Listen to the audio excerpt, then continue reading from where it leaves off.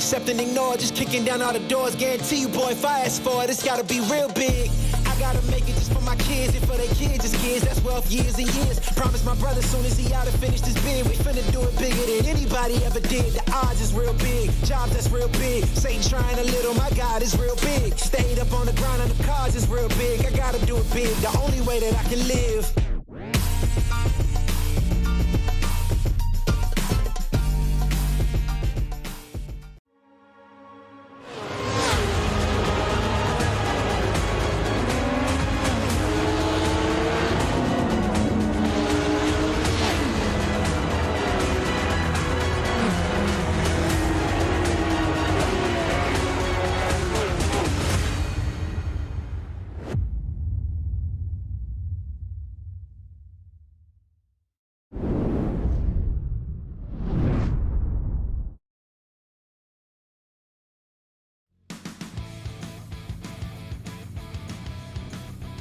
Three races down, 3 left to go. It's time to race once again in the 2022-2023 HyperX ClubSport Series. Hello everyone and welcome along to RaceSpotTV and to the Mid-Ohio Sports Car Course, where we are bound to be in for one of the most entertaining 700 kilometers of the season. My name is Arjuna Kankipati, alongside with Andy McEwen, as well as with Ewan O'Leary, Hugo Luis behind the scenes, making us look all good. Ewan, it's been an enthralling season so far, and 3 classes, of course, of competition in this HyperX ClubSport Series. It is the introduction into endurance racing for the IVRA competitions, and it is where we always get to see some fantastic racing action. Yeah, we certainly will. Really enjoyed the HyperX ClubSport Series so far this season, where we've seen a couple of cars really take dominance, especially in the Sport and TCR categories that we've got here. But Mid-Ohio is a very, very different circuit to some of the ones we've had in the past. For example, Fuji, which is really quite large and a long circuit. Traffic, not too much of a problem around there. But around here, it is going to be a big talking point. Here's a look at that schedule. After this, we head over to Barbara and then Suzuka to close out the season, and most notably, a bit of a gap between this race and those last races, both of them falling in the month of April. But what a journey, an introduction into endurance racing, Andy, this calendar provides. Yeah, a little bit of everything, which is something I always look for in a calendar. Just the 6 events, but plenty of track time, and this is the ideal place, really, if you're relatively new to endurance racing, to give it a go, to get into that endurance racing feel. But the way we break these races down into 700 kilometers, that means they're running to a certain number of laps over a certain number of hours. That really adds to the intrigue of the strategy, and in a way makes it a little bit easier for some of those teams and drivers newer to this form of racing to really wrap their head around things like fuel mileage, for example. So yeah, great place to come and learn. They've enjoyed some fantastic races at Fuji, at Interlagos and at Monza a few weeks ago already, and I'm really looking forward to seeing what they get up to today. Take a quick look at the format. Qualifying about to get underway. We saw the cars getting stacked up at the end of pit lane to roll. TCR is up first, then of course we'll roll over to Sport and Cup. All 15 minutes in length. Bit of a hold before we then go racing at around 3:15 GMT for the 193 laps. Already one thing that Ewan O'Leary has been trying to track and keep his eye on is the halfway points that the series has become known for. Something else the series is known for is safety cars. Quick look at the championship standings though, as the touring car machines begin their roll out of pit lane. Only a 51 point gap, at least on the standings that I have on the website, a little bit larger on your screen, but Team Huizinga, Ewan, have been perfect in terms of race victories at the end. They haven't been so great at always getting maximum points at the halfway mark. No, they just seem to appear at one point in a safety car. They play the strategy really, really well, and once they are at the front, they don't look back, and they can't be caught really. So it has been a little bit of a strange season, because we very rarely see that in IVRA racing. Really, you often get the same names up front at the start and midway through the race and at the end. Really, obviously those names change around, but you don't often see what Huizinga have done. But fair play to them. They've put on a very good show this season, and they know how to win the TCR Championship in the HyperX ClubSport Series. They are defending champions after all. great look at some of the green and gold of the Brabham Esports cars. Now, touring cars love a little bit of draft, especially here on iRacing, but at Mid-Ohio, I don't think a track where you necessarily are going to want too much draft working through some of these slipperier and more twisty sections, Andy, where you're going to want every ounce of grip that you can find. Coming down through Thunder Valley, for example, working our way through the S's right now, it's such a complex where the track rolls with you, and it's such a roller coaster to make sure you get it right lap after lap. It's a really difficult challenge. Yeah, absolutely. It's not so much an issue of dirty air, for example, as we'd see in open wheel competition or in some GT competition that we'll perhaps see in some of the later qualifying sessions. It's not such of an issue with the TCR cars. It's more having that distraction of another car in front of you. If the car in front makes a mistake, goes offline, that's going to kill their momentum through the next 3 or 4 corners, and instantly you're on their tail and being delayed. So I think if you're in a situation such as Brabham Esports are, where they've got 2 pretty evenly matched cars that are able to lap at, more or less the same pace, then it may be worth going out there and working together, but I don't think you're going to find a huge chunk of time. Really, it's only the 2 straights, the one they've just been down between turn 1 and here at turn 2, the keyhole, and then this long drag down the backstretch towards turn 4. They are the only 2 places where realistically that slipstream will have any meaningful effect. So we might see a bit of a split strategy in qualifying for the TCRs, but certainly as we get to some of the faster classes, I expect to see drivers looking for a nice bit of clean air to work in. I think the standings have now been officially updated, so there we go. It is 393 for Hoisingfeld, 51 back are Impulse, Ted Line, then a further 15 with just 5 points then separating them of the 222 Impulse Racing Machine. Close up and down through the field, so plenty to watch for as we begin our qualifying session here today at this Mid-Ohio Sports Car course. Lap times beginning to trickle down on in. 1:30, your provisional benchmark. Wave Italy Racing Team and Michael Polishek on driving duties in that car. One thing that is always curious is the fact that we get silly season and driver changes. You are not just at the top level of sim racing, but even in some of these competitions as well. Polishek, someone I'm very much more familiar with in a black, teal, and green machine, of course, for Full Send Racing. This, a little bit different. In fact, there we go. 285 Full Send Racing right there. That is very weird. Clearly, he's not fallen too far away from the team because he's using their slipstream to pull himself around the Mid-Ohio course at the moment. But yeah, that caught me right off guard, that did. I did not know he had changed teams, but Michael Polishek. But he is one of the fastest TCR drivers in iRacing, I would say. I remember last year, I think it was last year, in the Sebring 12 out, when he put on a, not a TCR, of course, but in a different car. He just stayed out there forever and did the whole race by himself, and I think won or nearly did. So yeah, he knows how to drive for long periods of time on his own without any help and at a very high pace, but clearly good in qualifying as well. And we'll see what he can do for Wave Italy Racing Team, who have, I don't believe, taken the start of any race yet this season, as far as I can see, as Impulse Racing just goes to the top. And we're down to the 29s, and the times are really getting cut down, so maybe lap 1 not the fastest, lap 2 very much building up.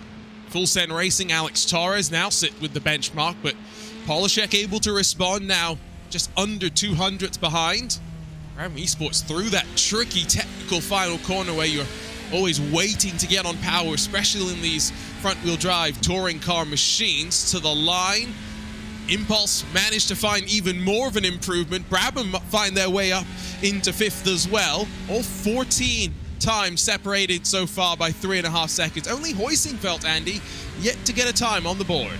Yeah, and I'm sure that they are just pacing themselves, which really has been a metaphor for their entire season, hasn't it? They've been in no rush to get to the front in the early stages of the races, instead focusing on being there when it really counts, when you score those 100 championship points for winning a race, which they've managed on all 3 occasions so far. So I'm sure that we will see them getting up there towards the end of what is a predictably tight qualifying session. This is not the longest lap, just about 2.25 miles long, the Mid-Ohio circuit. It's a technically demanding one though, and these can sometimes be the sections of track that will separate a group of cars in a qualifying session. Not really happening here today though, is it? Less than 2 tenths between the 2 fastest cars in the session, and then the next 4 cars covered by less than a single tenth of a second. It is very, very tight indeed, and that bodes well for the race later on. It may be a 700-kilometer race, but I'm expecting the competition to stay tight throughout. Yeah, and the elephant in the room is the reality that we're expecting this to be a relatively clean race. Yes, safety cars are a possibility, but not an inevitability. But Ewan, 3 classes of traffic. You've got these touring cars, you've got the GT4s, and then you've got the 992 Cup car as well. It's one of those tracks where you're really going to have to be patient and prioritize staying out of trouble. Team Hoisingveld do get on the board. All 15 cars now have times. Yeah, absolutely, they do. But yeah, I think it is a case of people being patient and whether they will be really, because while this is, you could just about classify this one as an endurance race, it could be, less than 5 hours here this afternoon, this race, depending on how quickly the pace at the front of the race goes and how many safety cars we get, of course, as well. So, it's I've got no idea really. I know IMSA do go here, but then again, this race could end up being more than twice the length of the IMSA races that have been here in the past. And I believe again this season. So, that's twice the scope for incidents and multi-class traffic incidents. And so it definitely does have potential to be one of those messier races with a lot of safety cars. But then again, we've been surprised before. I was quite surprised actually with how much green flag running we got at Imola. I thought that would have been one of them that really got a lot more yellow flags, but that didn't quite happen. Don't say stuff like that. Lewis McLean may not believe in the commentator's curse, but I do. Do love, by the way, the beautiful blue RaceSpot logo on the side of this car. This is headlined by Impulse, so interesting new link-up in teams there. It's Leitner still sits in second with a slight improvement in time, but no improvement in position, I believe, at the line. It is now Polishek back up to the top of the boards in that 261. Yeah, but field, the top 12 split by just under 1 second here. Miguel Freitas in the Impulse 222. Now that's a name that I'm more familiar with seeing in the Team Mad Machine. I think I'm going mad with all these driver changes, Andy. It is very difficult to keep track of, and of course that's one of the fascinating things about sim racing. The silly season is not confined to just a couple of months of the year, is it? Because you do see people switching teams all the way throughout the 12 months of the year as various championships start and finish at various points of the year. So yeah, it can be a little bit tricky to keep track of. Perhaps I'm in a slightly better position than you guys, since I've not really been fully immersed in sim racing for quite as long. Everyone is in a new team as far as I'm concerned. I'm sure eventually I'll start to keep track of that a little bit better. But Miguel coming through towards the end of a qualifying lap now, out of the carousel, down through the dip at turn 13. Really tricky in these front-wheel drive cars to control the understeer through there. Miguel did it nicely, but not quite nicely enough to find an improvement. I think these have all been drivers that have just been running out on track, just like you see in IVRA qualifying sessions, but with occasional cool-down laps, as we're seeing there from the 233 machine of Christopher Ems, that's now second in qualifying. Get a lap or so just to cool things off, and then with those front wheels screaming out so much demand being put through them, get then to push them just that little bit more. It's going to be Backmeyer that scrolls his way to the inside, but scrolling his way to the top. Team Hoisingveld had to wait a while to set a lap, Ewan, but now they're back on top. Yeah, not sure what quite took them so long, really, whether there was just a couple of off-tracks maybe on their first couple of attempts, but Hoisingveld have very much arrived now, and they are on the pole position. I don't believe they've been able to grab a pole yet this season, although don't quote me on that, because I'm not entirely sure. You don't get a point for pole, by the way, or anything like that, so there's no points gain, I suppose, but it does put you in a great place, and I would argue that is especially useful at a circuit like this, where we could see a very, very difficult opening section to navigate here for the championship contenders. So we're going to look to the couple of Impulse cars, maybe Tedline Racing as well. Can they stay up there as well and stay around their championship rivals? Both Impulse cars are inside the top 10 at least, but the 222's dropped to 7th. Tedline by Impulse still on the second row right now. They're all doing okay in this qualifying session so far. I think we're going to start seeing some of the final lap times get started, and next up, of course, the Sport, the GT4 class. Impulse, we saw them on their cool-down lap. Did they have to work past some traffic? Christopher M still tracking decently as he sweeps through the final corner. Currently 800ths off of pole position. 1:29.223. No improvement this time by. I think for him, that is likely now going to be the end of a realistic chance at pole. Polishek down the back straightaway, though, and into the part of the lap, Andy, where you as the driver will make the most difference. Absolutely. Hard onto the brakes into turn 4, and you can see the difficulty here. Some of these corners have some positive camber, some of them very much do not. That left-hander at turn 5 right over a crest, and the temptation, especially in these front-wheel drive cars, is to really hammer those curbs on the inside. You can see Michael Polishek doing exactly that, but when you're going through a corner that has positive camber and you start lifting the inside wheels up over a curb, that can very easily unsettle the car. Of course, they do it to combat the understeer that you just saw there coming out of turn 9. As soon as you go over a crest in these front-wheel drive cars, the front goes light and wants to understeer right off the road. Michael Polishek really having to fight the car on this lap. You can tell that this is probably his last flying lap of the session because he's giving this absolutely everything. Only needs to find under 0.5 of a second to snatch pole position away, and he won't be able to do it, just narrowly missing out. Look how tight they are at the front, Arjuna. The top 5 cars covered by 1/10 of a second. Well, and now, new pole position sitter, it's Norbert Leitner once again. Ted Line by Impulse find their way to strike back, but Fabian Siegmund's had a healthy dose of draft by a quick car on this lap as we ride Visor Cam. Is this going to be the lap where he can get that pole back? It's a 1:56. It's a big margin at the front. It's Hoisingveld once again. Oh, 0.5 of a second. That is loads based on the parameters of this qualifying session so far. Fabian Siegmund, one of the best, of course, in a TCR. That might well be his session now. I don't know if he's going to be able to get round for one more in this session now or not. I would say maybe not, but doesn't seem too worried about it right now. I think it's just good for Ted Line by Impulse to be on the front row, though, there in the 2.67. They're going to be missing out on pole, possibly by 0.5 of a second, but they know they've got the pace. They're right up there. To be honest, the whole top 7 are right up there in terms of lap time. Yeah, no, this I think, as always, is going to be a fun session. These cars so draft dependent. It's really the level of battles that we see through the course of the race will depend on the number of safety cars, which of course will stack the field back up, but also how much traffic is going to play its part, and expectation, I think, both up here in the commentary booth and down there on pit lane is a lot indeed. Torres, well, 6,000ths off of his best benchmark, but he's going to be disappointed not to improve. Next improvement likely going to be one of 2 Brabham Esports cars as they wind their way through to the final sector.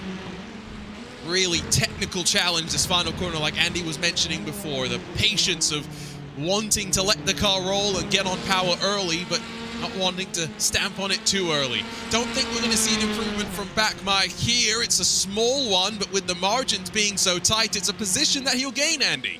As did Christopher Ems as well for Impulse Racing, up into 3rd place. So a couple of late changes there. Michael Polishek now finds himself dropped to the outside of the 2nd row of the grid. Track position, in some ways, though, perhaps a bit less important here today than they have been at previous tracks that we've raced at. Simply because of what Arjuna was just mentioning, I think there is a high probability of some safety cars here today. Certainly a high probability that drivers are going to gain and lose big chunks of time in traffic. So much of this Mid-Ohio circuit is just one line. You can't easily go side by side, really, from turn 4 all the way through to about turn 9. So if a faster group of cars catches a slower group of cars through that part of the track, you can expect a bit of bunching, a few delays to happen, and so in a way, being right at the front of the grid, not as much of an issue here today. Of course, they'd like to be near the front to try and avoid some of those first lap shenanigans, but perhaps not the be-all and end-all that we've seen at some of the other tracks, because, Arjuna, this is a very different kind of circuit from the first 3 that we've raced at. I'm just pointing out that commentator's curse, you can throw it on Andy McEwen if we do have a lot of safety cars here today. He has just been the one trying to invoke the wrath of the racing gods.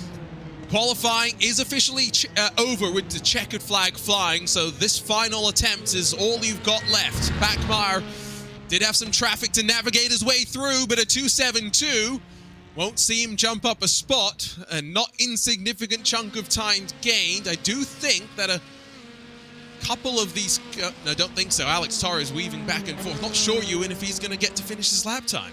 I think he crossed the line when the checkered flag was out, judging by the lap time he's on at the moment.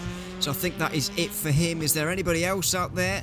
I don't think so. I think that is it. But just to picture yourself as Jordan Backmeyer here, by the way, he was 0.116 off of pole in that session, and he's still 5th. What the hell is going on? It's absolutely ridiculous session. Well, there go your sport class. Let's get a top to bottom look at the gaps in the TCR class so you can just see how small they are. It is going to be Hoisingveld that will lead us to the green as they try to make it 4 victories in as many races. 0.6 of a second or so split the top 10, with Brabham Esports in the 219 bringing up that tail end of the top 10 in class. 5 more to talk about: SRP, Fiercely Forward, Big One, Club, Olympus, and Gorio Autosports, as a nice healthy mix of the three manufacturers in that class as well. Focus now though on the sport class and their championship fight. It's another class where, of course, even though we have seen 3 victories in as many races by the Hydro Race Geodesic Racing 162, they've been pretty effective in picking up halfway points as well. Their margin now 87 points halfway through the season. Yeah, and unlike in the TCR category, where some of those behind, like Impulse Racing, have actually had good results just without a win, Hoisingveld taking the top 3 there, the others haven't had that kind of season really in the sport category. Huge Assholes in second. They have had a second place at Fuji, 4 for Imola. But at Interlagos, they had a late spin on the restart of the last safety car. And it dropped them way down because there was still a lot of cars on the lead lap. They lost a lot of points that race. We've got Team Hoisingveld third. They've lost a lot of points throughout the season. So have SimCity Racing, Dutch Payment Esports. So I'm afraid to say that, yeah, it's a very comfortable situation for Hydro Race Geodesic Racing. But then again, we saw Fiercely Forward in the number 101 last season secure their championship title, either with 1 race to go or at the halfway mark of the final race. It was a big gap between 1 and 2 that season as well. So it's just something that's been happening over the last couple of years in this category. BOP to talk about in this class, because we do have the 4 different manufacturers: Aston Martin, McLaren, Mercedes, Porsche. We'll see how they all fare out before we talk more about the BOP, but it's always a hot button topic, that is for sure. It's a class that has plenty of numbers in it as well, so it is going to be interesting to see how they fare as the middle class in traffic here, Andy. These GT4 cars, at least fortunately for these drivers, all do have ABS and traction control, although I learned yesterday not all GT4 cars have those driver aids. Apparently the Maserati does not care to allow its drivers to have some semblance of sanity. Well, indeed, but then if you're going to choose to race a Maserati, then I think you're perhaps lacking in that area to start with. Also, that's just more electronic stuff to break, and on a Maserati, I think that's perhaps something that may happen. Anyway, whilst I just remove myself from the Maserati fan club, I do think you're onto something, though, with this sizable lead that they've got in the championship not necessarily being as secure as you might think, because remember, there are 150 points available for each round. That is 450 points still available this season. All of a sudden, an 87-point lead for Hyper Race Geodesic Racing starts to look a little more sketchy, and it only takes 1 bad race, particularly if you have an incident in the early stages, which, let's face it, is when you're most likely to have an incident of some sort, when everyone's bunched together. In fact, we're having some incidents in qualifying as David Barraclough suddenly has someone appear around the outside heading into turn 4, and the two of them end up leaning on each other. David goes around, and he'll do well to drag himself up that very steep and slippery grassy hill to get back onto the circuit. That is not an ideal start to one's qualifying session. And race control already is going to be getting their eyes out and looking at some of the incidents here. I have no doubt that this is going to result in some sort of notes on the race control notice board, so we will be keeping a sharp eye on that. Qualifying times right now, pretty close. Not as close, maybe, as we had in the Touring Car class. We have 19 of the 20 cars with times on the board. It's just the Archer Brothers Esports 115 that is yet to put their mark on that left side of your screen. GermanSimRacing.de by the ACV. Patrick Preuss currently on pole, but German Sim Racing have another car inside of your top 6. Florian Hohn runs his way to the line, does not improve, and is bumped down by Ted Line and SRN, jumping to 5th and 7th respectively here. Yeah, Florian Hahn is fresh off the back of a race victory last week in the second division of the IVRA GT Sprint Series by Husingveld. So yeah, he had a successful afternoon last Sunday at Suzuka, and looking for the same here for German sim racing in the sport category here. But the Aston Martin has been a little bit unfavourable, to be quite honest, so far this season. It wasn't picked with great frequency pre-season, and that suggested to me immediately, it set alarm bells off with me immediately, because I thought, well, if no one's selecting it, then it can't be great. And unfortunately, the Aston Martins have even struggled to scrape top 10s out of these races so far. So hopefully a change of fortunes on its way here this afternoon for them.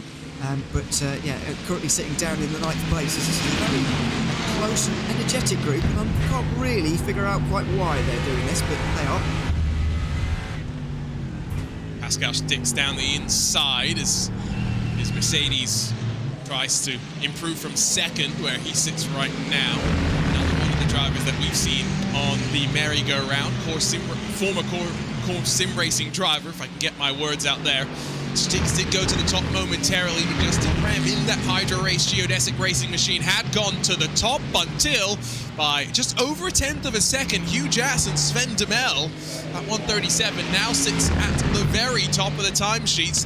Still seeing times getting quicker and quicker as the fuel burns off and as the tires continue to just work themselves in, Andy. Don't know if we're just at that point yet where drivers are going to start peeling off and cooling the tires down.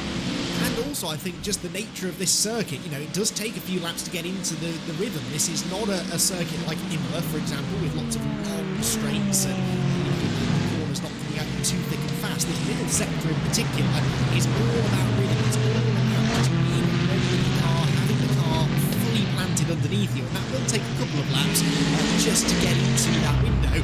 It also is taking them the majority of the session, it seems, to find some clean air. Do you remember how about 15 minutes ago or so, I confidently predicted that we'd see some of the GT4 and the Sport and the Cup class cars trying to find some clean air in qualifying? It seems that they're even more congested than the TCR cars, where I know there are more of them, but there should still be ample space for them to leave each other some room to qualify in. That seems to not be the case. Everybody clumping together at one end of the racetrack, and this cannot be conducive to fast lap times. Daniel Muth in the Deutsche Payment esports machine up into 6th position in that 187, so bringing the McLaren forward in the field to join the handful already at the top. German sim racing's Aston Martin does find a small improvement, jumps them in front of Impulse, and I tell you what, outside of a couple of gaps here and there, margins in qualifying now shaping up to be just as close as they were in that touring class, Ewan, with the top 17 split by just under a second. Yeah, I don't want to take anything away from them, of course, but they are, you know, it's a short circuit, to be honest, so, you know, I'm not too shocked by it. But then again, it's a very difficult circuit, and there's lots of corners around here, lots of places around here where you can gain and lose quite a lot of time in qualifying terms. So then again, on the other hand, I guess it is very impressive indeed. But I guess it's no surprise to see the top two in the championship, 1 and 2 at the moment. They'll be sharing the front row as things stand. So we just get the Talk Freak car setting up for another lap. I have to say, I'm a little bit surprised that nobody really has decided, although now we've got Sven Demel in, nobody just as of yet has been in the pit lane at all to change tyres in the sport category. We almost never see it in the TCRs, but I'm surprised that the sport category cars have not decided to go in and change tyres yet. Yeah, if we pull up the track map, you can also see that it's a short track, 20 cars on the track for qualifying. You'd think it'd be busy, but there is a lot of clean air if you really want to go and find it. It is not hard to do so. It's just that a lot of these cars have elected to run in bunches, pick up what draft they can, and maybe pick up some time in just running in packs that maybe they enjoy being a part of and find their rhythm just that little bit easier. About a tenth of a second improvement for Liam Matthews. It will close the gap up to SRN Motorsports in 9th, but will not see him jump his way forward. David Barraclough coming off his first victory, I think, in IVRA competition last week at the 1,500 kilometers of Monza in the Endurance Series. So he'll be on a high and looking to carry that momentum forward. A team that we know is always capable of sticking out of trouble. A race that, Andy, you've already predicted is going to have plenty of trouble. Well, even more convinced watching this qualifying session. They're doing their best to create trouble before the race has even started, and indeed David Barraclough himself has been involved in some of that with the little spin in the early stages. But yeah, David will be looking to try and move a little bit further up the order here. Does so, goes 16th fastest for Talk Freak Racing, but I do suspect this will be a race of attrition, particularly for the Sport Clash. You made the point, Arjuna, earlier on that they are the middle class of three, so not only are they having to at some point think about lapping the TCR cars, they will also be lapped on multiple occasions by the Cup class cars, whilst also fighting amongst themselves. So I do suspect that this class in particular could become more about survival than outright speed, and being on the right side of that strategy, particularly if we get a few safety cars during the 700 kilometres. Oh, I misread that for a second, and I thought German Sim Racing had just gone to the top, but in fact it's by 1/10,000th of a second, I think is the correct way to put it, that they sit behind Hugh Jass. It's down to 4 decimal places to split them. Shows us identical times on the left side of your screen, but I can confirm to you iRacing says they are different. Hugh Jass just that little bit quicker, so waiting for Fiercely Forward to find some improvement as well. I was hoping through this qualifying session to try and sprinkle in some magic courtesy of ChatGPT, but it turns out that the future has no sense of humor, as Ewan O'Leary has quite well put it. And Ewan, you've seen those clips of AI commentators that some have said will put us out of a job, right? Yeah, based on some of these jokes, I don't think we've got much to worry about, because I don't know about you, but I feel like I need a seatbelt just watching these cars go by. Was that one of them? You that said was that one really of them. robotically. Yes, I tried. Is that a joke or just a turn of phrase? I don't really know. It's kind of a turn of phrase. Well, anyway, yeah, it's very impressive, by the way. I do enjoy seeing those videos, but it's not great news for us sometimes. But anyway, yeah, Patrick Pierce over the line. He's not quite going to get there just in time. Yeah. As I said, unfortunately, no sense of humour. That thing. Not yet, anyway. Well, I tell you what, maybe it can replace us to do voiceovers for highlight reels after the fact, so that Andy doesn't have to worry about being called back to do one after he's been told that he can leave the track. See, so there are some potential benefits. Focusing on the racing for a second, Hugh Jass had built up an advantage once again, with Sven Demel punching at a 26.201. 3,000ths back though once again, Justin Rem in that Hydro Race Geodesic racing machine. Oh, these drivers are looking like they want to put on a fight as well. Yes, Andy, but there you go. You may not have to worry about being called back in the future.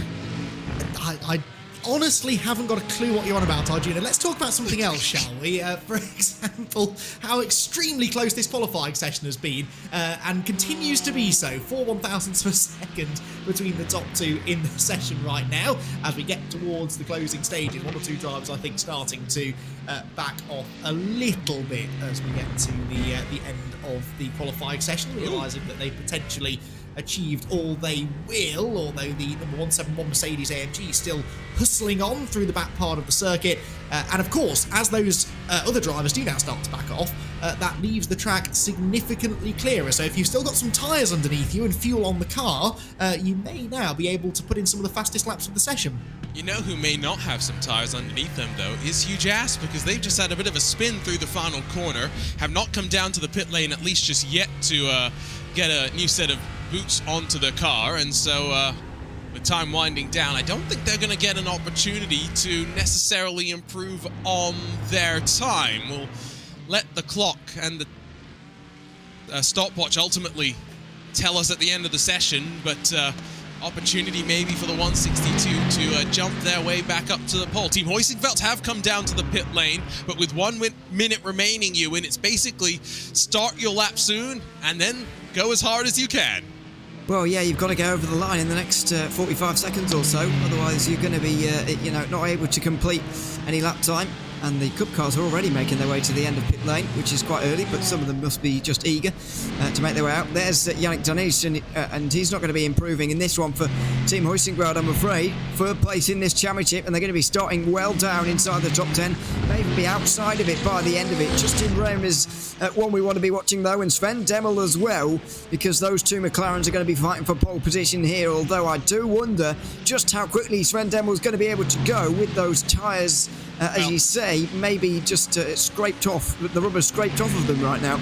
Importantly, though, he was able to take a slow lap and come across the line with enough time to start a flying lap. I think Justin Rem is going to be the first car across the line. In fact, he's diving down to pit lane. Demel's already aborted the lap time, so they're done. The question is behind. Who can improve? It's now Tedline Racing and Mark McCormack that builds in that stealth black Mercedes, and he jinks to the left and says he's done for qualifying as well.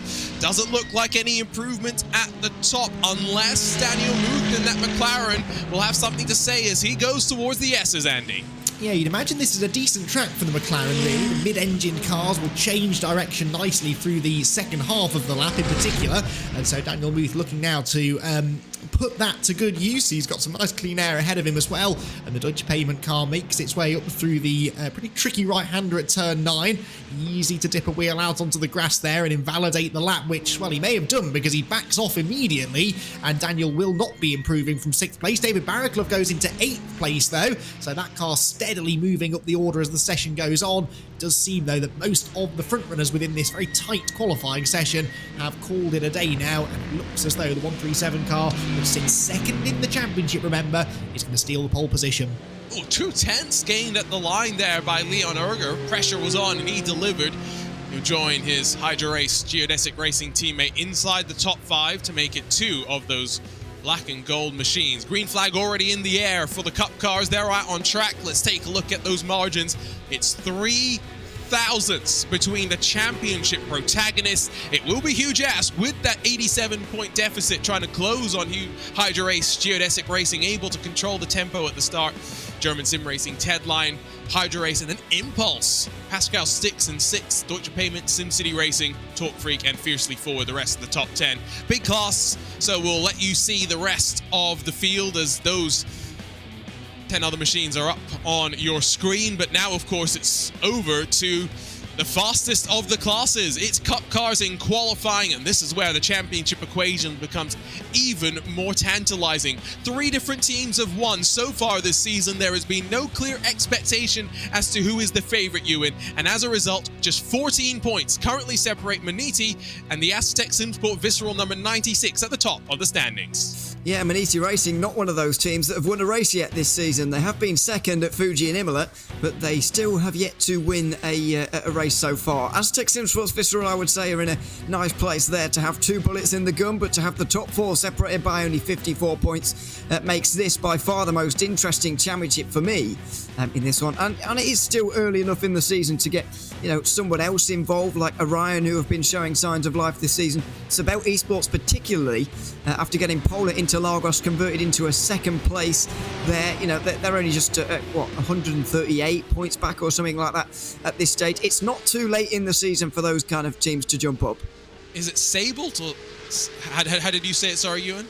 I said Sabelt, but I might have said it wrong. I always thought it was Sabelt. Of course, that isn't it a real world brand? So maybe Andy, you know better than us.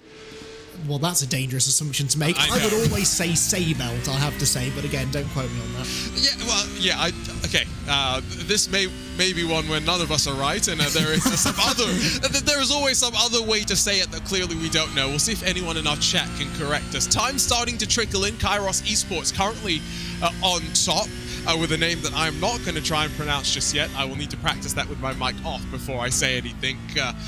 The margins, of course, going to take some time to slow themselves on down. The margin and gap between this class and then the sport class is quite small, though, Andy. I mean, a lot of these drivers on lap 1 didn't go faster than a GT4 machine. The fastest of the times, a 23.8, compares to our fastest GT4 time of a 26.2. It's not going to be the easiest for these cars to work past the slower cars. No, and that I think is because they're probably a bit of a handful around this place. We mentioned things like electronic driving aids available within the GT4 cars. Of course, the Cup cars, no ABS, no traction control, and this sequence, this roller coaster ride of a track that Mid-Ohio is, you really would like that little safety net to fall down into if it all goes wrong. So very easy to lock the brakes into the corners, but more to the point, very easy to lose the rear coming off the turns. That means that these drivers have to be a lot more delicate with their inputs, their pedal inputs in particular, than the GT4 drivers, who can sort of really hustle the cars around. And whilst these cars are definitely quicker down the straights, as we've already mentioned, there aren't that many of the long flat-out sections anyway. So yeah, they're not going to have quite such a performance advantage. Time starting to tumble now, though. Maniti racing to the top with a 1:22.8. Impulse Racing second fastest within a couple of tenths of those, and I suspect we'll see those times continue to drop over the next few minutes. As Ewan mentioned, Maniti Racing is still yet to win a race. They maximize halfway points at Fuji, and halfway points definitely something that can determine a championship, especially when a race victory pays out 100 points. If you just rack up halfway points through the season, you will notice them on your tally at the end, and that plays into the strategy, especially when we talk about safety cars that might be a very realistic threat through the course of the 700 kilometers, the 193 odd laps. ARS Esports rather, up to second and fourth respectively, with the 13 and the 12 both punching in some decent lap times. Don't think we're going to see Marriott in the 78 improve just yet, because he's backed off for a lap, but here comes the 23 to the line, a 23.5 to improve from. It's a 23.24. Where does that see him jump to from 13th up to 5th here, Ewan? Yeah, it seems to be all good for Philip Hammett. A nice lap there, and up to the top 5 right now. But it really is about those top names, and I'm wondering where we're going to get Visceral by the end of this session, because right now, where are they? 12th and 15th, 12th and 16th, even lower down than that. So yeah, it's going to need an improvement from them as the 77 jumps up with another 22.8. It is getting closer once again. So I do think that, you know, the first lap times for these drivers are quite spaced out together, and if we had a one-shot qualifying session, then we would see big gaps. But when you give these guys 15 minutes, they can pretty much get to their peak, which is all very close to one another. Ted Lowendick's gone to the website for a certain safety manufacturer, and so he's going to try and get the information. Cars are coming down to pit lane quite early here to make sure that they get some fresh tires on their car. Plenty of time to roll back out. Congested track as well, with 19 of these cup machines out. Going to be important as well. I was talking with some of the real-life drivers in the Porsche Carrera Cup North America earlier, rather late last year, and they were saying how much dirty air was plaguing them at a track like Indianapolis. Well, imagine what it's going to feel like over here at the Mid-Ohio Sports Car Course. Patrick Selva closes right onto the back of that asymmetric Valkyrie machine and recognizes enough time was lost that he'll bail off to pit lane then, Andy. Oh, yeah, that was sensible, I suspect. Meanwhile, Aztec Simsports Visceral to the top with a 1:22.75. They found half a tenth over Maniti Racing now, and the 96 car then pipping the car that they are chasing in the championship. 14 points is the advantage for Maniti Racing over this number 96 car, and they will be looking to try and stay ahead of the 78 if they can over the 700 Ks of racing later on. Sorry, I don't mean to cut you off, Andy, but I just wanted to point out that this qualifying session has basically been rendered irrelevant for 16 machines. 16 machines have been told. Is that why you made your noise, Ewan? No, sorry. Okay. The reason, because Visceral literally made me jump there. I was so surprised they went they actually made me jump. So this is the problem. You got very excited about Visceral getting quote-unquote pole position, right? But Visceral Esports are going to start from the back of the class according to race control, because they left the pit lane before the green flag was given. 16 machines out of 19. I just want to put that in context. So we've got to figure out who the 3 cars are that by default will start at the very front. But as unit, that means Visceral has just qualified 5th or 4th, which is not bad. It's a good point. So it's still important for them. It's still important, because actually, if everyone starts at the back, then surely they'll be ordered on lap time. Well, I would actually wonder if they're ordered in the order in which they left the pit lane. Wouldn't that be bizarre to you? No, it would. That was the order in terms of the infringements, right? So that's how you should apply the penalties as well. So the person that left first should be last. Yes. That you know where I was trying to go with that, even though I made it exceptionally difficult for myself. So the team that left first did it most wrong, so they should be last, and then the next one did it second most wrong, so they should be second last.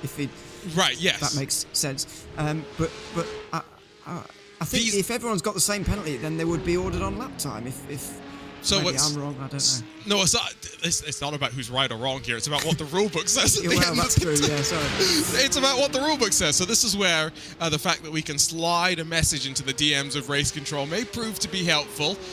So we will get on that, and we will try and figure out, again, which are the 3 cars that are somewhat relevant in this qualifying session, Andy. Yes. Okay, that's a bizarre one. I've not seen that happen before, I must admit. ATRS Esports to the top of the times. Is that relevant? Yes, I think it is, because they haven't picked up a penalty, although they have just gone spectacularly off the road coming out of turn 1, and that will have ruined that set of tyres, that's for sure.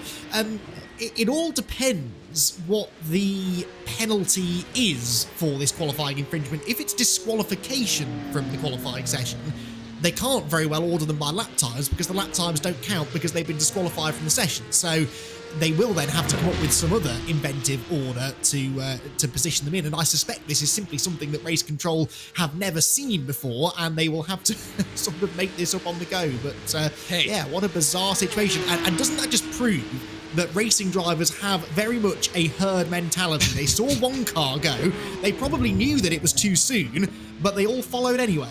I do wonder if the 3 cars that did not get penalised maybe also got saved by the fact they were at the back of the line. I'm just putting it out there, it's a very real possibility. So the 3 cars that we believe are safe are 2 of the ATRS Esports machines, the 12 and the 13, and then Lypra Esports in the 92. They're down in 18th position, and so then by default they're going to jump up to 3rd. Race Control has just let you and O'Leary know that they're going to be ordered on lap time, so it's not a disqualification from the qualifying session. It is just a start from the back of the class, and in the way that this is going to be applied, I now am very much hoping that I'm going to have to go and check the driver's briefing, because I've already forgotten if we are starting on the back straightaway or not. But it is a very, very short blast from where the cars start to the regular pit lane start-finish line. And so that's why it's a good reason, a good point, Ewan, that we're going to wait until the back straight to go racing, just like they do in the real world. Plenty of time for us to reshuffle the grid. Yeah, well, let's hope so, because there's going to be a lot of reshuffling to happen. Here. If they really did have to go on the order that left the pit lane, it would be a total mess, I think. So I think we will have just about time to sort it all out. With a refresh of the timing screen, we'll see that Viscera will get the fastest time, which will set them 4th for the race. It's going to be an ATRS front row by the looks of things, and then Lypra Esports in 3rd by the looks of things, and then the rest of the qualifying order is for 4th on backwards. So it is... considering, well, I say it's both ATRS cars, there's 3, isn't there? ATRS Academy were one of those to leave the pit lane before the green flag was given. So I'm not sure if it was like presence of mind from the 12 and the 13 drivers to you know, on purpose not leave the pit lane because they knew they were breaking the rules, or whether they just didn't intend to leave yet.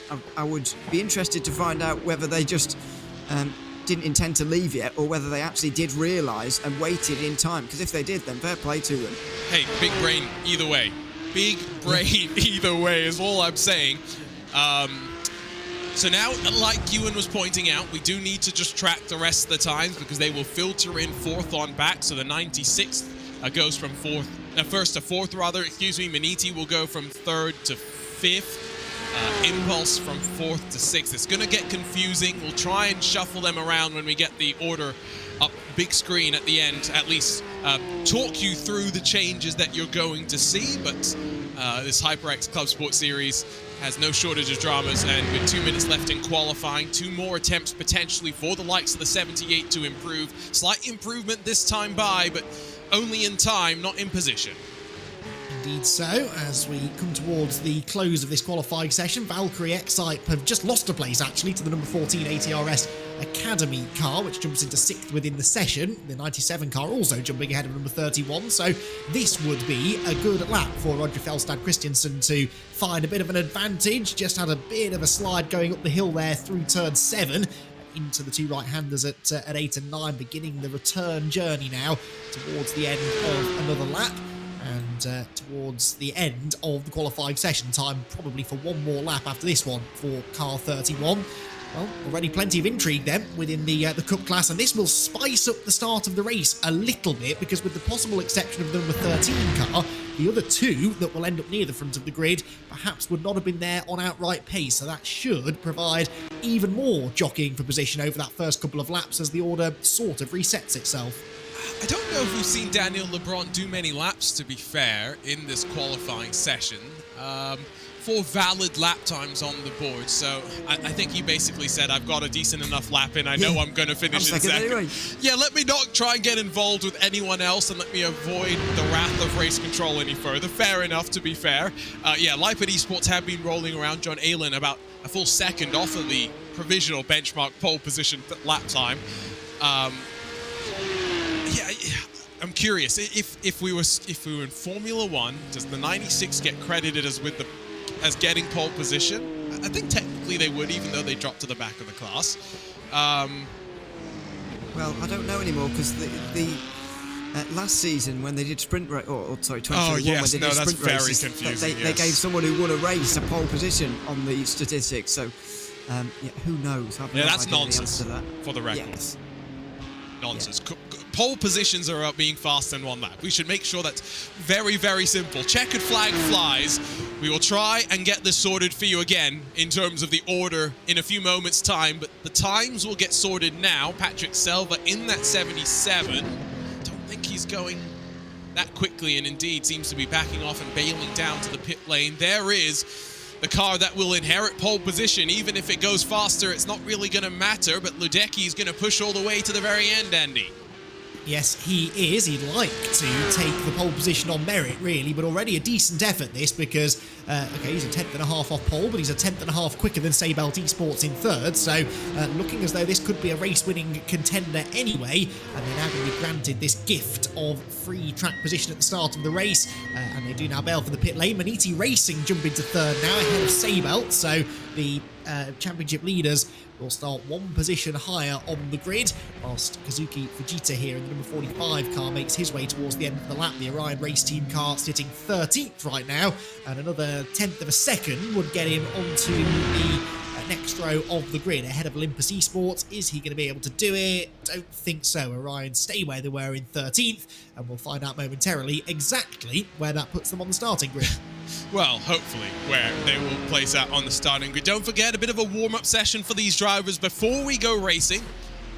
So about 10 minutes or so before we get to the cars on the grid, before we start to roll our way to the beginning of the 700 kilometers of Mid-Ohio. This is how qualifying shaped up for the GT4s. This is how it shaped up for the Cup class. Vince Peters credited as pole position, I guess, technically, although he's going to drop back to 4th position in that Aztec SimSports Visceral machine, fighting for the championship. It will be the ATRS Esports number 13 that leads us to the green, though, by virtue of the sea of penalties in class. Maniti also dropping back with the likes of Seibelt, Impulse, ATRS Academy, Aztec SimSports Visceral, Valkyrie, and the WS Racing Esports car, all behind ATRS's number 12 machine to make it the ATRS double header on the front row of the grid. They will be delighted. Photo opportunity, that is for sure.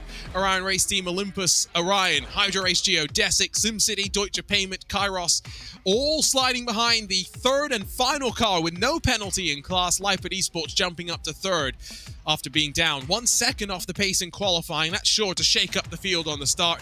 Hampus Bars in the Hell Racers 29 at the very back of the 19 car class. Not the biggest class here today. That goes to the GT4s, but 3 qualifying sessions in the books.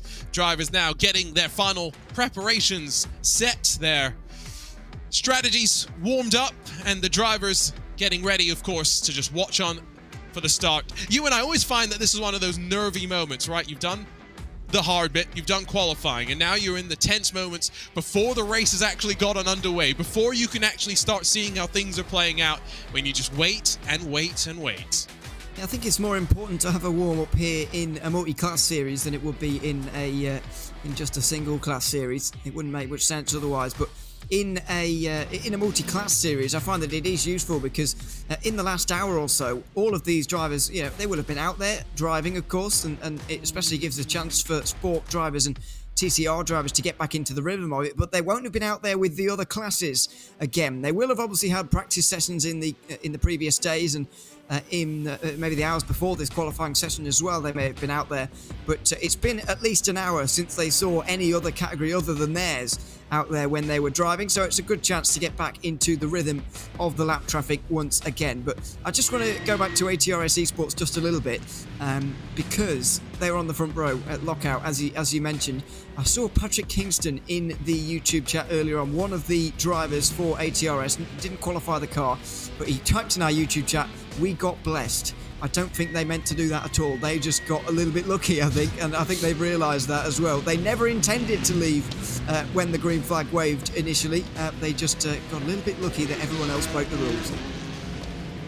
Sometimes you just need a little bit of luck on your side anyway. I don't think it's the worst idea in the world to also let all the cars try and scramble at the start. So it's a lengthy qualifying session. You don't have to be the first one out of pit lane. There is one more incident, by the way, under review from the start of that Cup class qualifying session. So we'll have to wait and see if there is one final thing for race control to adjudicate before things are wrapped up for the qualifying results. Let's take a look, though, at an onboard lap here at Mid-Ohio, and amongst all the confusion with those 992s, let's head back to the GT4 class and ride with a McLaren GT4 car for a lap here at the Mid-Ohio Sports Car course. Down into turn number 1, it's all about clipping that curb on the inside as much as you can and just maximizing that power in the run off of the exit of the corner. Some will think about how close you are to getting at 1x. Sven Demel was willing to push the limits. Then through the keyhole, a lot of drivers like to try and take this nice and tight, roll onto the power as early as you can, but being mindful of the rear. It's a long run down this back straightaway where we will end up starting the race just around here. Very different, of course, on that run then down in towards China Beach, the next heavy braking zone. Fortunately for Demel, traffic pulls out of the way. He spots his braking zone on the left and then rolls his way down through the corner before cresting his way up through turn number 5. Careful not to clip too much of the curb on the inside, setting up on the left side of the track as well to descend down through turn 6 and in towards the S's, where it's just maximum commitment and maximum reward. You feel the car over the crest of the hill getting light as well, and then through turn 9 into Thunder Valley. Always very easy to see yourself off to the left, off into the wall. Demel just managing the balance of this McLaren so beautifully. The mid-engine nature of the car allowing him just roll the momentum through that penultimate corner in towards the carousel, where he keeps it tight, rolls himself back onto the power, and powers to the line to grab pole position in class by Andy, just 0.003 of a second.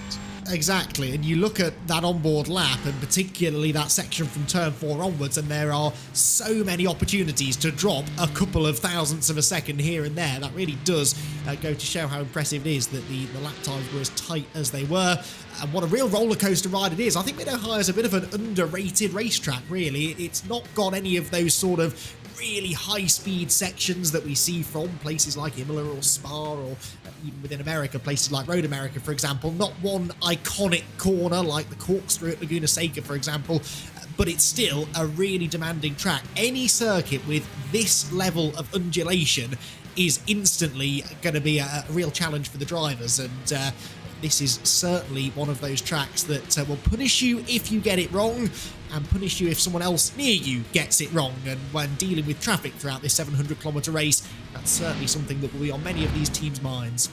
Before we get to the end of the race, before we get the checkered flag, of course, halfway through, we'll get halfway points. You in 193-lap race, of course, it means that drivers will have to be on their toes if we get safety cars to plan around their strategies. What do you think we're going to see, though, in terms of that first fight towards the halfway marker? Well, I think it's always the question, really. How seriously do you take it in terms of those points? I think, though, with the amount of laps we have here, we'll obviously get a better idea when the first pit stops come around. But for the Cup cars, I reckon they might be able to make it to the halfway mark on only one stop. I'm not expecting a particularly long race here. Just over 1 minute 20. We're in the 123s, 124s in terms of pole there for the Cup cars. Trying to work out in terms of how long it's going to take them here in the first run. It might just be a little bit too long to make it on one stop. Might just be two pit stops. But I don't really see anybody really short fueling it to benefit from those halfway points if we stay green all the way to lap 97, because you're going to really mess up the rest of your full strategy, because you're going to have to make 5 stops in the race instead of 4, which is more ideal. But of course, all that can be thrown out the window with a safety car. I think one safety car at the right time, and people won't have to do anything too wildly different on strategy anyway to benefit from those halfway points. Drivers still have about a minute or two until they'll roll themselves on over to the grid, and I'll get ready for what I guess will be probably around 4.5, 5 hours of racing. We'll have to wait and see exactly how it plays out. Andy McEwen trying to continue the curse of the commentator, though, when we're talking about potentially having safety cars out there on the track. Let's go over-under then, Andy. How confident are you feeling in the drivers today? How many safety cars? How many times are we going to see Barney, the safety car driver, out on track?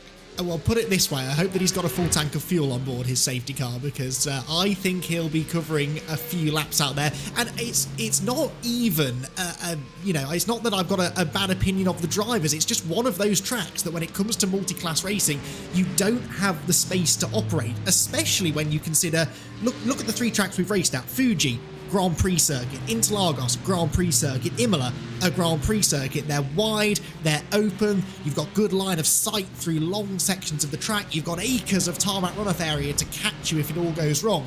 You have none of those things here at Mid-Ohio, and I just see in our future a few incidents, particularly through the first half of the race, as the drivers kind of get used to what I just described and the challenge of this circuit, and I think that's certainly going to spice things up. And to be honest, I'm not mad about it, because it makes the strategy that little bit harder to follow for us and the teams. It will keep us guessing for sure, and it might just open the door for one team who gets the strategy really right to steal a good result. Race Control has had one more incident that they have jotted down in their notebook, and it is going to be a penalty at the start of this race for the number 31 machine, that Valkyrie Cup car. So they're going to have to start this race off on the back foot, although with safety cars potentially coming into the mix, there is the reality that they will be stacked back up with the rest of their competitors if they keep themselves in the equation. We're ready to go almost for the 700 kilometers of Mid-Ohio here in the HyperX ClubSport series. Let's run you down through the starting grid with qualifying in the books and the race just moments away. It's going to be very, very mixed up in this Cup class, but it is not going to be Vince Peters that brings us to the green. He'll drop back instead to 4th position. It will be Nick Ludecki that brings up the front of a ATRS doubleheader on the front row of the grid. Great qualifying performance from the number 13, but plenty of these drivers caught out, leaving the pit lane in qualifying before the green flag was given by default. 3 cars inherit the front 3 positions in qualifying. Maniti, Saybolt, Impulse, and ATRS's Academy machine with some impressive lap times. They will all slip backwards in the qualifying order. Acetec starting not in 7th, but at least ordered in 7th qualifying-wise, alongside with that 31 machine with the 10-second penalty to serve at the start of the race. WS Racing Esports and ATRS Esports is number 12, the machine that moves up to the outside of the front row, completing the top 10 in terms of times in qualifying. Mike Dam in the 44, 11th on the board, with Thomas Cope in the Olympus Esports machine that you're not going to miss alongside. Orion Race Team will see Kazuki Fujita bringing us to the green with HyperX Geodesic Racing all the way back in the 62 car. They'll be hoping for some clean racing at the start to work their way forward. SimCity Racing in the 71 machine, along with Deutsche Payments Esports car in the 87, while Kairos in 17th sees themselves qualifying alongside with the 92, the car that's going to work its way forward from 18th on the board to 3rd on the grid, while Hampus Bars brings up the tail of the 19-car Cup class. Then over to some multi-car classes. Of course, GT4s make up the numbers in the sport. It's Sven Demel and Hugh Jass trying to take the championship fight to John Badefer in the HyperX Geodesic Racing machine, but only 3,000ths could split them in qualifying. Excited to see how they'll race side by side down into China Beach for the very first time. German Sim Racing and Tedline 3rd and 4th, with the Aston Martin and Mercedes entries bringing up row number 2. And and then HyperX Geodesic Racing, as well as Impulse Racing, share row number 3. Rolling from 7th, it's the Deutsche Payment Esports machine, Daniel Muth on driving duties in qualifying, with Mackenzie Corintz in the SimCity 171 for company. David Barraclough, fresh off his victory in the Endurance Series, sees himself inside of the Hugo Jouret-driven Fiercely Forward 101. Team Hoisingveld and Sapphire Simsports roll from 11th and 12th positions. SRN Motorsports in 13th with the Archer Brothers Esports alongside Ingersoll Rand and George Correa in the 134 and Florian Hohn in that 168 German sim racing car 15th and 16th, with Race Factory, Samsoid, as well as 2 final cars in class. That's Huge Ass as well as SRN Motorsports, the biggest of our 3 classes. Then over to the touring cars.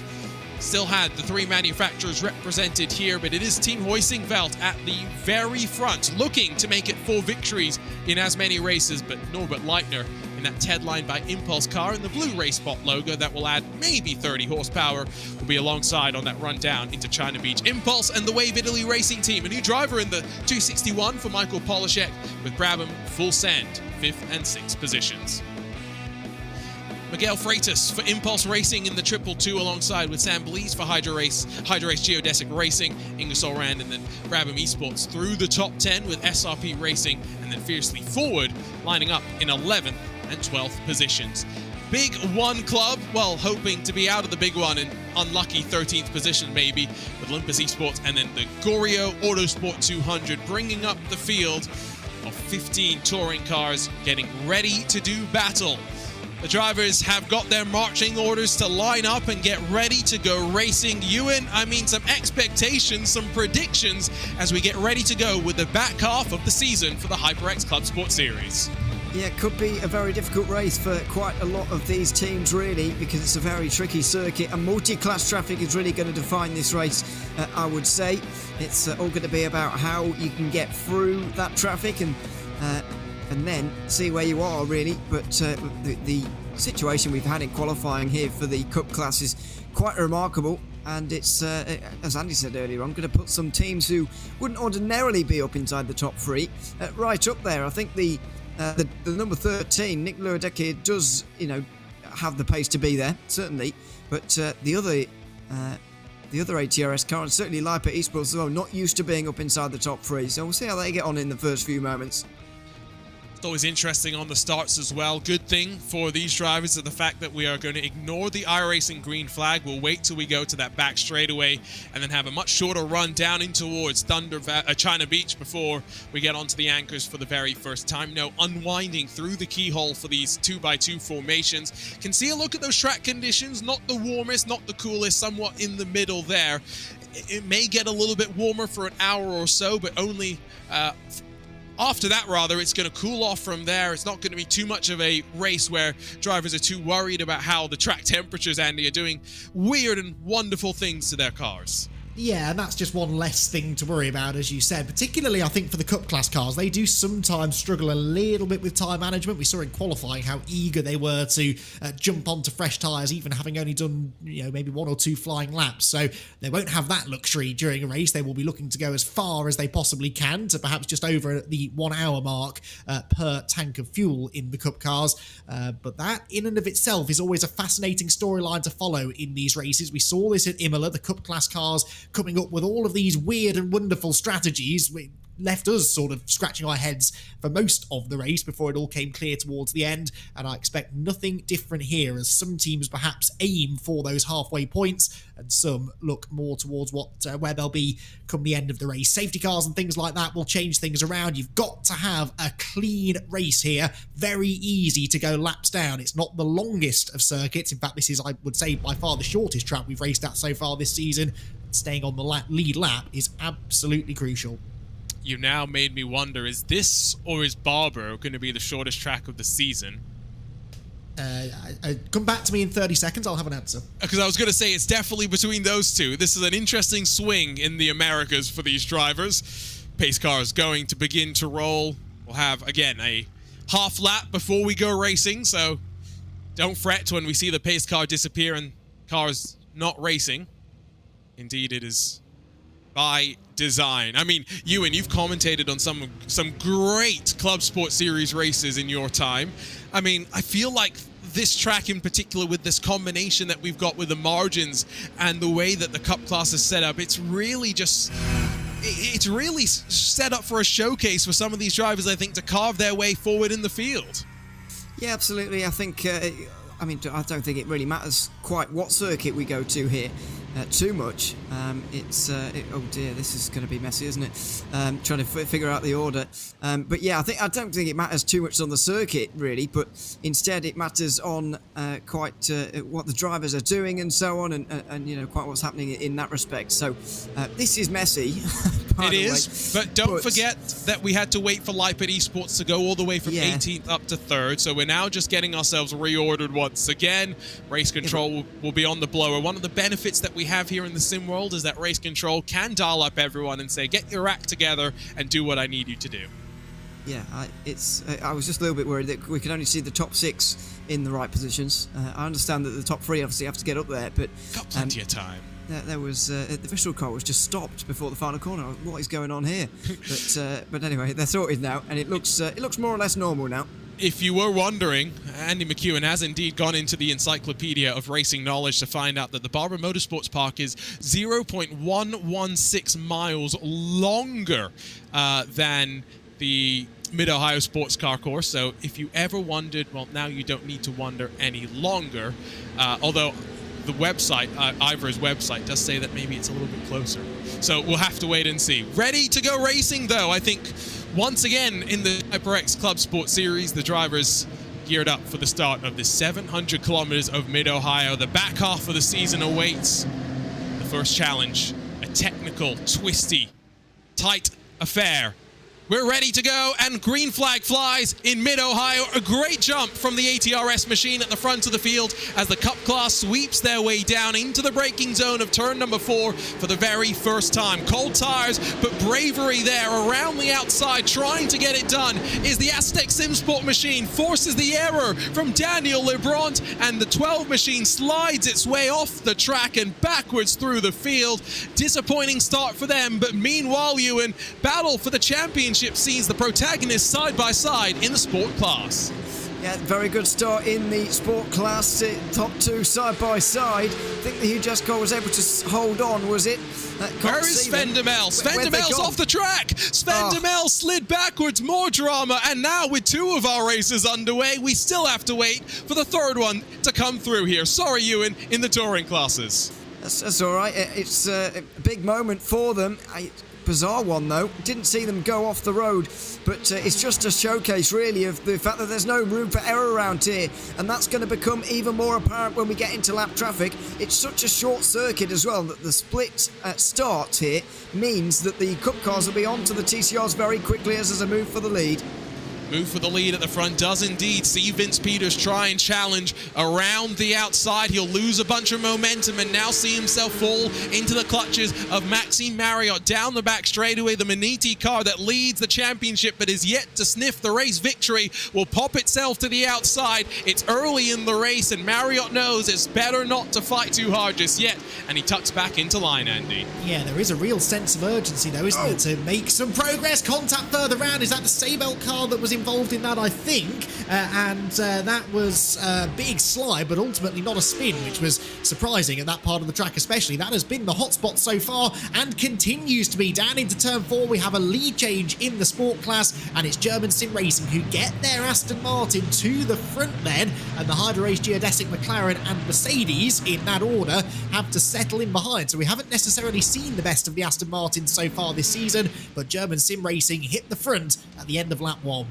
And it has, I think, potentially allowed Justin Rem to now settle down into fuel-saving mode. Sven Demel in the Hugh Jas machine is down in 17th position. A big fight back now required from them after punching in that time that saw them grab the pole by just 0.003 of a second.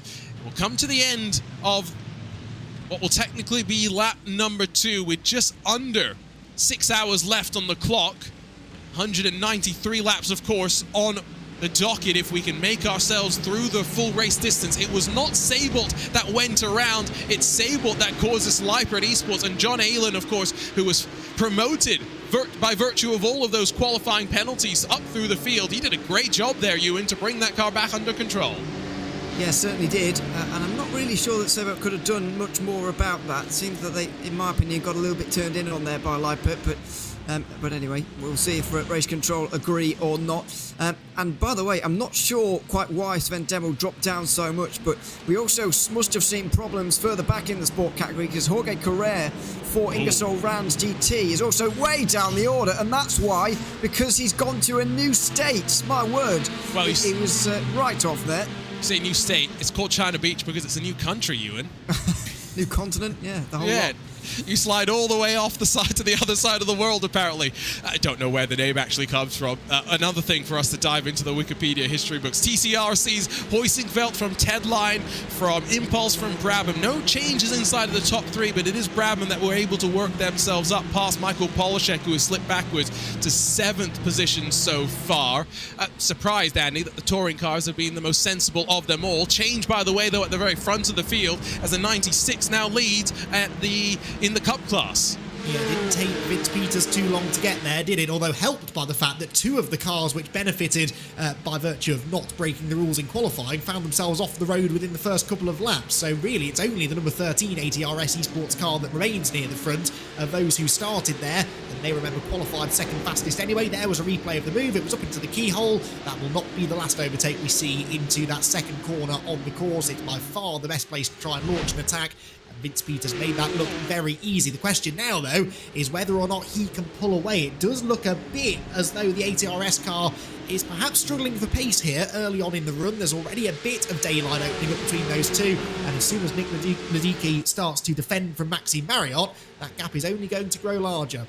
The track where so much patience is required on the throttles, you're demanding so much of the tyres underneath you. Marriott with a small mistake maybe opens the door for Patrick Selva, but through that keyhole it's so tough to actually capitalize on the mistake, and now maybe Selva switches back and tries to look to the inside. Replay of the start of the race, Demel just getting maybe boxed out wide, making a small mistake of his own. Cold tires playing a factor there. Reality is grass is like ice, and from there he slides his way to the very back of the class, and unfortunately his teammate allows him to not be the last car in class, Ewan. Yeah, that was helpful for them, but just a silly mistake really from Sven Demel, and not a mistake you'd expect to see him make either. But that's given them a lot of work to do now for the rest of the race, and they're going to hope that HyperX Geodesic Racing get a very hard time of things up at the front there. But it might not happen, because there are 2 Geodesic cars up inside the top 3 in sport right now, as the Cup class stays very, very close indeed. This order is more or less like what we'd expect to see at the start of this race, really, because, as we mentioned, 2 of the 3 that didn't break the rules in qualifying have already gone off the road and dropped outside of the top 5 or so. So we've got some, the recognisable teams are up there again already. So coming to the end of lap number 5, already almost 7/10 at the front for Vince Peters as he tries to break away. An interesting qualifying session, that's for sure, but it's now settled down into the race rhythm. Your leaders wrapping around to complete the lap. Touring car, at least the tail end of the class, currently working their way through the keyhole, so we're going to get traffic in maybe a lap, maybe 2 laps time. And from there, it will be a constant inevitability that is going to be a lot of fun for these drivers to figure out the challenge of, to figure out rhythm out as well. It will be Peters, of course, that has the advantage, Andy, of being the very first car on the scene, which is sometimes a benefit, sometimes a hindrance. Yeah, exactly. You'd think that it would be a benefit, but you are the first car to arrive on the scene, and sometimes the lapped cars can be a bit surprised at how quickly you get there, especially with the starting format we have in this series and many other multi-class series, where the different classes separate themselves a bit before the start, and it meant that by the time the TCR cars had taken the green flag, the Cup class cars were completing the end of their opening lap already, so they do arrive on the tail end of the lap traffic a little bit more quickly than you might expect. This looks pretty entertaining, doesn't it? Within the sport class, though, you can see there the 181 Mercedes right in the thick of the side-by-side battling as they make their way through the keyhole for the 6th time of asking. No sign of things settling down here as the second German sim racing Aston Martin tries to march its way towards the front of the field. Remember, the teammate car is leading now by the best part of 3/4 of a second. I think they'll be slightly disappointed as well to have been that far back. They know the potential of that car, maybe just not hooking it up together, as that's Daniel Muth, and that's, I think, a live incident as well, because you can see him just off the side of the screen as well. Unfortunately, that Deutsche Payment Interceptor 187 now drops to 17th spot, and it was all because of a bit of contact there with Mark McCormack in the Tedline Racing machine. Race Control has got plenty to take a look at. The incidents are already filtering in on their notice board. And the crew behind the scenes is going to have their work cut out for them here today. Back straightaway, opportunity maybe for Maniti once again to use the draft of Ledecky, who's now slipping backwards. Marriott, long way around through China Beach, gives him the inside up the hill through the next part of the track and down the hill as they descend on the power. Maniti gets their way on forward, now 1.4 seconds away from the race leader, Ewan.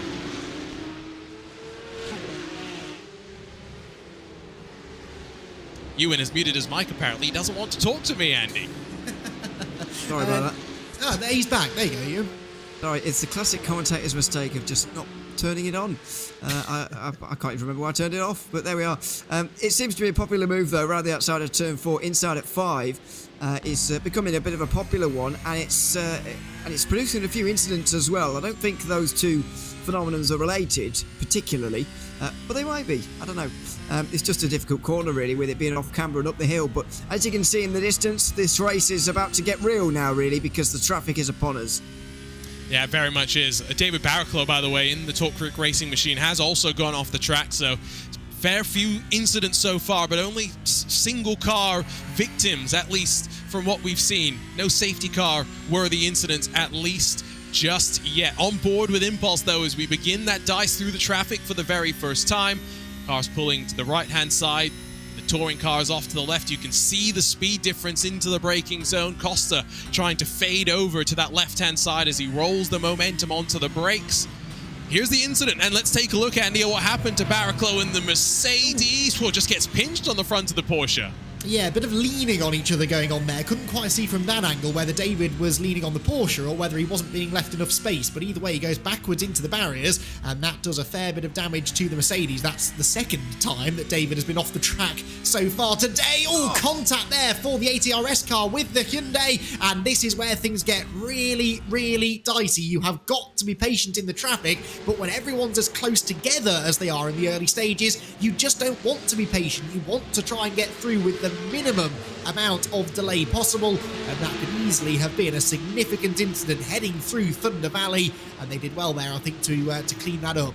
Yeah, and already the gap has grown between 6th and 7th to almost over 2 full seconds by virtue of the traffic, and some able to pass into the keyhole, some having to wait after to then maybe get a run into turn number 1.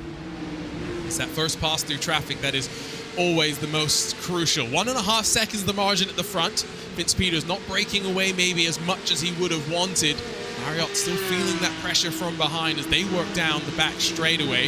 I've had a handful of other cars off the track as well. Hamper Spas and the Hellraisers machine has had some issues, and I just saw the Kairos car slipping backwards, and this is maybe why we have seen well, actually, in fact, they all managed to get through that safely with no one going off the track, Hugh, and just a lot of time being lost.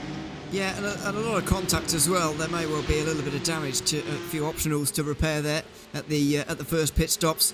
But this is what you get through the first run through traffic, unfortunately, especially at Mid-Ohio, where it's just so narrow and so difficult to work your way through. You can see the Cup class especially has been absolutely destroyed, absolutely spread apart wide due to this run-through traffic, really. And I'm sure the TCR field is going to be the same, although the top 5 are still locked together right now, and they're going to encounter their first sport category car as well, because Ingersoll Rand are still working their way through the TCRs after that big trip into the sand. Don't forget that you can follow live timing and scoring by heading to RaceSpot.tv/timing if you're encountering some technical issues with some of our graphics and you're trying to find if your team is in a certain 7th or so position.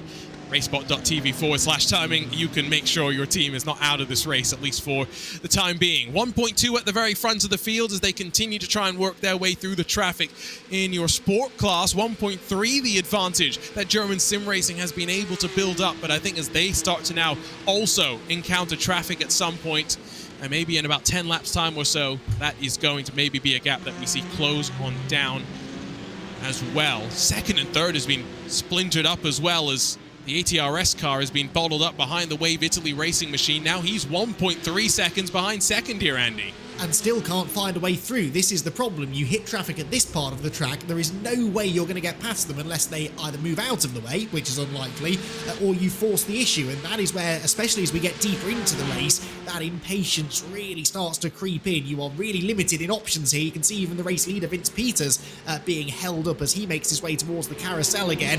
It is a long, snarling pack of cars, the very quickest cars on the track, meeting the slowest class of cars. And as Arjuna said earlier on, really, it is this first pass through traffic that can be the most intense. ATRS delayed slightly off the final corner there, and they're going to be delayed again through turn 1. This might now open the door for Pascal Costa to have a run, but then he himself is delayed on corner exit too. Massively entertaining to watch this, but you can't help but feel, Arjuna, that we're seconds from disaster. No, absolutely. It does feel like I'm watching National Geographic right now. I will say they are through the traffic now. Your leader has already departed from the scene of that Team Hoisingfeld touring car, and now the rest of the field able to string their way through as well. So clean air at least for, again, a couple of laps or so until they catch the back of the GT4 machines. There's the odd GT4 that they've got in front of them right now, but it is very much not the main heart of the traffic, just one of the many drivers who have had issues so far today. Touring cars, though, relatively, despite the fact that the Cup class has been splintered on up, Ewan, the touring cars have been relatively locked together compared to sometimes what we do see in touring car classes. Well, the leaders are through on them, though. They haven't had most of the cars through yet, which is the problem, I think, or could be the problem. We'll see if they do stay together throughout. But, it wasn't a bad run through traffic there. We've got some, obviously, slower lap times, but they'll be back up to pace again now. And Visceral have been able to pull 1.5 seconds out of the air. So, yeah, let's see. It's been a good run through, though, and a little bit less chaotic than I was expecting maybe as well, because this is such a tight and difficult circuit in terms of multi-class traffic. I am glad that everybody's been able to get through quite well. More issues for our pole position winner in the sport class. Sven Demel off the track again in his huge-ass 137. We had a replay up in a few moments' time, but not the way that this race, I think they wanted it to play out. They're currently down in 16th position, and a full, I'm trying to do the mental math very quickly, about 25-30 seconds off of your race leaders. A big margin from which to fight back from at this point in the race, but we've seen the pace in qualifying. I'm sure we'll see it on the track itself. We've finished now 11 laps of this race. We're on to lap 12 for Vince Peters at the very front of the field, and now again gets to stretch his legs for a few laps time before he catches the back of the GT4 traffic, and he's going to do so at a really crucial time, Andy, just as the GT4s are catching the TCRs. Yes, indeed, and of course that's the real nightmare scenario, isn't it, when the Cup class cars catch the GT4s, who are also trying to negotiate the TCRs. That will happen at some point during this race, I'm sure, but what a brilliant start this has been from the German sim racing car. The move made by Patrick Pruss to get the race lead early on was one worth making, really. He forced the issue quite early, got the lead, and he's now 1.5 seconds to the good, and he will be thinking now, okay, that's 1.5 seconds I've got to play with in the traffic, and that just makes it that little bit easier to take a step back and apply a bit of patience to the situation. You don't feel as rushed into finding your way past the lap cars when you know you've got some time in the bank, and in fact that gap increasing by the corner. This Aston Martin is on rails right now. Yeah, McLaren's looked good in qualifying, Aston Martin really looking strong in the race. If anyone from iRacing is listening, we have an Aston Martin GT4 now. Can we get an Aston Martin GT3 as well, Yes, please? Or I think more up your alley, Andy, is the brand new McLaren GT3 Evo that was just announced that you're going to get to see in the real world this year. Very much looking forward to that, yes, and another generation of GT3 car that I'm sure will be as successful as the last one. When the 720S made its debut in international GT racing, it was instantly on the pace, and McLaren have this habit, don't they, of making very, very quick GT3 cars. Not always the easiest to drive, but they are very, very quick, and I'm sure that one will be no different at all. But yes, please, some Aston Martins, please. The new Ferrari would be nice. I've got a list which I have ready to send to someone high up within iRacing, and who knows, over the next couple of years, I'm hoping that I might get my wish, because there's some pretty tasty GT machinery out there these days. I mean, it's not just the GTs where there's lots of excitement anymore, of course. In the GSI Endurance Series presented by IVRA, mid-season we have added the GTP cars, the LMDH, the BMW one, and already rumblings on the social medias that a certain team at iRacing was capturing various images of a certain Acura, certain LMDH, certain GTP car. So we may have some company sooner rather than later, Can allegedly. I ask, by the way, can I ask, why aren't Acura, this is so off topic for 14 laps in the race, but I'm doing it. Why aren't Acura racing in the World Endurance Championship? Why aren't they just doing IMSA? Well, so this is where I think we have to wait and see, right? Because this is where we haven't seen an LMDH car in the WEC yet, and we haven't seen a LMH car in IMSA just yet, in the GTP class. Remember, we're still trying to figure out how to balance them amongst their respective subclasses. Then we've got to figure out how to balance them across what are two distinctly different rule sets that are still trying to compete against one another. So I think we'll see it sooner rather than later. The question is just let them get the cars working reliably first before they do that. Aren't Cadillac, Porsche and BMW doing both though? Is that the case? Are they doing it this year? Yeah, I'm very sure that Cadillac are doing that. Porsche are certainly doing it, yeah. I spend way too much time on sim racing at this point in time, so you could be very well right. That's a good point then. Leaders working their way through some more traffic in this Cup class, by the way. Okay, so maybe then the reason here is Acura is an American brand rather than being the international. It's the same thing with, for example, okay, so I'm getting myself confused. Peugeot is not going to... Well, Joey Tebbins' attempt at pronouncing Peugeot was very funny on a PRL broadcast, and I made a lot of fun of him for it. But Peugeot won't come and compete in IMSA because they are not a manufacturer that sells cars in America. So if they were to come here, it would be badged as a Cadillac or something, because much to Jim Glickenhaus's disappointment, you have to be a manufacturer in the US to be allowed to compete in IMSA. It's weird, yes, I know, but that's the way it works. Yes. Let's take a look at the replay of what happened to Sven Duhamel second time around. So, working his way down he was trying to work his way down the inside. Trying being the operative word there, Andy. That was a bit ambitious, wasn't it? It came from quite a long way back. That really strikes me as a championship contender who's had a rough start to the race and is trying to win everything back instantly, and that's not the way this is going to work, unfortunately. But 2 off-track excursions for the car that sits second in the Sport Class Championship right now. That is not good news. Still got some good battling going on towards the pointy end, though, in that Sport Class. This, the fight for third place. Pascal Stix in the Impulse Racing Mercedes, trying to find a way past the similar car run by HyperX Geodesic Racing of Leon Erger just ahead. This for a podium place then in the early stages. And actually, in a way, it's the second place battle, because the 2 Geodesic Racing cars still latched together, albeit now 2.5 seconds behind the race-leading German sim racing car, which continues to steal an ever-increasing march on the rest of the field. I think I finally got it out of my system. It's no longer the Alpine Stars Geodesic Racing Team. It is long shall it live, the Hydro Race Geodesic Racing Team. Penalties, by the way, are starting to come their way on down from race control from the start of this race. So just to keep you abreast of all the latest news, the Ingersoll Rand sport car, the 134, Jordan Correa, has got a 10-second penalty for shenanigans at the start of this race. Not sure if that's related to his sending into China Beach.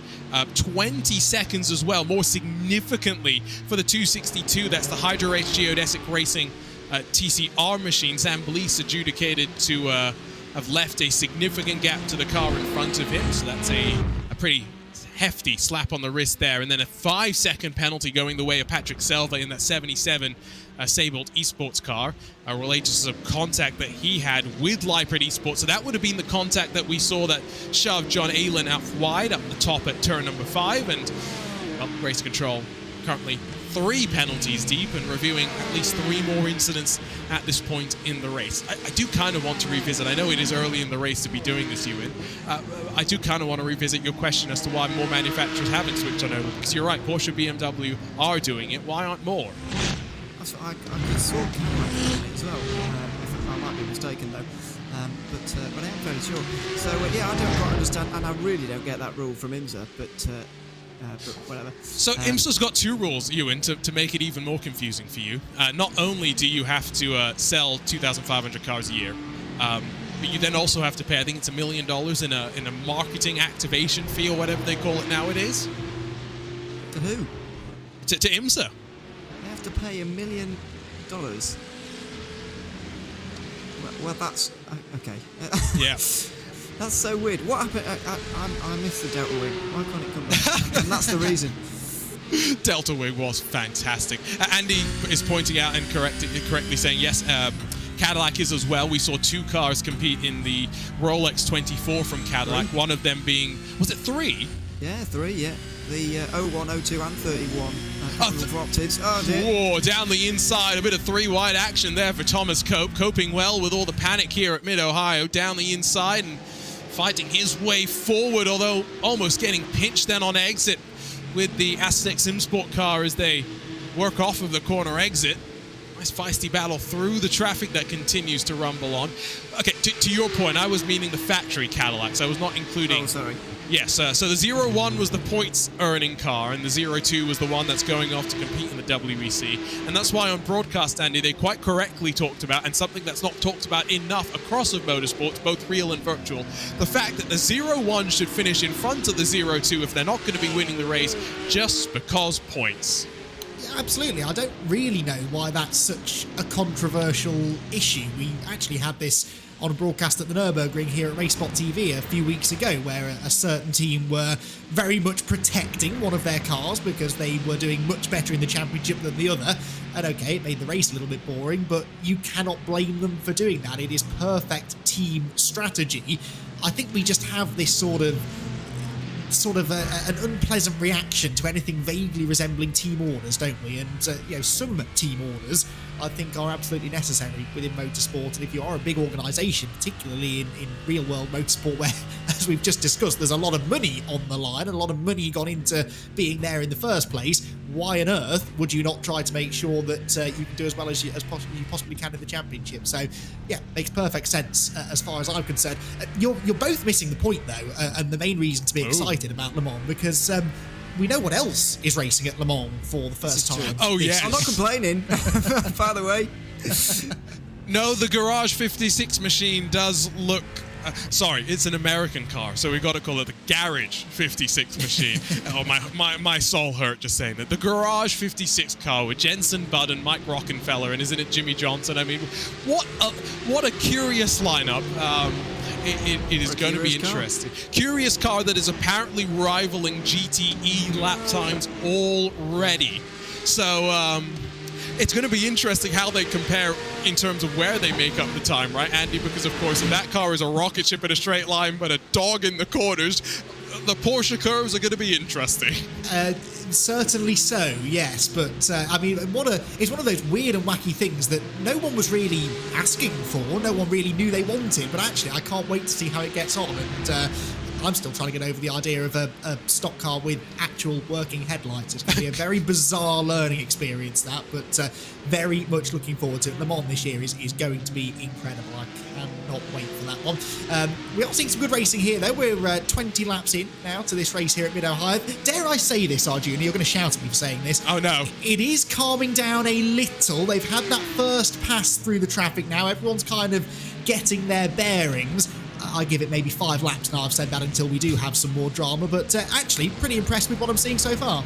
Yeah, Pascal Stix has gotten in front of Leon Urger in that HyperX Geodesic Racing 155 machine, so there are some moves, but yeah, you are just trying to invoke the wrath of the racing gods right now. It has fortunately settled down. We're probably, about halfway through the fuel run for some of these cars, getting to that point rather. Especially with some of the limited fuel capacities that we do have. Front of the field does see 2.5 seconds now splitting Vince Peters from Maniti, and then a further 4 seconds back to the ATRS Esports number 13, Nick Ludecki, proving to be a bit of a traffic jam, at least for Pascal Costa. And now Patrick Selva, of course, still with that penalty looming over him. And talking of penalties, the pain's not over, by the way, for Hugh Jass, as Vince Peters almost all the way off and into the grass. Sven Demel's going to get a 10-second penalty to add to the 2 incidents that he's had so far today. Yeah, that's a real shame, a really terrible start to the race for him as well. So, yeah, a real shame so far. But we're talking about this race calming down. It's only because nobody was really in traffic for a few moments there, I think. But now that the sport category cars are working their way through the TCRs, the Cup cars are working their way through both of them. This, in my opinion, when you're going through the TCRs for the second time, this is the most dangerous run through traffic for the Cup cars, in my opinion.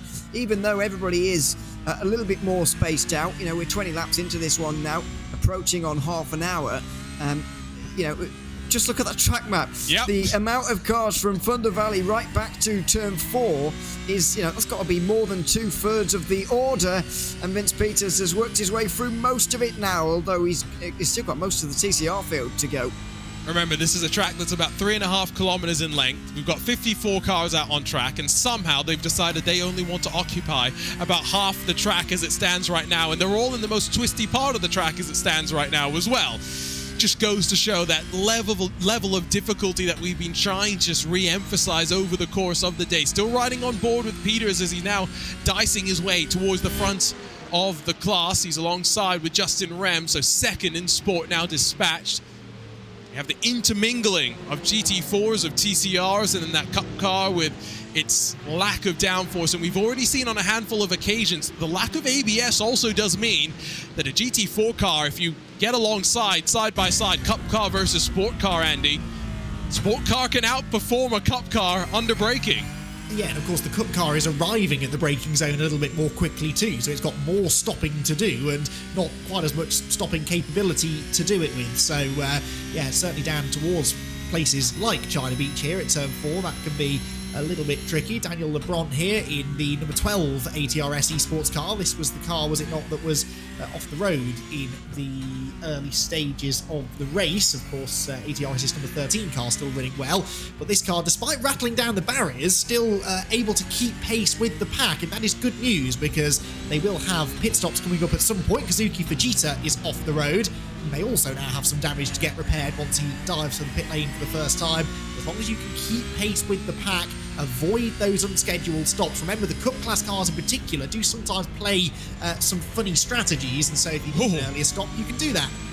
Now, did he just miss his braking marker because he suddenly veered driver's left, and I think trying not to run into the back of someone in front of him actually minimizes, I think, the time that he could have lost. You'll see just from the onboard here. Can we get another look on board? Because I don't think he shifted down. Was he maybe having some technical issues, a screen freeze or something? I'm trying to just figure this one out, Ewan. I don't think so. I think he just sacrificed himself, really, to not ruin the race of that GT4 Mercedes up in front here. He's going to brake fine. He doesn't quite downshift as quickly as you'd want, but I think that's because he realised, oh no, I'm going to go into the back of someone here. I don't think he brakes late, though. Well, I would argue different because he went miles off. So I well, he had to release the brakes. It looked fine. There are braking markers up to like 400 meters. Oh my days! Too wide, about 5 rows deep. Yeah, this is ridiculous. All 3 categories involved as well. And when you're a Porsche, look at the just payment car at the back here. What do you actually do in this situation? There's no real way to win here. You've just got to not lose the race, I suppose. And maybe you can get a position if you're lucky. Sasha Engelhardt going to look for any opening, and looks like may well have one. Although going to get blocked here by the Honda. Oh, this is just heart-in-mouth stuff up and down through the field. Those watching from the sidelines, I think, are in the worst positions. The drivers waiting for their opportunities to get in the car. If you're driving, you know what you have to do. Stay out of troubles. If you're watching, you know what you've got to do, and that's keep quiet, let your driver do the hard job, and navigate their way through the chaos, Andy. Yeah, this always looks somehow worse when you're not driving the car. Even if you're watching from a cockpit view or something, it still looks a lot more chaotic than it ever really feels, because you're so in the zone when you're driving the car through this absolute pandemonium. It doesn't really register that you're in a fairly dicey situation. Like Dam here on the outside in the Orion race team car. Sasha Engelhardt, by the way, really placing his car nicely through the traffic to find a way past the number 44 as they raced their way through Thunder Valley that last time. And there are some drivers who really thrive in these situations. It's all about anticipating the situation. A lot of people try to react to the lap traffic as and when they catch it, but the really good drivers, the drivers with really good racecraft, they're the ones who can look 3 or 4 corners ahead. They can anticipate what it's going to look like in front of them at that point. And they can already have a bit of a plan in their mind. You know, they work out, okay, we're catching a TCR car, we're probably going to catch it in 3 corners time, so that means it'll be on such a line. Maybe if I go to the outside, it'll block someone else. And we really saw that from Sasha there. And they are your opportunities, really, in a field as closely matched as we have really across all 3 classes here today. They are your best opportunities to make some places. Sport class is seeing a continued runaway by German Sim Racing in the 167. Now 4.5 seconds at the line clear of the HyperX Geodesic Racing team. Continues to feel the pressure from behind as Pascal sticks in that Impulse Mercedes, tries to work on the back of that black and gold. German Sim Racing's machine, you can see down the back straightaway, avoids a 3-wide situation, fortunately, and will allow the Impulse Cup car machine to blast on through as they work into the braking zone at the end of the back straightaway. 25 laps, or onto the 25th lap of the race, we should say. It's a good point that Andy brings up, you, and that now I'm going to carry forward if I ever do an endurance race ever again. It's a lot less scary to be not the one in the car if you're watching from the cockpit view, because you can't see everything else that's going on. I think that's how most people do watch it, to be honest, if they're... Interesting. Well, if you're... Not that... no, I have done endurance race. Yeah, when I was doing them, I would watch them from the cockpit view anyway, because that kind of gets you in the zone for what you're about to do, because you're not adjusting to a different view. You've been watching that for however long it's going to be. So, yeah, it's... I don't think it's too unnormal for that, and maybe it does... But I feel like when you're emotionally involved in what's actually happening to the car, I feel like... You know, even though it looks chaotic, you're actually more amped up about it than even we are, because, you know, you are emotionally involved. You know what's gone into the effort, and you know that obviously you want to do well, of course. All these guys are competitive, so I feel like it is actually worse for them, even though they're not seeing as bad as maybe we are from TV cameras.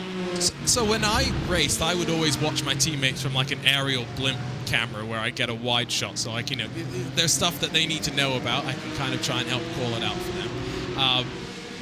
I guess that's one major difference between, I guess, a lot of these teams and drivers in this series, much, you know, similar to me, not having those resources like maybe an Apex Racing team, a Team Redline, a Team Tedline, for example, with Ted Lowendick, you know, really becoming Toto Wolff nowadays behind the scenes. When you have extra people that can be there calling strategies and calling, you know, spotting, for example, in a series like this, Andy, where you maybe do have safety cars, and so you want to be aware of potential cars that are slow so you can dive onto pit lane and try and gain an advantage. As many resources, I guess, as you can gain to help figure out the strategy of the race and figure out how it's unfolding, I guess it's hard to emphasize how important that could be.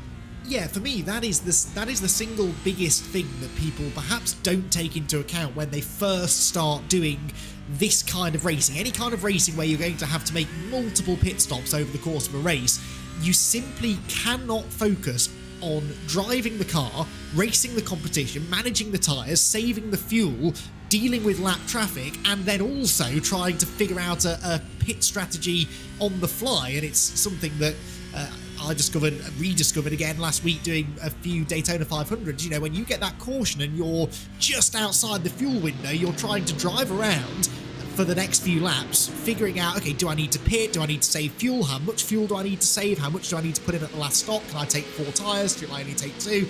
And of course, you're trying to race at 200 miles an hour as well. And in a way, it's even harder in a race like this because you literally cannot take your hands off the wheel to cycle through the black box and have a look at what your fuel capacity or what fuel you've got on board is, have a look at what your tyre wear was last time around. And that is where these big teams have most definitely a big advantage, because they can have somebody who is not driving the car as a dedicated strategist. They can work that out. They can tell the driver what to do. And I think the more instructions you can give a racing driver, actually, the better, because it gives them a little bit less to think about. Let's face it, they've got plenty enough to think about as it is.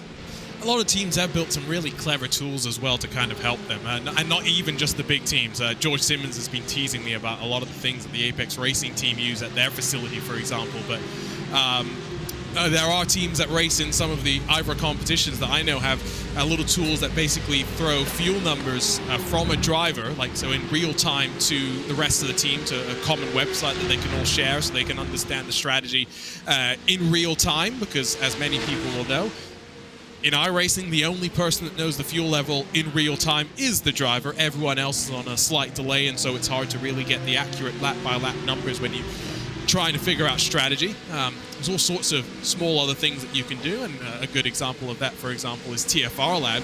That's after the fact, though, with some of the great race statistics that they pull apart from the suite of IVRA competitions. Hugo Luis, who wants to date himself, by the way, our producer behind the scenes, says that back in 2011, so, you know, back when Hugo Luis was driving. Well, yes, not to say that he was driving fast, because trust me, if you put Hugo Luis in a car now, he will still be faster than everyone in this commentary booth at the very least. But he used Excel. So yeah, and again, we'll put that in context. That was in a year where Hugo Luis won the iRacing World Championship. Exactly. If I was still driving now, I'd use Excel, to be honest, in terms of working things out. Not Google Sheets. Well, yeah, if you want to share it with other people, I suppose you use a sheet, but it's the same idea, isn't it? It's the same application, just you access it differently. But yeah, I can still back a spreadsheet. I like one of them to work things out. It's very good, and I'm sure maybe some of these teams are. I don't know. Maybe they are a bit more sophisticated. I've got no idea. A lot of these teams do also help in the BOP process that TFR Lab leads. They do various runs. TFR Lab throws the data together and builds the BOP for the various series. Great run down this back straightaway as we see a little bit of the traffic management once again. Engelhardt going to be able to clear on that run down into the braking zone as we ride on board with that 87 machine. Still at the front of the field, it is 3 seconds that splits Vince Peters from Maniti Racing, but the ATRS 13 has dropped behind the Impulse car. Pascal Costa has been able to climb his way up into 3rd position and now tries to work on the back of the advantage that Maniti's 78 had been able to build up. About 5.5 odd seconds last time by, a couple of tenths gained by Costa, and in a race of this length as well, it's not a short race by any means. 600 kilometers maybe doesn't sound as long as 1,000 miles or something, but it's a track as windy and twisty as this, Andy. It's not a short race by any means. No, absolutely. Pretty physically demanding, actually, because you are turning the wheel a lot, left to right. You're fighting the car, too, because of those elevation changes, the fact that some of the corners are over these crests where the car gets a bit floaty, starts dancing around. 3 wide into turn 1 was a bit dicey, too. 3 different classes of car there, but they're all sort of... You do find that as a driver, you do have this ability to almost second-guess what those around you are going to do, and... what can look a little bit dodgy from our perspective actually isn't too bad. And I think that was a good bit of driving there by Pascal Stix, who the last time we checked in on him was 4th in the sport class, and he just made his way up into 2nd position as Justin Rem was delayed by that 3 wide moment through turn 1. So again, some drivers just able to anticipate those situations a little bit better than others. There's a bit of luck involved in that too. You've got to be in the right place at the right time to capitalise. But Pascal, really impressive there to move past both of the Hydra Race Geodesic racing cars. He may be 4.5 seconds off the class lead, but let's see what sort of pace he's got now that he's in some sort of clear air. Yeah, the traffic has very much now decided to spread itself across of Mid-Ohio. Last time we checked on the track map, they were very much congested, all basically one in a couple of sectors. It's a little bit more wide open now. And even though, again, there are plenty of pockets of congestion, all 54 cars that started this race are still running, so we've not seen any cars ease the flow of traffic around this course just yet, with 30 laps in the books. Working our way now past or towards the 1/3 marker on the road towards halfway points. Still potentially some strategy battles on the way towards that. No further, by the way, word from race control. There was a warning thrown down for some contact, but outside of that, race control currently just watching and enjoying the fights out on track, Ewan.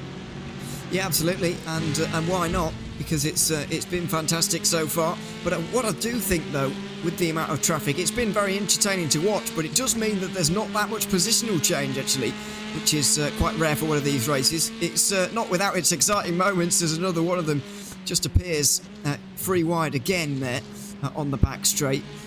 But yeah, it does make it very difficult to overtake and really line up a move, because you do have to really kind of work on someone for a little while here to eventually make a move. It's generally not a one lap thing around here. You've got to work at it for a little while. So you're not really able to do that when there's so much lap traffic around, and it's keeping everybody relatively where they are. The three leaders right now have pretty much held that from very early on in the race, even though only Team Huizingbeld have actually held their pole position and their first place starting position. Front of the field, though, traffic gives, it takes. It's taking from Visceral, it's giving to Maniti. Gap down to 1.1. Marriott now within touching distance and more crucially, visually within striking range of his target, which always gives you that extra indication to push for it. But pushing too far, Marriott bullies Daniel White in the Corio Autosport 200 off the track. And, well, we'll need to get a replay from up above, but maybe a slam dunk penalty there of a faster car just trying to force its way on forward, Andy. Championship leading car as well, remember, in the Cup class, and well, there's a bit of netcode, but the contact was going to happen anyway, and I'm afraid there was never a Porsche-sized gap on the inside there. Here's another aerial shot up the hill into turn 5, comes from a long way back and simply drives through the Honda of Daniel White, who will have sustained a little damage, hopefully not race-ending damage, with that trip into the barriers. But how significant, Arjuna, could that prove to be in the championship? Maniti Racing just 14 points ahead of Acetec SimSports Visceral, who they are catching. In fact, they've almost caught, despite that little issue in the traffic a lap ago. They were in a position perhaps to start extending that margin to score well at the halfway point, remember, which is at the end of lap 97.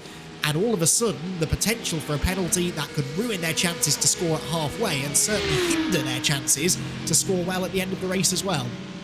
If you're curious as to how penalties are served in this series, we said 10, 5, 20 seconds for a handful of incidents so far today. It's a penalty box that drivers drive into at the very start of pit lane. They have to stop for the penalty amount, and then they can roll on forward and work their way through the rest of any service that they do want to take. It's slightly different from how it would work in some other series where they use the iRacing systems to actually adjudicate the penalty, but it allows drivers a little bit more flexibility and leeway in how things actually end up playing out.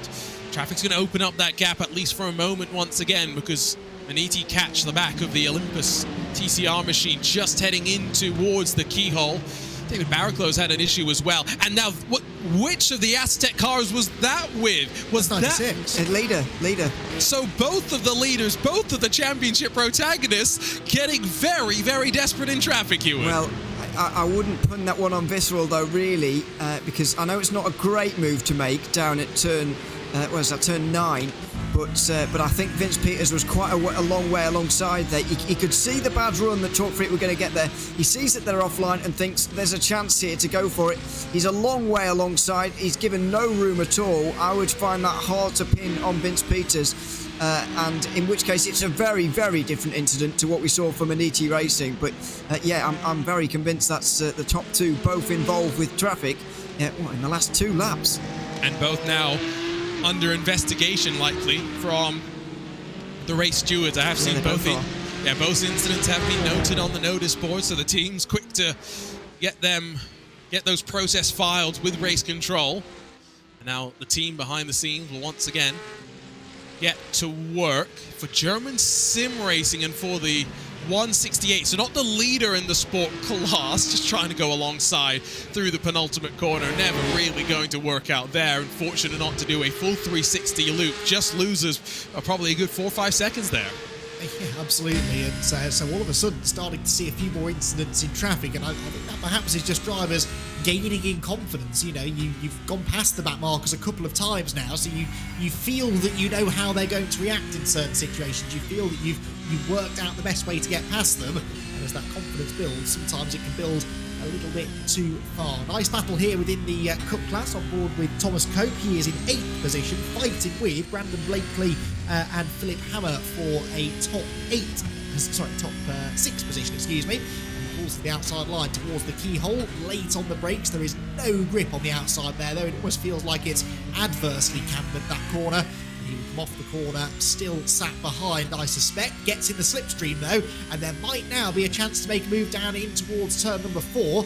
Inevitably, the inside line is defended, but can Thomas Cope go right around the outside at 4 to get the inside line for turn 5? That is a legitimate move here at Mid High. He will pinch the other car to the inside. That worked nicely. He's got the inside for turn number 5. Might be a bit of a hip and shoulder on the exit. Is there still a gap? I think there might be, but the move is done. I think just heads up driving there, not overly defending once he knew the position was really not there anymore, and so filtering back into line. Philip Hammer allows Thomas Cope to grab that 7th spot with a brave move. On the outside is a spot where you can be dumped off into the gravel, but effect's been shown on both sides. I'm definitely not thinking about various IndyCar races in the past few years where drivers have tried that very same move, only for real-world drivers to give a lot less racing room than virtual drivers sometimes would give. I think back to Santino Ferrucci at the start of his race, when we had that at the very start of that race. I think he took out Scott Dixon when he slid his way over the grass, top of the crest, and back onto the path of oncoming traffic. Did want to give a shout out, by the way, to the ATRS Academy machine, who is running up in 6th position. It's going to be Thomas Cope's next target, because that was a car that qualified decently well in front of one of the major ATRS cars as well. Miguel Freitas gives us a great example of what Santino Ferrucci did, just without the actual contact at the end of it, Ewan. Yeah, I have to say my IndyCar knowledge is not great, but yeah, I'll take your word for it. It's just a difficult circuit. It really is. I have to, not one that I particularly enjoy driving at too much, and I wouldn't like trying to navigate traffic here either. But fair play to all of these drivers, because I was expecting there to have been a safety car by now, I've got to say.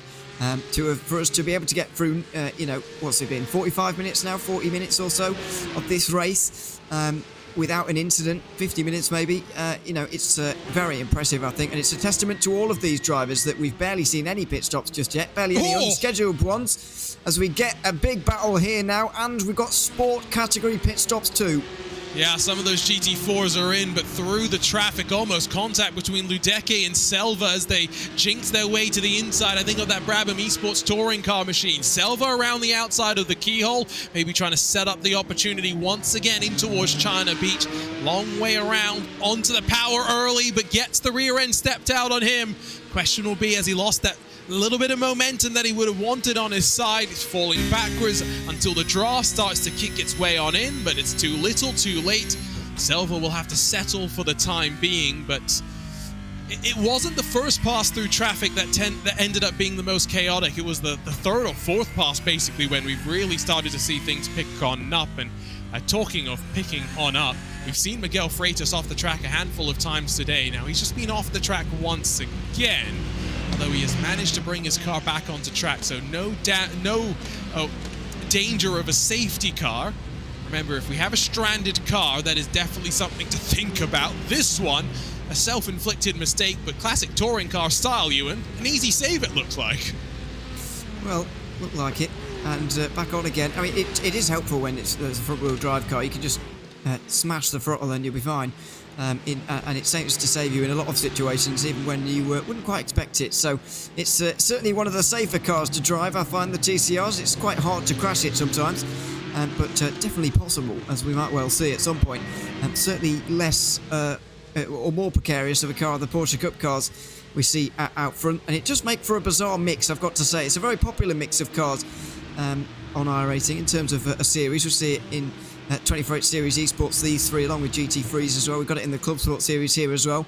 It's a nice selection of cars, but I can't believe, or it's hard to explain, describe sometimes just how different they are. Yeah, and this ClubSport Series has had a whole heap of different classes. If I go back to the DGFX days, so this would be pre-2020-ish, I think I even remember the ClubSport Series at one point having the Radical as its fastest class. No, but the idea here is, there's more pit stops, by the way, underway now at the very front of the sport class, 167, 127, both down onto pit lane, seemingly with some driver change as well.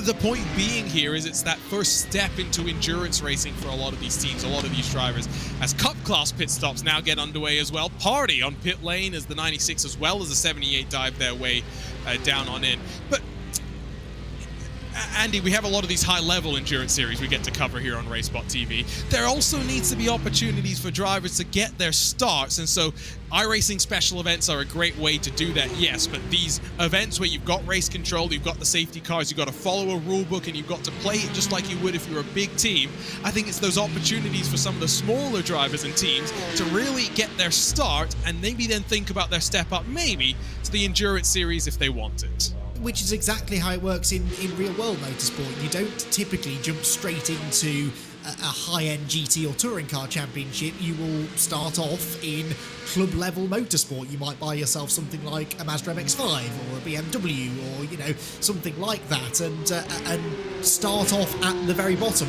Learn as you progress up through the racing ladder, and of course, the joy of sim racing is you can do that for significantly less money as well. So, yeah, this is absolutely great to see more championships of this ilk coming about. And the important part, as you said, is the fact that it is properly run. It has got not just stewarding, but live stewarding, as you would have in real-world motorsport, no matter whether it's grassroots level or up at Formula One. You have live stewarding, you have incidents that get dealt with on the fly, and it all just feels that little bit more professional, and you will therefore learn more as a team and driver as well about how to play the system, how to play the game, how to abide by the rules while still being as competitive as you possibly can. So yeah, I've really been enjoying what I've seen from the IVRA ClubSport series, and I've definitely noticed a rate of improvement as well as the season has gone on, as teams do learn from those situations. Yeah, you got to put yourself in the firing line to be able to learn. You learn more from your failures than you do from your successes at the end of the day. I'm a firm believer in that. Ewan also, I think, was going to mention and correctly mention the fact that there is very much now a proper structure in place, a promotion system across the different levels. But I'll also just say that there are some people that will stay in the ClubSport series because they like the racing that it provides, and that is totally okay. If you want this combination of cars, it is totally fine to say, I don't want prototypes, I don't want GT3s, I want something a bit more stripped down. Will Chadwick, RaceSpot's own, who is now over at Altus Esports, for example, as we see some puffs on pit lane as more drivers head their way on down, has said he doesn't like GT3 cars, he prefers GT4, he likes less downforce, he likes being forced to drive that car that little bit more, and so find your own little home and find what makes you happy, and that's what we can do in sim racing. Ewan O'Leary exclaiming because Maniti and Impulse switching back and forth as they run themselves up towards the keyhole. Pit Cycle has really allowed Impulse to close up to the back of the Maniti machine, who has dropped off the back of the 96. That's about the 40th time for me today, isn't it? Sorry about that. No flipping hex yet today. No, not yet. We'll get there. But important for Impulse as well, because let's not forget how far behind they were before this pit stop cycle, and now they're right side by side. Although Maniti very much warmed up out the pit lane now, should be able to drive around the outside of 4, inside of 5, and they will take the place again. But good to see that Impulse are a lot closer to Maniti Racing than they were previously. Visceral have done well out of this pit stop cycle as well. And they should hold on to the lead quite comfortably. Yeah, not sure exactly why Maniti's time is about a second longer than the Impulse time when their pit stop time wasn't too different. Brandon Blakesley, by the way, in the ATRS number 14 Academy car, had a bit of a moment up at the keyhole. He rejoins the track without losing too much ground, fortunately, but yeah, it's a big gap that's now been opened up between the 96 and 78 to give you one half of your race control update. No further action for the 96 and its contact with the Torque Freak Racing 181. The other half of the race control update has literally just come in, and it is going to be a 10-second penalty to that 78 Maniti racing machine. I think, Andy, to be fair, we were pretty sure it was about as stone wall as you could get. Yeah, that is not the most shocking piece of news that we will hear today, is it? They've gone for a driver change as well for Maniti. Not sure if you'd mentioned that already, but to this Despotakis in the number 78 car now for this portion of the race, but I think even they possibly saw that coming. TCR cars making their way into the pit lane now, and this is by the looks of it coming towards the end of their pit cycle. Actually, most of the TCR cars having already been down pit road. Interesting stuff going on in the Cup class. Like, we've just had, I think, one of the last Cup class cars to make a pit stop, Valkyrie X-Hype from the lead of the race, car number 31. They have managed to go 41 laps on that stint. We had Cup cars pitting as early as lap 37 and 38, and again, been delving into dangerous territory here, and I've been breaking the calculator out, but I think we're seeing some fuel games going on already, because bear in mind, we've got these points coming up at halfway, end of lap 97. That is going to fall about a third of the way into a fuel run. If you can average 40 laps on a tank of fuel in the Cup cars, that means you pit around lap 40, then you pit around lap 80, and then you run 17 laps until halfway. Well, the later you can make that second pit stop, as we see a spin for 192 Mercedes off the road of Martin Pearson, and just making the barriers at turn 1. But yes, the later you can leave that second pit stop, the less fuel you have to put in to make it to halfway. And if you keep on doing 40 lap stints, as there is another incident here for the 199 Mercedes, I will finish this point in a moment. 198, sorry, Greg Conaway getting tapped into a spin by one of the Cup class cars. If you keep on working out 40 laps, 40 laps, 40 laps, that leaves your final pit stop at about lap 160. So you're, in other words, leaving yourself 7 or 8 laps to play with at the end. So you could short fuel at your second stop, still with me? And that means that you can leapfrog some track position just before halfway without sacrificing your overall fuel strategy over the 700 kilometers. If any of that made sense, Arjuna, I'd be surprised, but I know what I'm trying to say. So Valkyrie is down in 14th position. Don't forget they did have a 10-second penalty which they had to come down and serve as well, so that held them just that little bit longer, and so track position gain very much going to now be on their minds, moving their way forward. Pit stop cycle now is officially in the book, so I think that does mean it's time for another one of the most terrible jokes about race cars that you can ever find, courtesy of our friends over at ChatGPT, because it's a real good thing that the drivers are keying up the competition out there. It's like they're auditioning for the Fast and the Furious 10 Mid-Ohio Drift in the keyhole corner. And I promise you, Ewan, that is verbatim what ChatGPT spat out. No, I believe you. but yeah, joke's not quite programmed into that. The looks of things. I know I'm not funny, but I'm definitely a little bit better than that. I think anybody could. I think there are some children who can barely speak who could probably be funnier, if I'm honest. But there we are. It's a work in progress. Well, I imagine so. Anyway, I don't really know. It's ChatGPT 3, so imagine what ChatGPT 30 is going to do. Well, exactly. But how old are we going to be by that point? Is the problem. Well, I was going to say, it feels like there is some certain commentators that it may be able to replace, the ones that only seem to exist to throw nonsense out there. I can do Miguel Vigo now. China Beach section. No damage on that car. No worries about the safety car. Miguel Vigo's made a self-inflicted mistake deep into the corner and deep off the track as well. Locks up all 4 corners of the car, trying to avoid the slide into the wall. And despite the number of incidents that we've seen as Carlos Roca goes around in the touring car, the track has got sufficient width on either side of the white lines that outside of that big smash of contact, we really haven't seen too many cars into the wall so far today, Ewan. No, not yet. We've just seen that one, of course, but it looks like it will be fine to drive back round to the pit lane and get some repairs there for Big One Club. So that's unfortunate for them. But yeah, there is a fair amount of space in certain areas around the outside of this circuit, although there is no room for error even then because the grass does line this circuit, which does make things a little bit more difficult. But it's kept a lot of drivers and cars in the race, whereas they otherwise might not have been, although we may well lose our first car of the day with that incident, although they may well still carry on. I'm still really surprised we've got 54 cars going here after an hour. Well, it looks like Big One Racing just lived up to their name. They caused a big one out there on the track. Let's hope they have a big budget for all the repairs they're going to need after that. Hey, ChatGPT, that's not bad.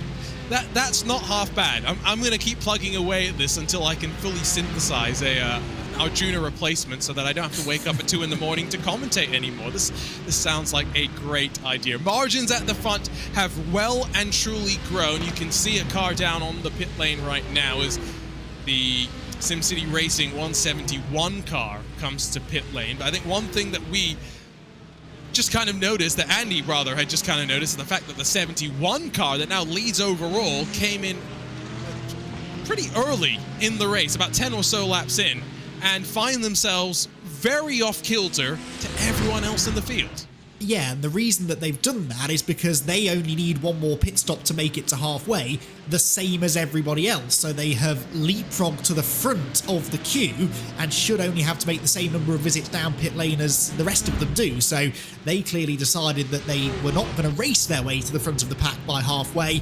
This might be their opportunity to get there on strategy. They'll have to pay for that at some point later on in the race because their final pit stop will end up being quite a bit longer. But as I was just trying in a very roundabout sort of way to explain a while ago, everyone in the Cup class has a shorter pit stop to play with, the way in which the fuel mileage works, and again, provided it stays green. So they've just decided to take that shorter pit stop early in the race, the shorter stint early in the race, about 10 laps, that's about right, I think, and they will now be taking full tanks of fuel from here to the flag. So we'll wait and see. That might not be a race-winning move, it might not even be a move that gets them the maximum points at halfway, but it looks almost certain to gain them a handful of positions when we get to the end of lap 97. Yeah, that's a car that started down in the 14th or 15th spot, so definitely maybe using advantage of some track position gains, and with no safety car so far, see if SimCity Racing can capitalize on that one. Despite the big crash for the Big One Club in that 225, they're still on track as well, so 54 cars still working their way around this Mid-Ohio Sports Car course. Like I mentioned right off the bat of the broadcast as well, and the fact is, after this, it's a bit of a lengthy wait before we go racing in April for round number 5, and then of course not such a lengthy wait, about 3 weeks later to the season finale. It's going to be interesting, of course, knowing that we're coming to the end of an iRacing season. We know there's potentially some new content. Jerez, as well as maybe some Clio Cups are being added to iRacing, but potentially some changes for some of these cars as well. So there may be some work that the teams have to do in the upcoming weeks. Yeah, but after all, that's what they had to contend with between the Interlagos and Imola races as well. There was an iRacing update, and things would have changed around quite a lot as a result of that, or had the potential to, certainly. So yeah, it could well change this season a little bit, and I think especially in terms of a multi-car class like the sport category, particularly TCRs a little bit as well. You know, it could change the balance of performance just a little bit. Obviously, IVRA do their own as well, just to keep on top of things. But it does certainly seem that the Aston Martin has got stronger as the season goes on. Maybe in season 3 of 2022, when these cars were selected, the Aston Martin wasn't so strong, and now that we're in 2023 and 2 seasons down the line, maybe in 3 seasons down the line as well, that Aston Martin will be a little bit stronger. So that's all to contend with in the near future. But yeah, it certainly changed the GSI Endurance Series this season, because the GT3s can now change tyres every stint now.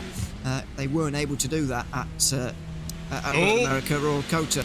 We've got some drama out on the track. Not sure if this is worthy of our first caution, Ewan, but a couple of cars off at the keyhole. I think it included the Valkyrie machine that we speculated maybe setting itself up for its own little strategy battle, and here we go, straight to the replay.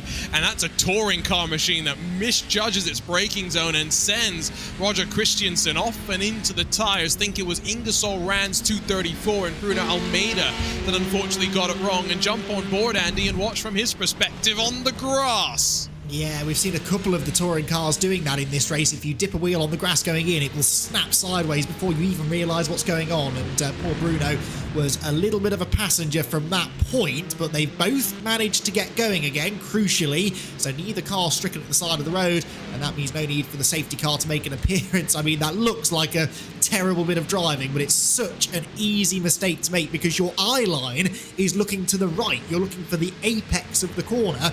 You can very easily let your mind wander, or your eyes wander away from what's happening on the outside line. So easy to just dip a wheel onto the grass, and that can be game over very, very quickly. This is a battle for 5th and 6th positions, but it's not this Impulse car that is now in a bit of trouble. It is the 267 Ted line by Impulse machine. Norbert Leitner, 5-second penalty for a pit lane infringement, not utilizing the lanes in the pit lane correctly. Got to stay on the right side, on the fast lane for as long as possible. That's now Sabled Esports and Patrick Selva that spun around on the inside of China Beach. He goes down the inside, attempted lunge on Team Hoysingsveldt's touring car entry that was running, I think, up in 3rd position. Lucky that the touring car machine doesn't go around, and Selva really gets the worst of what was a half-hearted lunge, Ewan. And he's dropped all the way down to 17th as well in the Sebelt car, so that's really disappointing for them because they were right up there in the top 5. And they even went 40 laps on that first stint as well, which is quite a lot longer than some of the others. They're putting themselves into really quite a good strategical position as they try and rescue their season, really. They do need a big result here, really, to get themselves back in championship contention. And unfortunately, that spin there may well just put them out of it. But yeah, it was just one of those dives, really, as the Hoysingsveld cars were exchanging positions between themselves. The TCR didn't really see him coming, unfortunately. And as you say, Selva definitely got the worst of it. So that's another incident. They kept it clean at the start, but it's definitely picked up in intensity in the last 15-20 minutes or so, as we see SimCity's Racing's number 71 down onto the pit lane. They're going to be re-emerging out on track in 18th spot. See if they can take that short stop next time by to potentially gain a bunch of ground. But let's go over to the sport class once again. Been a breakaway at the front by the German sim racing car. 4-car queue forming up behind Justin Rem in the HyperX geodesic racing machine that has won all 3 of the races so far this season. Fiercely forward, as well as the second HyperX geodesic racing entry, and Impulse all tucked into line, Andy, as they work up towards the keyhole. Yes, they are indeed on board with the 101 car then, as it hits the brakes into the tight right hand and takes a wider line in to try and carry that momentum out onto the back straight towards what is essentially the best overtaking opportunity on the circuit. And now Porsche versus McLaren versus another Porsche, because Maniti Racing's Cup class car makes its way through this as well, and that may just temporarily put this sport class battle on ice, or will it? There's a little lunge to the inside, but just not quite close enough ultimately. And one of the other Cup class cars, that was Impulse Racing, wasn't it, running very wide in the background, so big time loss there for Impulse as they drop now a few seconds adrift of Maniti Racing, and Antonis Despotakis trying to build as much of a cushion as he can now over that 3rd place car in anticipation of the 10-second penalty that will have to be served in probably 30 laps or so when that car comes in for its next pit stop. A good point, actually. When trying to think of the windows and to see if there's maybe a way that they could serve it after the halfway mark of the race, because they do get a rather large window within which you can actually serve these penalties, and so I'm going to have to navigate my way through the sea of channels. So yeah, 90 minutes from about 15 minutes ago, so they still got 75 minutes from which to make the penalty work. They could potentially, I guess if they really wanted to, risk it and come in afterwards, but see how it all plays out. Fiercely forward down the inside as we see a replay for the 97 Visceral Esports entry. Overbraking, overcommitting, up in towards the keyhole. Heads up from the traffic to see it coming. Allow him the room as well. Drouet, though, is up now to second, and now works on almost now an 11-second margin up the road to the race leader. Yeah, it's going to be a lot of work now to work their way through, but Fiercely Forward have been moving forward very well so far in this race. However, I may have one of the reasons for that. Their pit stop last time was a little bit shorter than those around them, at only just under 38 seconds. Most of the others were around 42, 43 seconds. Just wonder whether they short-filled ever so slightly to split this first half of the race into thirds, and then they're going to split the second half of it into thirds as well, to really maximise those points. The 168 German Sim Racing green car, Florian Hohn, has also had a shorter pit stop at that last one to possibly take advantage of this. So I do wonder whether they are thinking about those halfway points. But the others, you've got to remember, if they're doing it as I would expect them to, they'll be going for as long as possible and then having a really short stop at the end. So we'll just have to see which one of the two prevails, because in theory everybody should stop for the same amount of time today. Everybody needs the same amount of fuel, but it doesn't often work like that. I'd like to make it interesting, not just for the viewers, but for us as well. Trying to keep us on our toes and keep our strategy advocacies up to date and working as much as possible. Remember now in touring car, that's the one class where the leaders have been relatively close through the majority of the race. It is going to open up now, courtesy of the penalty that will go the way of the 267. And Patrick Selva's had another issue. We saw the Leipzig Esports car working their way on through. Impulse's touring car entry mixed up as well in that one. Danilo Hoffman on driving duties there, sweeping out wide. And it's not often that you see a slower car making contact with a faster class. No, I was just thinking exactly that, but a little bit of instant karma dished out because the Impulse car that sort of triggered that then got caught up in the incident as the Porsche was spinning around. So, yeah, again, not too much damage done there, but just a little bit clumsy. Different cars, of course, will take very different lines through that part of the circuit, the carousel, and you've got to be wary of that. Lots of smoke through turn 5, and that is why it's the 174 car, which has had a moment up at the top end of the circuit, and I'm sure we'll find out momentarily exactly what happened there. So, sorry, Andy, I don't want to cut you off, but I think we may be in for our potential first safety car of the day. Christopher Ems, behind the wheel of that Impulse 233, is dirt tracking it right now. That was the incident up at the top of turn number 5. A little bit of three-wide madness going on. But yeah, I mean, this is a track that has hosted Rallycross before. I don't think this is exactly what we want to be seeing. And Christopher Ems has now stopped on the middle, on the inside of the keyhole. Is this the trigger for the first caution? 53 laps into the 193 scheduled laps of the 700 kilometers of Mid-Ohio. And there was a big shunt into the tire wall. There's the stricken car, and surely we're getting set for the pace car to be pulling itself out. Yeah, I think if race control would have liked Christopher Ems to pull in at a better place, if I'm honest, than there. He's right on the inside of the corner. And there are, let's not forget, recovery zones around the circuit. Obviously, the drivers don't know where they are. And I don't think I never look because it kind of spoils it. but yeah, there are zones where you can be recovered without a safety car, but that is pretty close to the race circuit, and it just seems that he's just not bothering going back to the pit lane on his own anymore in the 233. It's pretty big news. They're second place in the championship coming into today. Let's not forget, as there's more contact at turn 4. Yeah, turn 5 even. There we go. It was inevitable. Caution's out. Ems will return to pit lane courtesy of the tow, but we'll slow it down for the very first time in the 700 kilometers of Mid-Ohio.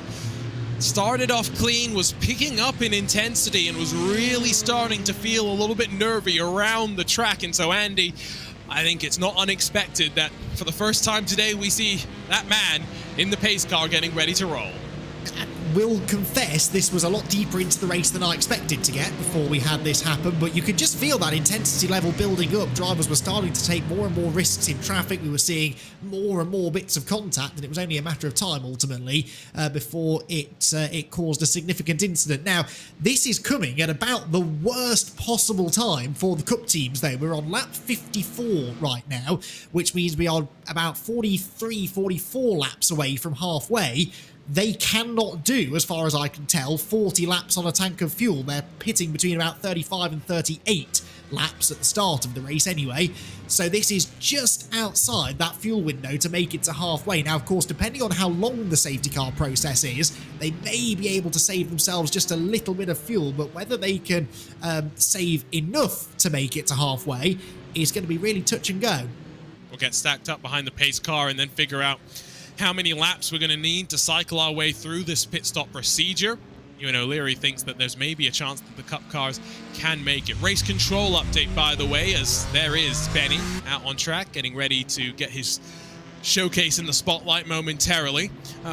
We talked about the 267, the Ted line by Impulse car getting its 5-second penalty for incorrectly driving through the pit lane, not in the fast lane, I think, for as much time as expected. Similar sort of thing has happened for the 225. That's the big one club that was involved, and you guessed it, the big one.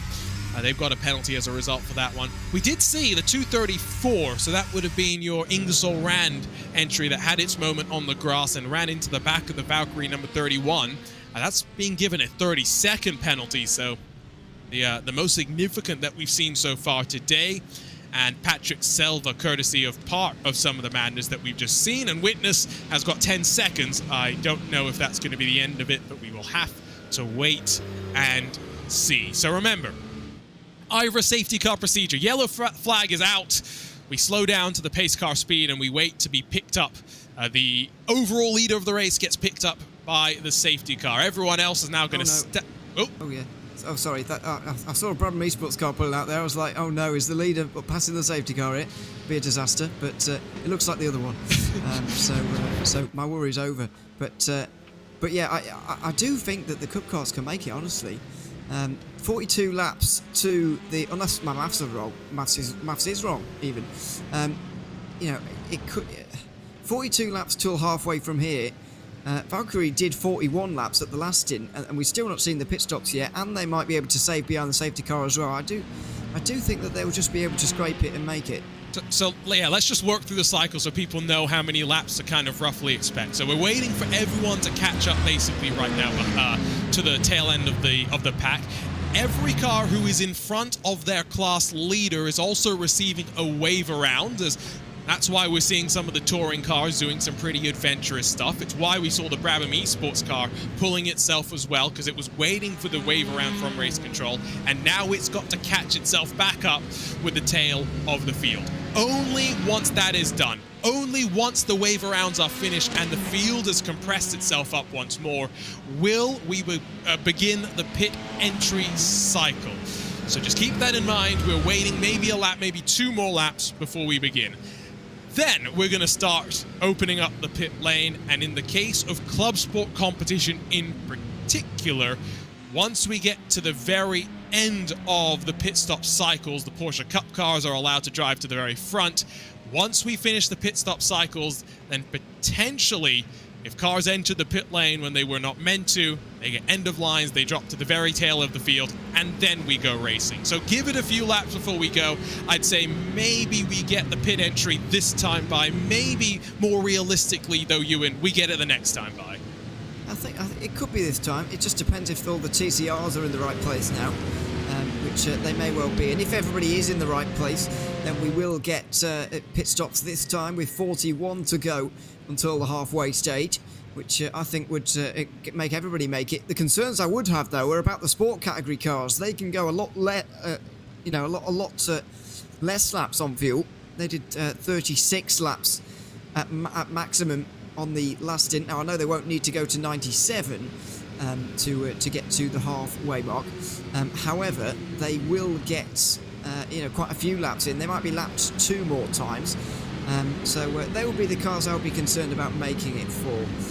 Really, it's going to be difficult. Going to be very close as well, because let's not forget they need to make it to the end of 97.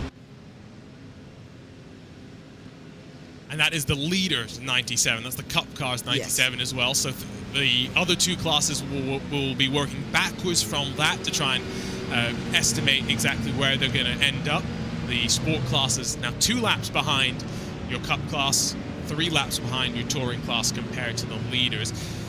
don't think the field is technically stacked up, but we are getting the pit entry open this time by, at least based on what I see. Race Control has officially opened it, and we'll see how many come on in and how aggressively they all try and make sure that they are in position on pit exit. Once Race Control opens the pit exit as well, always something that you've got to remember how aggressive they are going to be. The 78 elects not to come down, I think partially because of the penalty that it's got, trying to think about what it can do with track position, but almost everyone else behind in class comes on in, Andy.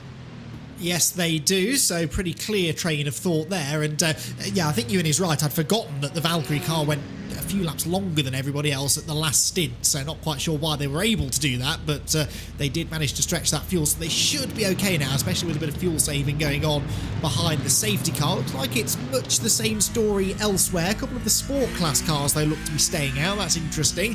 Thomas Cope coming out of the pit lane too. And I think we will see potentially a few teams taking on different levels of fuel as Cope stops at pit exit. What's this all about? Well, he forgot that, he remembered late that pit exit has not been opened yet. And so actually now we've got an interesting scenario where technically cars have left pit lane without it being opened. And I think now officially it has been opened, because there you go, the flood of cars rolls their way on off. But yeah, curious to see who gets end of lines as a result of that one.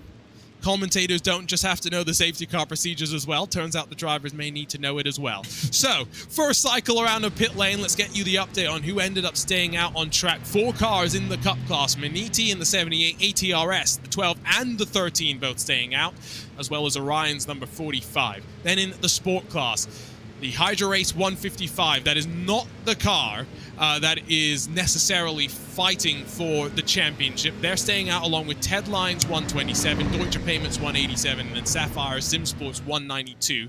So another 4 cars electing to stay out there. But curiously, it's no longer German Sim Racing that leads behind them. It's now Impulse that has taken a very short stop to cycle to the front of the second group of cars. Then in the TCR as well, it's about 7 that have stayed out.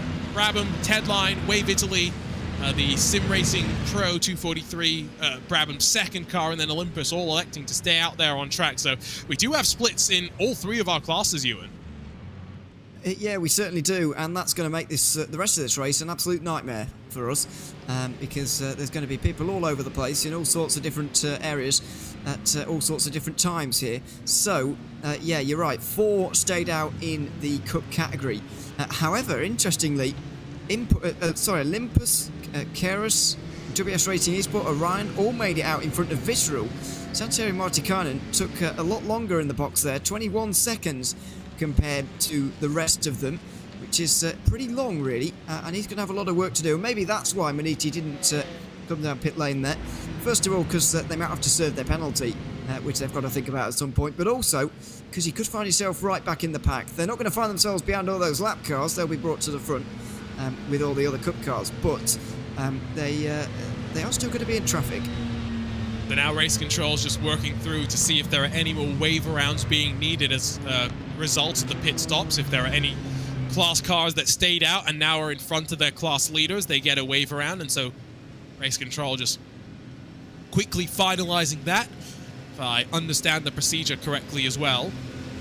Once we have finished up with that, then the Porsche Cup cars will cycle to the very front of the field, and then we'll get ready to go racing, just barring the end-of-line penalties to be processed for potentially entering or exiting a closed pit lane.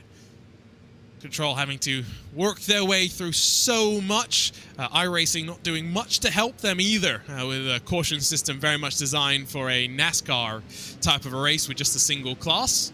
So now, slowly, we will begin the reordering process and I think get ready to go potentially next time by. So I think that's going to mean, never trust the commentator's math, but 97 minus 59 means likely it's going to be a 37-38 lap fuel run in terms of maximum attack for these drivers, Andy. Yeah, absolutely, which is just about right for those who are pitting now to be able to make it. Of course, those who have stayed out, though, definitely won't be able to make it that far. So they are sacrificing the halfway points because they clearly feel that they are still on the right strategy to make it to the very end of the race with perhaps one less pit stop, because, of course, we said earlier on that final run, particularly for the Cup cars, was just a few laps shy of a full fuel run. So the more fuel you can save now, the shorter that final pit stop becomes, and the more time you can save right at the end of the race. So it's never too early to start thinking about fuel strategy. Of course, we could well end up with some more safety cars as the race goes on, which will just further confuse the issue. But generally speaking, those who are staying out now, that is their train of thought. They have sacrificed the halfway points, and that makes sense, particularly for teams like Maniti, because Arjuna, you mentioned that they've got this 10-second penalty to serve. They haven't yet been in to serve that penalty. They knew that they were likely not going to be able to score any points at halfway anyway, so no point really in jumping onto that strategy. It's better for them to think big picture, especially with the tight nature of that championship battle. Yeah, I have been trying to think about the various ways that Maniti could use this safety car cycle rather to their advantage with the penalty they've got. Couldn't come up with anything, so I think this is probably the best plan. Just think about the points at the very end. A team, again, that has not grabbed a victory so far this season. This Cup class has been the most up and down and intriguing of them all, with 3 different winners in 3 different races, compared to the other 2 classes where it's been 3 different races, 1 different winner. So slightly different situations up and down through the board. First safety car of the day, though, not unexpected, but definitely was brewing, definitely was bubbling to the surface. And with the Cup cars now, I think, all filtered in front of the GT4 and touring car entries, I don't think there's any steps left in our safety car procedure, so I don't think we're far away, Ewan, from getting those lights off of the safety car and getting us back underway. Now, with no split start here, remember, we're going to be restarting on the main pit straight as far as I'm aware. Traffic's going to take a while to become a factor, at least for the Cup cars. For the Sport and the TCR cars, they are still intermingled with one another, so they are still going to have to contend with one another, I guess. They are, certainly. So that's going to be a factor down in Sport and TCR, but it just depends how intermingled they are, really. I do know, though, that Jordan Bachmeier did stay out, though, and he was the leader for TCR for Brabham Esports there, so there will be quite a lot of TCRs, certainly ahead of all of the Sport category cars that pitted, and that's all but 4 of them. So there will be quite a lot going on there, and you're right, they're not filtered through, which I do actually agree with. And to be honest, I do get it in a series like this, and I get it in the GSI Endurance Series as well, but I really like those restarts where the overall leader takes the start. I do agree with that. Don't get any old class leader to start. The overall leader has to restart the race, in my opinion. But I personally do like to see everybody mixed in together further on back from that. I obviously understand why not, but I do like to see that kind of very busy restart. And unfortunately, we don't get those really anymore. Obviously, as I said, I do get why, because otherwise we may have the entirety of the rest of the race under safety car. But you know, it's something fun to see. But we don't get it, unfortunately. We're only going to see it between the Sport and TCR categories. Absolutely. We're talking about all these safety car procedures. Someone's going to have to get their head into the rule books for Le Mans this year. Yeah, don't get me started on that. There's a whole different discussion on that. Although, can I just preface it all by saying I agree with a lot of it? I don't think many people don't agree with a lot of it. It's just one bit. Yeah. I think it's always interesting when there's one line, one particular thing out of many different things that's changing that gets the attention and ire of an entire audience and fan base. Now, are the lights off on the pace car, or are the lights still on? Because that is basically our indication whether race control has said, okay, we're going racing or not. We are going to go racing this time by. Race control officially confirms it, and so it will mean what? 37 laps in terms of the fuel window, not including the laps we've been puttering around under this caution condition, Andy, but 37 laps for the Sport class, the Cup class rather, to push to the halfway mark. Absolutely, yes, and that will help them in the big picture as well, as far as making it to the very end of the race with the minimum time spent on pit lane as well. The more safety car laps we have now, the longer they can perhaps stretch that final stint of the race. So they will have been quite grateful, I think, for this opportunity to save some fuel, and now they're ready to go racing again with, remember, the top 4 cars in the Cup class having not pitted this time. So Antonis Despotakis will lead them to the green flag, the pair of ATRS Porsches right behind, and it's a sprint now to halfway. The top 4 we don't anticipate can make it, but those behind very much battling with each other to try to get those 50 points. Let's remember that cautions breed cautions as well. See how this single file restart plays itself out, how the Cup and the Sport and the TCR classes work their way through these opening laps together. Already a victim, Martin Pearson off the road in the Sapphire Sim Sport car that did not come down pit lane. He was up in, what was it, 4th or 5th position, and now turfed and off into the grass, running down in towards China Beach. First time on this restart. No major challenge inside of the single file top 10 of the Cup formation. Side by side between the Geodesic Racing Machine as well as Visceral Sim Sport as they work their way through the corner. But overall, I think it's fair to say, Ewan, tidy start through the field. Well, relatively. I think, though, that was a sport car pushing around the Sapphire Sport Mercedes there, by the way. Because, as you say, he stayed out, so he would have been around other sport category cars, I would have said. But we wait and see quite what happened there. The 2 Visceral cars have been able to get through on the Geodesic number 62. That's still Miguel Vigo at the wheel there. SimCity Racing and Impulse Racing both going to try and get through there. Well, it's not even an incident with someone else. Martin Pearson just lost it on his own. Well, and if we keep on the replay and switch on over to the SRN Motorsports 174, Jason Gerard, I think after this there was then more drama for Gerard up at the top of the keyhole. I tell you what, that kinetic energy dissipated in the blink of an eye. There should be a lot more damage on that Mercedes than the left side really shows. Yeah, I was just thinking that, although it didn't dissipate quite quickly enough for his liking, I suppose, because very much overshot the corner by a long way, and I suspect, it's hard to see from that angle, but I suspect, again, that was a wheel dipped on the grass on the left-hand side as they made their way towards the keyhole. The German sim racers Aston Martin flashing the lights. This the car that was leading within the sport class pre-pit stops. Of course, lost a bit of ground even amongst those that did dive for the pit lane that time. It's going to take probably until halfway for all of this to shake out now, because you have got people on a myriad of different strategies, really. It's completely shaken up the running order, and it's not necessarily the very quickest cars that have made their way to the front of the pack. Although in Cup, it must be said, the 2 cars at the front, I know they're on this different strategy, they've been towards the sharp end all race, really. Maniti had been top 3 all race. ATRS have now jumped back into the top 3 as a result of this strategy that they're on, so they should have reasonably decent pace, and actually Daniel Lebrun very much sticking with them. They do have a bit of traffic to deal with. Not the entirety of the pack had stacked itself on up. Using that curb through turn number 1, always interested to see the different lines that they tend to try and take. The hill, through the braking zone for the keyhole, trying to keep it tight and get onto the power nice and early to extend that momentum down the back straightaway. Maniti gets a good run off the corner, but Ledecky really within that drafting range and now closing on up as they roll their way down the back straightaway. Just not close enough, you'd have to say. In terms of margin between Maniti and one of the cars they were battling previously, the number 96 Visceral Esports car, that gap around 5 seconds or so. So the fact that the Cup cars get filtered back up to the front of the field, Ewan, really does mean that the gap maybe not as big as it might have been if we added more chaos in.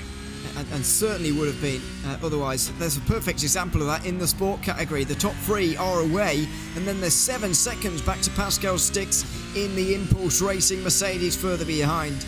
There's a similar example in TCR as well, with the top 3, not the top 3 having stayed out, it's the top 6 that have stayed out there, but the top 3 have been able to get away as a result of staying out. So it's been a good call for them, really. But as you say, it would have worked out even better for Maniti Racing and the 2 ATRS cars here staying out if indeed they had all of the traffic in front of those who did pit in this category. So makes it a little bit different, but it's probably resulted in a cleaner restart, really. Still tracking this battle at the very top of the field as they continue to ride. We get a great camera perspective from that number 12 machine. Back with your sport car classes. Big gap grown between third and fourth position. Those are the three cars that had not come down pit lane. While Pascal Stix now leads that net race lead battle, you'd have to say, at least for halfway points in that Impulse 157. 6.5 off the back of the Deutsche Payment 187, but about 1.5 plus seconds clear of Fiercely Forward, of German Sim Racing, and the Hydra Race Geodesic Racing team. So Stix in a pretty comfortable spot as we watch the class leaders cantering down the hill in towards the braking zone. And these cars get slightly offset, but again, I guess it will all depend on how it comes back towards them at the very end of the race in terms of maximum full-time points, which I guess is now their main priority as they wind their way through. No major dramas for them, but unfortunately, gents, I'm going to have to step aside in a few moments' time here. I've seen one safety car so far. We're not even at the halfway marker of this race. I mean, Andy, I'll start with you. You expected plenty of safety cars. It was definitely building up to a point, though, where I think we probably can expect a few more. Yeah, I mean, we've certainly had plenty of incident, but what I've been pleasantly surprised with is the ability that the drivers have had to drive out of them. You know, even if they end up off the road, they weren't necessarily making significant enough contact with the scenery to leave their car stricken to the side of the road. So that is nice to see. It's one of the few times where I'm grateful to be proven wrong, because it means that we hopefully will be able to continue cycling through these strategies. The safety cars really mess up the strategies and make everyone's life a little bit complicated, whereas this way they could just settle it out on track. So glad to see that we've had a reasonably clean start to the race, but certainly far from uneventful. And Ewan, I mean, you've commentated on, I think, what is the best race in IVRA history, which is the ClubSport race back at Road Atlanta, where we had that mad fuel-saving game. I don't know why, but I'm feeling something similar to that here today.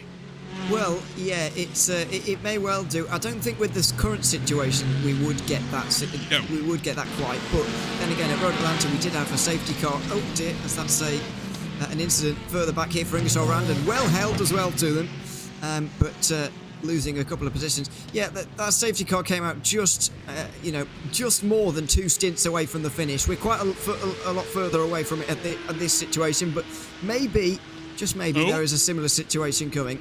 We got some big drama right on cue for me about to leave. I saw Brabham off the road. It's going to start with Greg Conway in the 198 down the hill and synchronized spinning, causing a checkup. One of the huge ass cars has to get on the anchors to stop running into them. Hoisting Velt as well. Utter madness. And I guess the best time for me to step aside and leave you with Ewan and Andy to run you to the end of the race at the 700 kilometers of Mid-Ohio. Thanks very much, Arjuna. You've just thrown this grenade in here and let it explode and run. So thanks for that. But yeah, what a mess down at turn 4. Countless cars involved. I can't even count how many quite were involved, and it's still going on at turn 5. That is probably our biggest incident just yet. It looks like everybody was able to continue, though, somewhat remarkably. Yeah, exactly. That could easily have ended up with another safety car, but as you said, they all sort of bounced off each other but didn't make any significant contact with barriers, and so have been able to continue. So we dodge another little bullet there as that incident took place, and they will all continue. Some, I'm sure, will have to bail for the pit lane with damage, but hopefully they can make it there under their own steam. And another example of how quickly things can go wrong, that's the German sim racing car that's been on the grass as well, and then slithers back across. It's the 168, so it's the one that's been a bit further down the order than the 167, but again finds a little bit of grassy runoff area, takes to the pit lane to make sure it's not an unsafe rejoin, and once again they get away with it. Well, they did go into the pit lane there, actually, by the way, as a result of all of that. We also saw Ingersoll Rand in, as well as Race Factory, after those incidents. The SRO Motorsport still in as a result of damage we've seen earlier on in the race. So, a few pit stops still happening, but everybody's still in the race, including the Impulse Racing 233 that went off in the second place in the TCR Championship, needing those points. But Team Huisenveld are challenging them up in 6th place right now in the TCR field. Out front, it's the top 3 getting away. Manichi Racing with the 2 ATRS Porsches. It will feel calm to them right now. They're in the mid-23s, but we're about to go, ahead of or above the 125s in the next few laps, because this run through traffic is going to be quite chaotic. It's going to be almost like what we saw at the start of the race all over again, starting this lap coming up. Absolutely, and yet now there is a little bit more intensity because we are getting now closer and closer to halfway, just 30 laps to go before those 50% points are awarded, and so particularly those who are running well in that sort of race within a race, they're not going to want to lose any time in traffic, either negotiating slower traffic or being passed by the quicker cars. Bit of a mistake there for Maniti, and Despotakis runs out wide. This could be a lead change. Ledecky up the inside, he will have the preferred line and might use the Honda as a pick. He does, and Maniti has to drop back in behind, and that all came from a small mistake there from the 78.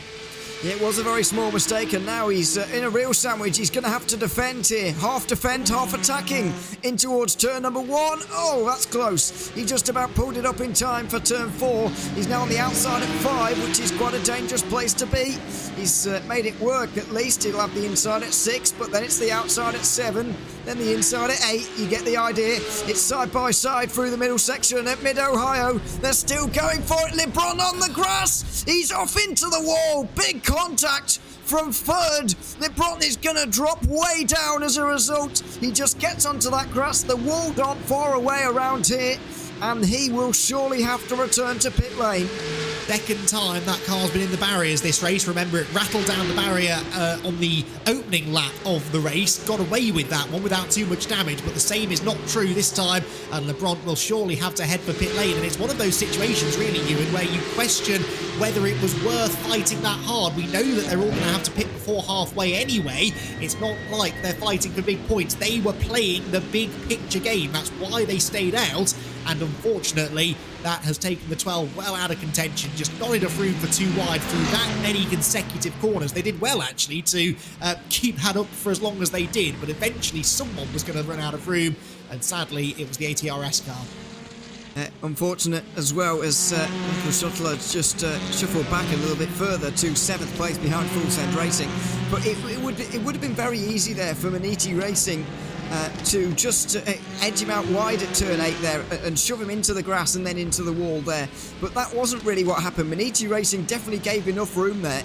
It was just a case of LeBron just misjudging it a little bit, over-exaggerating his own car's ability, I suppose, in terms of how much downforce the Porsche Cup car has. It wasn't a case of Maniti forcing him off, but just an honest mistake on his own. And maybe now, with the benefit of hindsight, he will slightly judge his own judgment in terms of whether that was worth it or not. Obviously, now he'll decide that it wasn't worth it. Yeah, hindsight is 20/20, as they say, but yeah, I still think if you're out there, you know, your whole strategy at that point revolved around being there at the end of the race, and it would perhaps make me just think twice about taking those big risks. But look, the opportunity presented itself to gain some ground. You can't really say that Daniel did anything wrong in going on the attack, but it was always a high-risk situation that he found himself in, and unfortunately, he did indeed pay the price for that, and that takes one of the 3 ATRS cars. We've got the Academy car still out there, of course, out of the equation, but the number 13 car still leading, and probably, 10 laps or so away from having to make that second pit stop in the race. Well, they first came in on lap 38. I would expect them to, maybe be able to go to lap 80 because of the safety car laps there. They would have saved a bit of fuel, so maybe we'll see another 10 laps out of the race leaders. Very much in traffic now, though, and you're looking at the first car to have pitted during that last cycle. That was Olympus Esports and Thomas Cope, who's now right on the back of Kazuki Fujita in the Orion race team. This is not the 5th placed car in the championship. These guys are 9th in the championship right now. The other Orion race team did pit under the last safety car with Mike Dam, and they're now in 6th in this race. But it's very, very busy. It's TCR cars for the most part here, but there will be some sport cars in the not too distant future still working their way through, because those 2 classes did start slightly blended. Let's not forget, there is the Torque Freak car. You can just see in the background of this shot, still actually working their way through for some overall positions. They're down in 41st overall and making some overtakes right now. But this is going to be an intense point in the race, and this is the kind of point in the race where we saw a lot of action, but not actually that much positional change when we had this about 60 laps ago. Yeah, which is always an interesting situation because it's probably the best chance to try and make some positions up because the drivers that you're racing with suddenly have there's a real possibility that they will be delayed significantly. You almost feel like you have to come to a standstill sometimes to avoid tripping over some of the back markers, but it's just such a narrow circuit that there isn't the space. As soon as you go side by side with a couple of back markers, there's nowhere then for anyone else to come up and pass you. So that is why we really see the drivers sort of stuck in line almost, and when they do try to make a move, it always has to be a little bit aggressive. And of course, the deeper into the race we go, the more aggressive they may be willing to be, and it's perhaps in those final 50 laps or so where we're more likely to see even more argy-bargy, but so far they are dicing with disaster, but for the most part managing to avoid it. We have done so far. Still, what are we? 26 laps away from the halfway points being dished out, and still pit stops to be made before we do any calculations and speak too soon here. There's still a lot of racing to be done before then. By the way, the car getting forced very wide at turn 4, you will have seen on the last couple of moments there, was Full Send Racing, who had to re-give a position back to, well, didn't have to, but they ended up giving a position over back to Team Hoisingveld, who are back to 6th place now in the TCR category. It's still Brabham Esports leading Wave Italy racing team. They're Jordan Buckmeyer and Michael Polasek, 1 and 2, getting away from the rest of the field there as we go on board with Andy Fox here, clipping the grass into turn 1, sliding, pit exit. That was, well, quite well held in the end. Very well held, and he'll be very grateful for the pit exit design here at Mid-Ohio, giving him that little bit of tarmac to catch the slide. But we've seen a couple of those sport class cars just losing it on turning into that first corner. It's a tricky corner. You've got to commit to it, but it's a lot tighter than it looks. You want to carry the speed through there, clearly, but very easy to upset the rear end of the car, clearly, as you turn in. And I've seen a couple of people making mistakes there. There are certain areas of this track that seem to attract drama. Turns 1 and 2, turn 4 definitely, and then always those final couple of corners through the carousel and the left-hander there at turn 13, which is another real pinch point.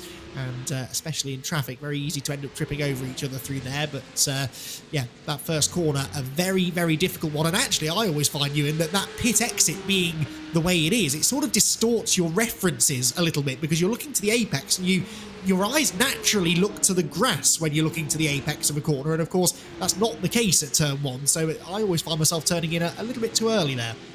Yeah, I can certainly see why, to be honest. It is very abnormal. You would normally see at least a little bit of a thin strip of grass between the pit exit and the racing surface, particularly at that point. So I can certainly see that.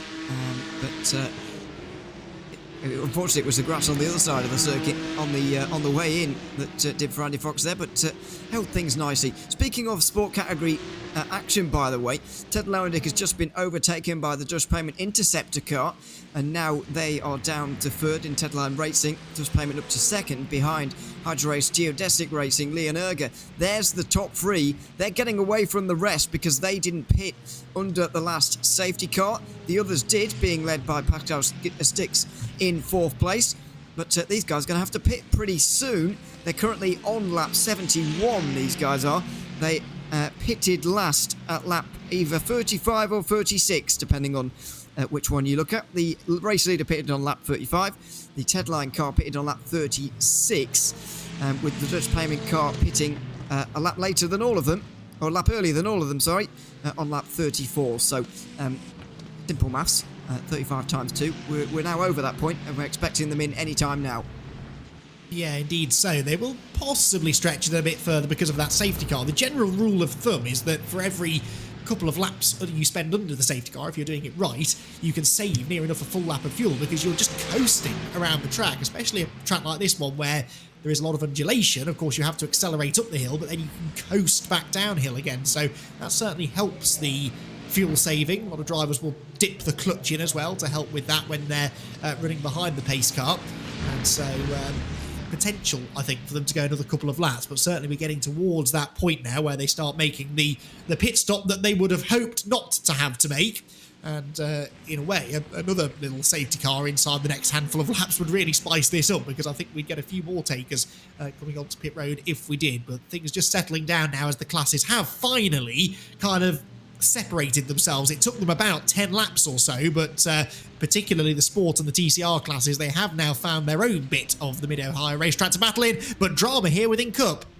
It's the 15 car, I think. Apex, it's the 14 again of Brandon Blakesley. Gets onto the curve on the outside line and goes for a spin.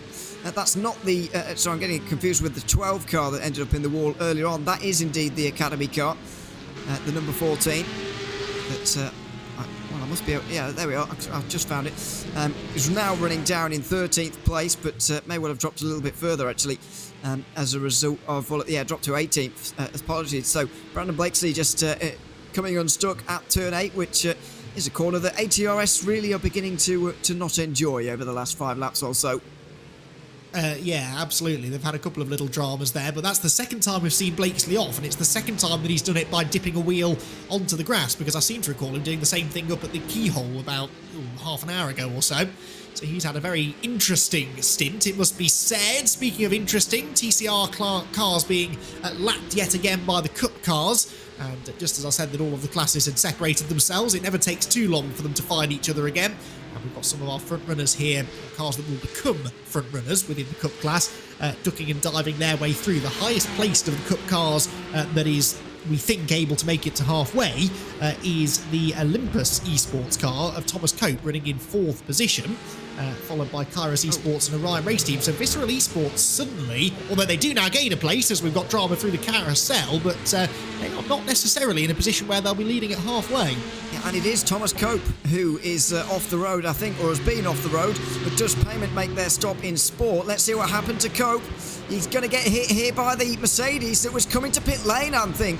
I think that Mercedes is coming to pit lane. Thomas Cope obviously wouldn't have a clue about that. They tried to make the move. He's going to get back going again here, and he's dropped to 12th place, but he was the highest running of those that pitted under the safety car, so especially disappointing for Olympus Esports. One of those unlucky things, really. The Mercedes can't really do anything else. It's probably pretty much out of fuel. Thomas Cope would have no reason to have any idea about it either. Oh dear. Well, further proof, I'm afraid, that the curse of the commentator is very much a real thing, because we just made the point that that car was sitting pretty, perhaps, to score 50 points in a dozen laps or so, but sadly that is not going to happen. So that car dropping down the order, it now does mean that the Kairos Esports car of Ilan Rushto is the highest placed of those that should not need to stop again before lap 97. So we've got touring car battles going on, though, towards the right-hander at turn number 4. They settle themselves out with the HyperX geodesic Hyundai moving ahead of the Audi there into the braking zone. And that group of cars continuing to run in single-file fashion for now, and a rare moment, really, for them to just focus on their own battles without having to worry about the quicker cars slicing and dicing their way through. Yeah, that's it'll be a bit of a relief to them, even if it will be for a short time. But a big train here in the back of the TCR field, and they're certainly not all on the same lap. Sam Belize is at the front of it. He's got somebody in front of him at least one lap down in this race at the moment, and possibly the 3 behind him battling with him, but possibly some more involved who aren't quite on the same lap. Olympus Esports were, though, and they're now in the pit lane with Daniel Sesley right now, so he decides to make his way down pit lane, and we'll drop down the order just that little bit, but that's to be expected, because he clearly didn't pit under the last safety car, and neither did the top 3 in TCR either, along with 5th placed Ruiz Rodriguez needs to pit as well, as the geodesic car from Sport is in. So we are going to see a mini flurry of pit stops here, really, for those who didn't come in under the last safety car, but that's only 15 cars or so out of the 54 that started. Yeah, 6 TCRs by my reckoning, and then 4 across Sport and Cup as well. So it will not be super busy in the pit lane, and of course they will lose ground now, but we'll have to wait and see in a couple more hours where that puts them in the grand scheme of things come the end of the race, because those who are gunning for the halfway points could potentially find themselves losing out later on in the day, but we'll work that out as and when we get there. Coming within now 20 laps of the halfway points being allocated, and the opportunity now to gain a couple of positions before that point starts to become more and more important for these drivers, particularly those fighting for championships. It's tempting to say that maybe the drivers, maybe the teams shouldn't get so fixated on these halfway points, but when you are as close as the front 4 teams are in Cup in the championship, you kind of have to. You have to maximise every opportunity you have to score those big points. It's not necessarily what we've seen so far this season, but you know, if you can take 130, 140 points out of these races, that could be the thing that makes the difference come Suzuka in a couple of months' time. That certainly is. Tedline Racing coming from the lead of the sport category. That's on lap 55 now, and it's a good 10 laps later than the rest of them will have come in under the last safety car. So it's a good place to be, but we'll see what advantage that is, if at all, by the end. Antti Salminen has not been having a good time, and neither have Talk Freak Racing, who are into the barrier, into the tyre wall, and I'm afraid it's just been a terrible day for them. They're 44th overall, down in 16th in the sport class. They may well be the 3rd sport retirement of the race. Yeah, that car has been in the wars from the very start, hasn't it? A spinning qualifying, it was off inside the first half hour of the race too, and sadly their woes continuing now. With every incident they have, the car gets a bit more battered and bruised, and their chances of reaching the finish perhaps get a little bit slimmer. As we follow the German sim racing Aston Martin, number 167, that is battling here for the class lead within sport with Impulse Racing. So this is all cycled through now, so that those at the front of the sport class are all on the same strategy. They're all able to make it to halfway, we believe, and this is a genuine fight for the lead. So we saw, didn't we, that Impulse, by virtue of having a significantly shorter pit stop, were able to leapfrog into the class lead, but are they going to be able to stay there for another 17 laps or so? Well, that's the whole conundrum here, really, where everyone is into the pit lane. Comes SRN again, that is. More than a quarter of an hour in the pit stop for the 174 a little bit earlier on, by the way, and that set them back a long way in the standings, although some of that quarter of an hour came under safety cars, so they got a little bit lucky there. Antonis Despotakis is into the pit lane from Maniti Racing, and from the lead as well. For the 78, they're going to drop right the way down, probably to 18th and last car on the lead lap now. After this most recent pit stop, there's no doubts that they'll be making it to the halfway mark. Yeah, they will be able to make it, but remember they had the 10-second penalty to serve as well, didn't they? I didn't spot then whether they stopped in the penalty box at pit entry to serve it. Change for the lead in sport, and Patrick Prius goes up the inside of Pascal Stix, and that was a lovely, lovely move. Textbook stuff into turn 4, and just before they came across some TCR traffic as well. He could not have timed that any better, and Patrick already now starting to pull a gap over the AMG as they wind their way over the rise and fall section through the S's. That was a lovely bit of driving, had the slipstream down the back straight. In fairness, Pascal did not defend the inside line. I think you could see it coming, and the Aston Martin hits the front once more. Yeah, Prius was in control of this race before the safety car, of course. He must have had a bit of a problem on the pit stop, or at least a little bit of a longer one, and he certainly did. 35 seconds, 36 seconds in the box, as opposed to Pascal Stix only 21, which was actually short in comparison to everyone else. So there's a reason for you, as we see Robin Nurburg off the road into the gravel. That's a championship contender, one of those up inside the top 4. Danilo Hoffman has been also having problems down at turn 6, spinning in front of, well, I think that might have even been the TCR leaders there, 1 and 2 in TCR. Yeah, that was a strange one, wasn't it? Because I don't think he dipped a wheel on the grass, as we've seen from a few others. So that was just lost the rear end, I think, halfway through the corner, perhaps lifted or touched the brakes midway through the turn, and being a rear-engined car, That was enough in the end to make the back overtake the front, but yeah, a bit of a shame to be losing that sort of time there. So Orion Race Team now then take over the race lead, but Kazuki Fujita will be due in any moment now, really, and that will put Kairos Esports into the race lead in Cup. Orion Race Team second and Visceral Esports in third. That is the battle that you are watching now, I believe, though, as Santeri Martikainen tries to find a way ahead of Mike Dam for what will become second place and 45 championship points. That could well do, yes, because we are expecting Fujita into the pit lane at some point. But let's see if the 96 can get through here, and they're really going to benefit from these halfway points. They're going to be the first of those still involved in the championship fight to go over the halfway mark if things stay as they are, and if things stay as I'd expect them to, really, over the next 15, 16 laps or so. But we'll have to get there first, of course. No worries in terms of fuel, though, I don't think, for Visceral. They'll just be in almost immediately afterwards, and then it will be 2 more stops after that to get to the end. But all that can be thrown away with another safety car. In towards the keyhole they go, and out onto the back straight. There may be a chance down here at turn 4 if there's a good enough run from him. Uses a bit of slipstream from the Orion car, then from the slower Honda, and now down towards the corner. He's not going to be close enough for a move here.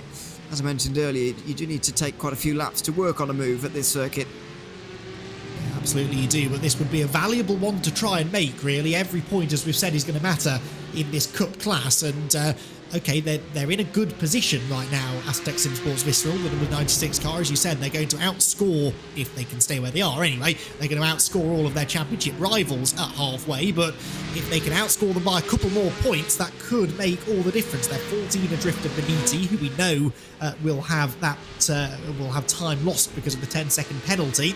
The 97 car is all the way down in 12th place at the moment. Robin Noberg, the 97, just not been on the pace really today.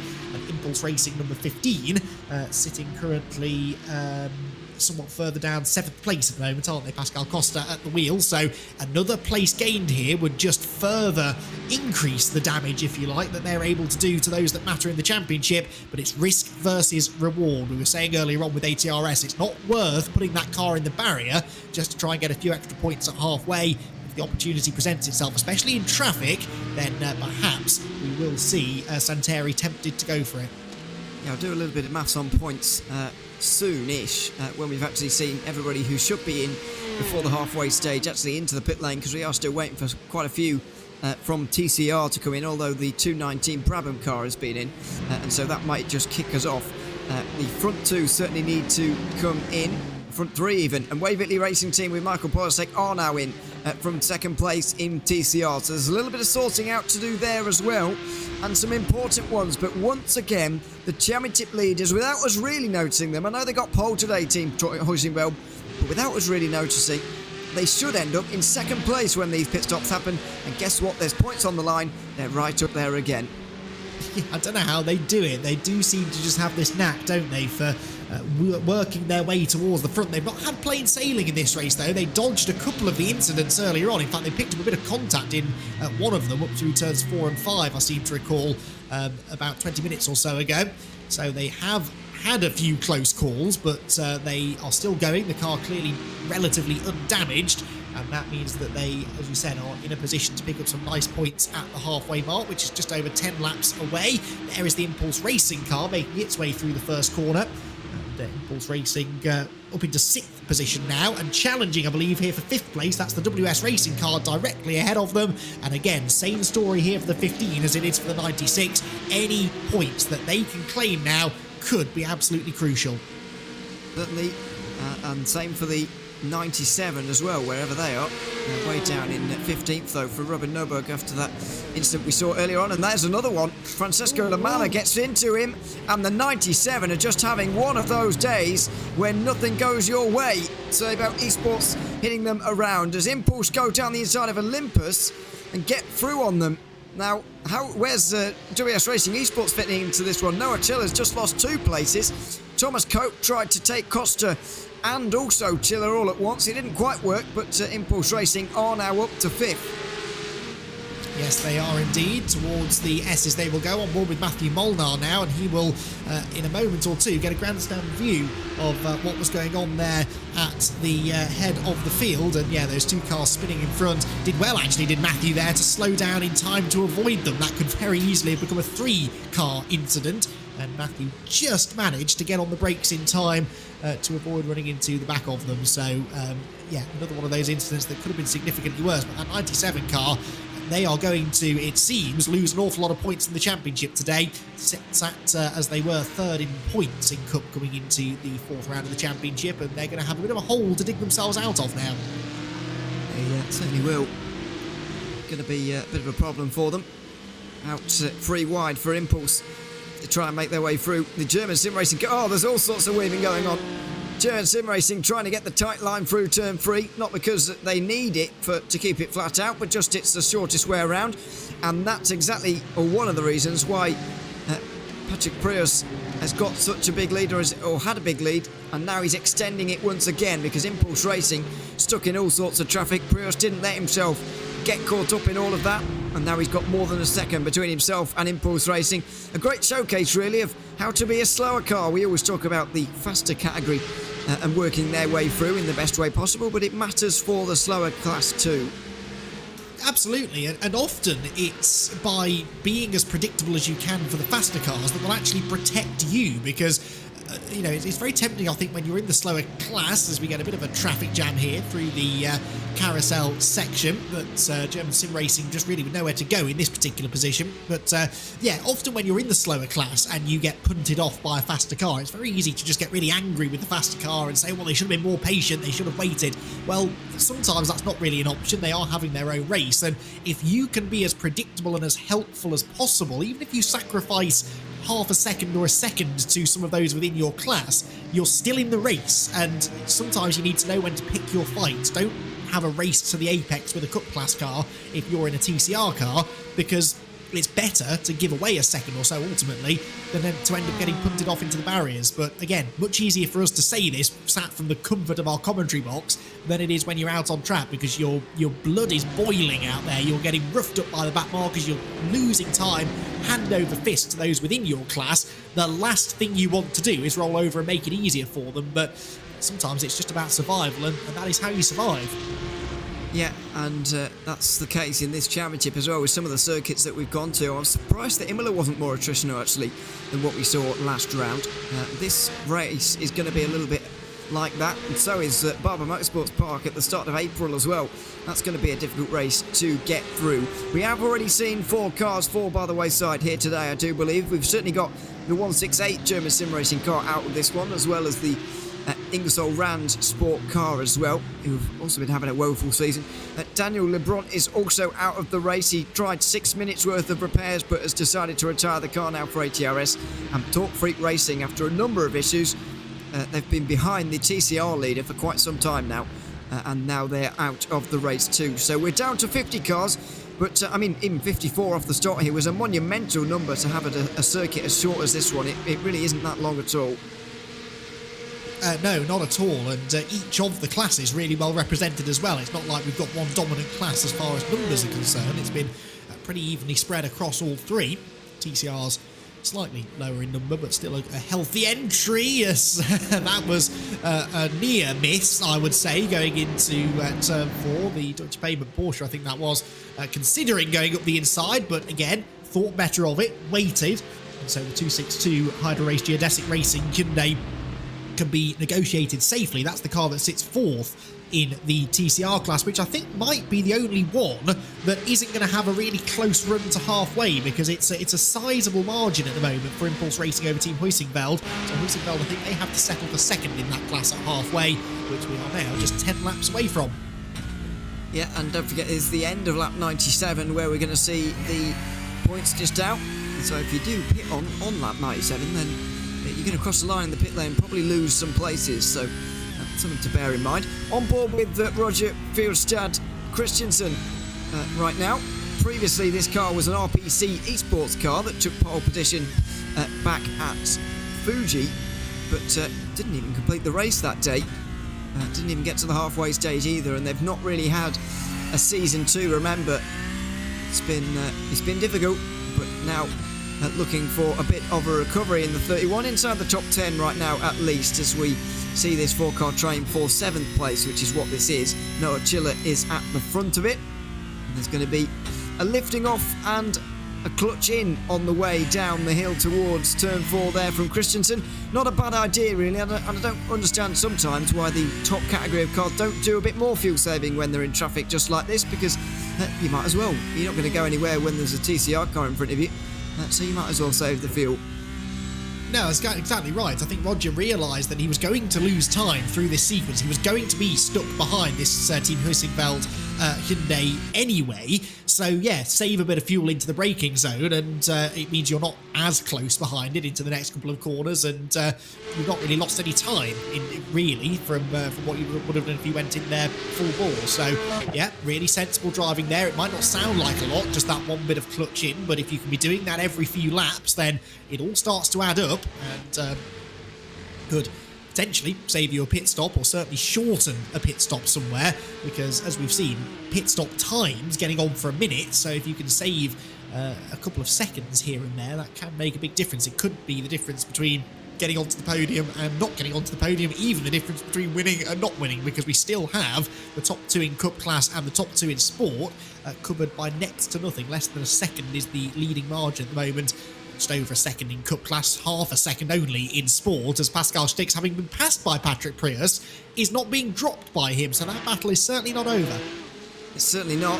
It's very much staying with us for now, although Stix hasn't really made any attempts at a move just yet. He's just staying there, and that's all he needs to do just for the moment.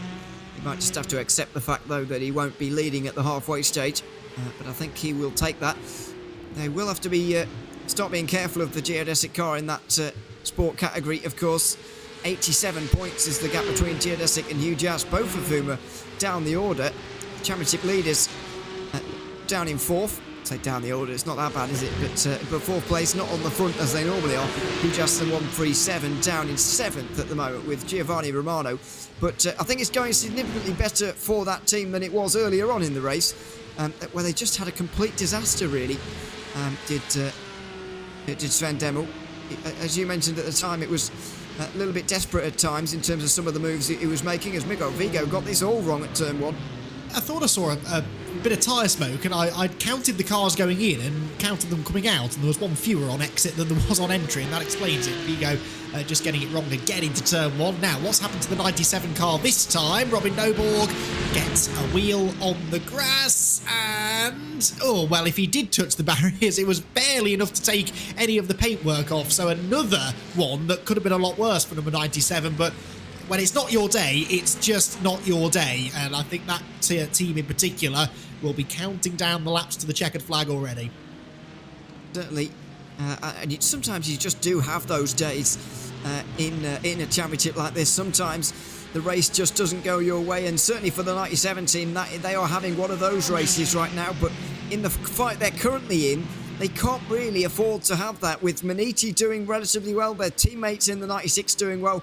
Impulse are up there inside the top 5 right now as well.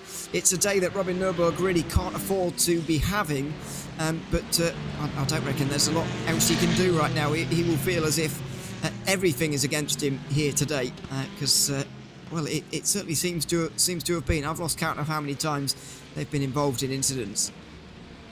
At least 3 or 4, and most of them with contact. That was actually probably the one that's done them the least damage, ironically, and yet will have lost them a huge chunk of time, and so they find themselves running 60th in class as it stands.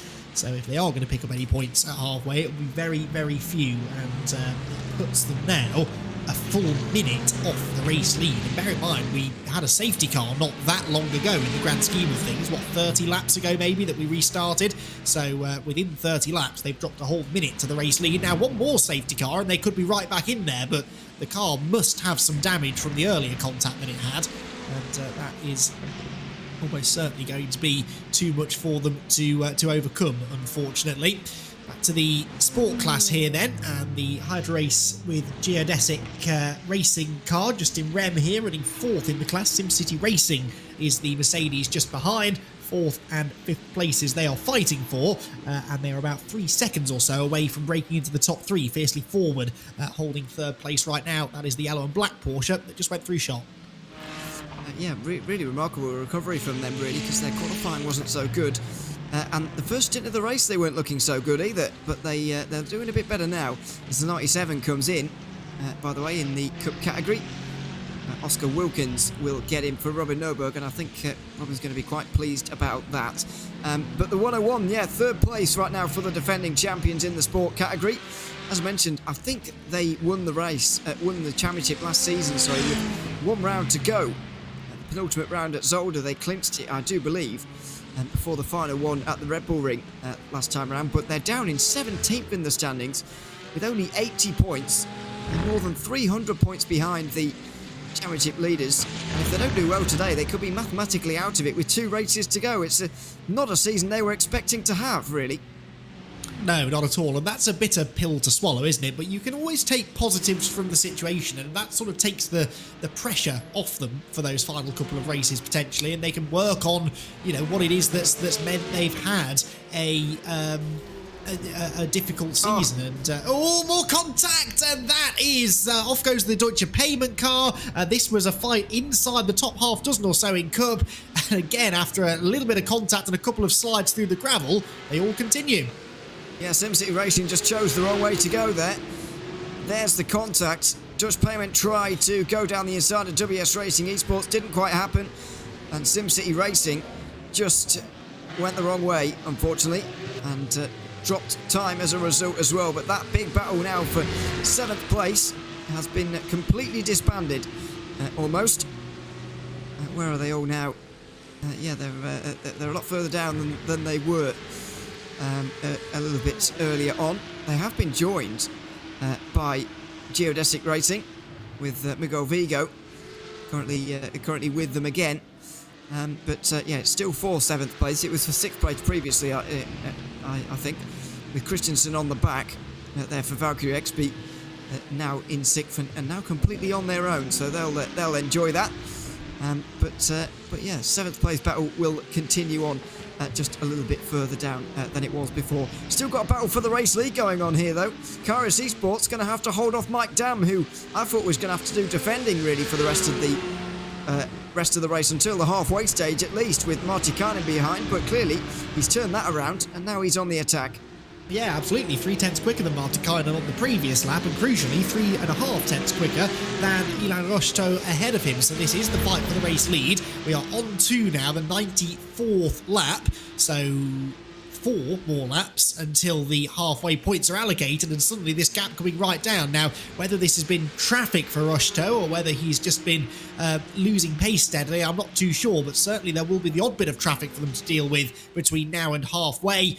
Mike Dam will be desperately trying to take advantage of that. Remember, he races for Orion Race Team. They are 5th in the points and not mathematically out of contention for the championship by any means. If they could pick up a half-time win, if you like, and take 50 championship points out of the first half of this race, then that could put them one step closer to being properly in contention. So there's some significance on this battle. There certainly is. Very significant battle indeed, and not particularly for Karis Esports in terms of a championship. They're down in 19th right now with only 32 points, so they haven't got too much to worry about.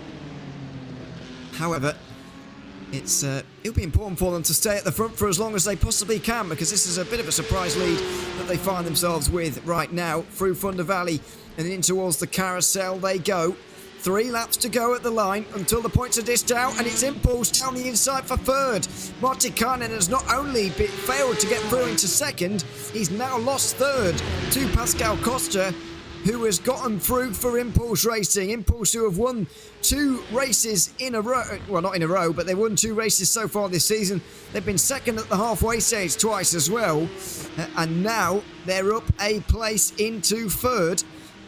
And we'll see. That's going to just get them a little bit closer to Visceral. They started the day 40 points behind the team they've just overtaken. Indeed so. So again, that was of some significance, but funny, isn't it? We were saying not that long ago that some of our championship frontrunners weren't going to do too well at halfway, and suddenly they're starting to close in on the front of the pack. Ilan Rosto defending the lead in towards turn 4, and now they wind their way up through the S's with one of the Hyundais ahead of them to be put another lap down.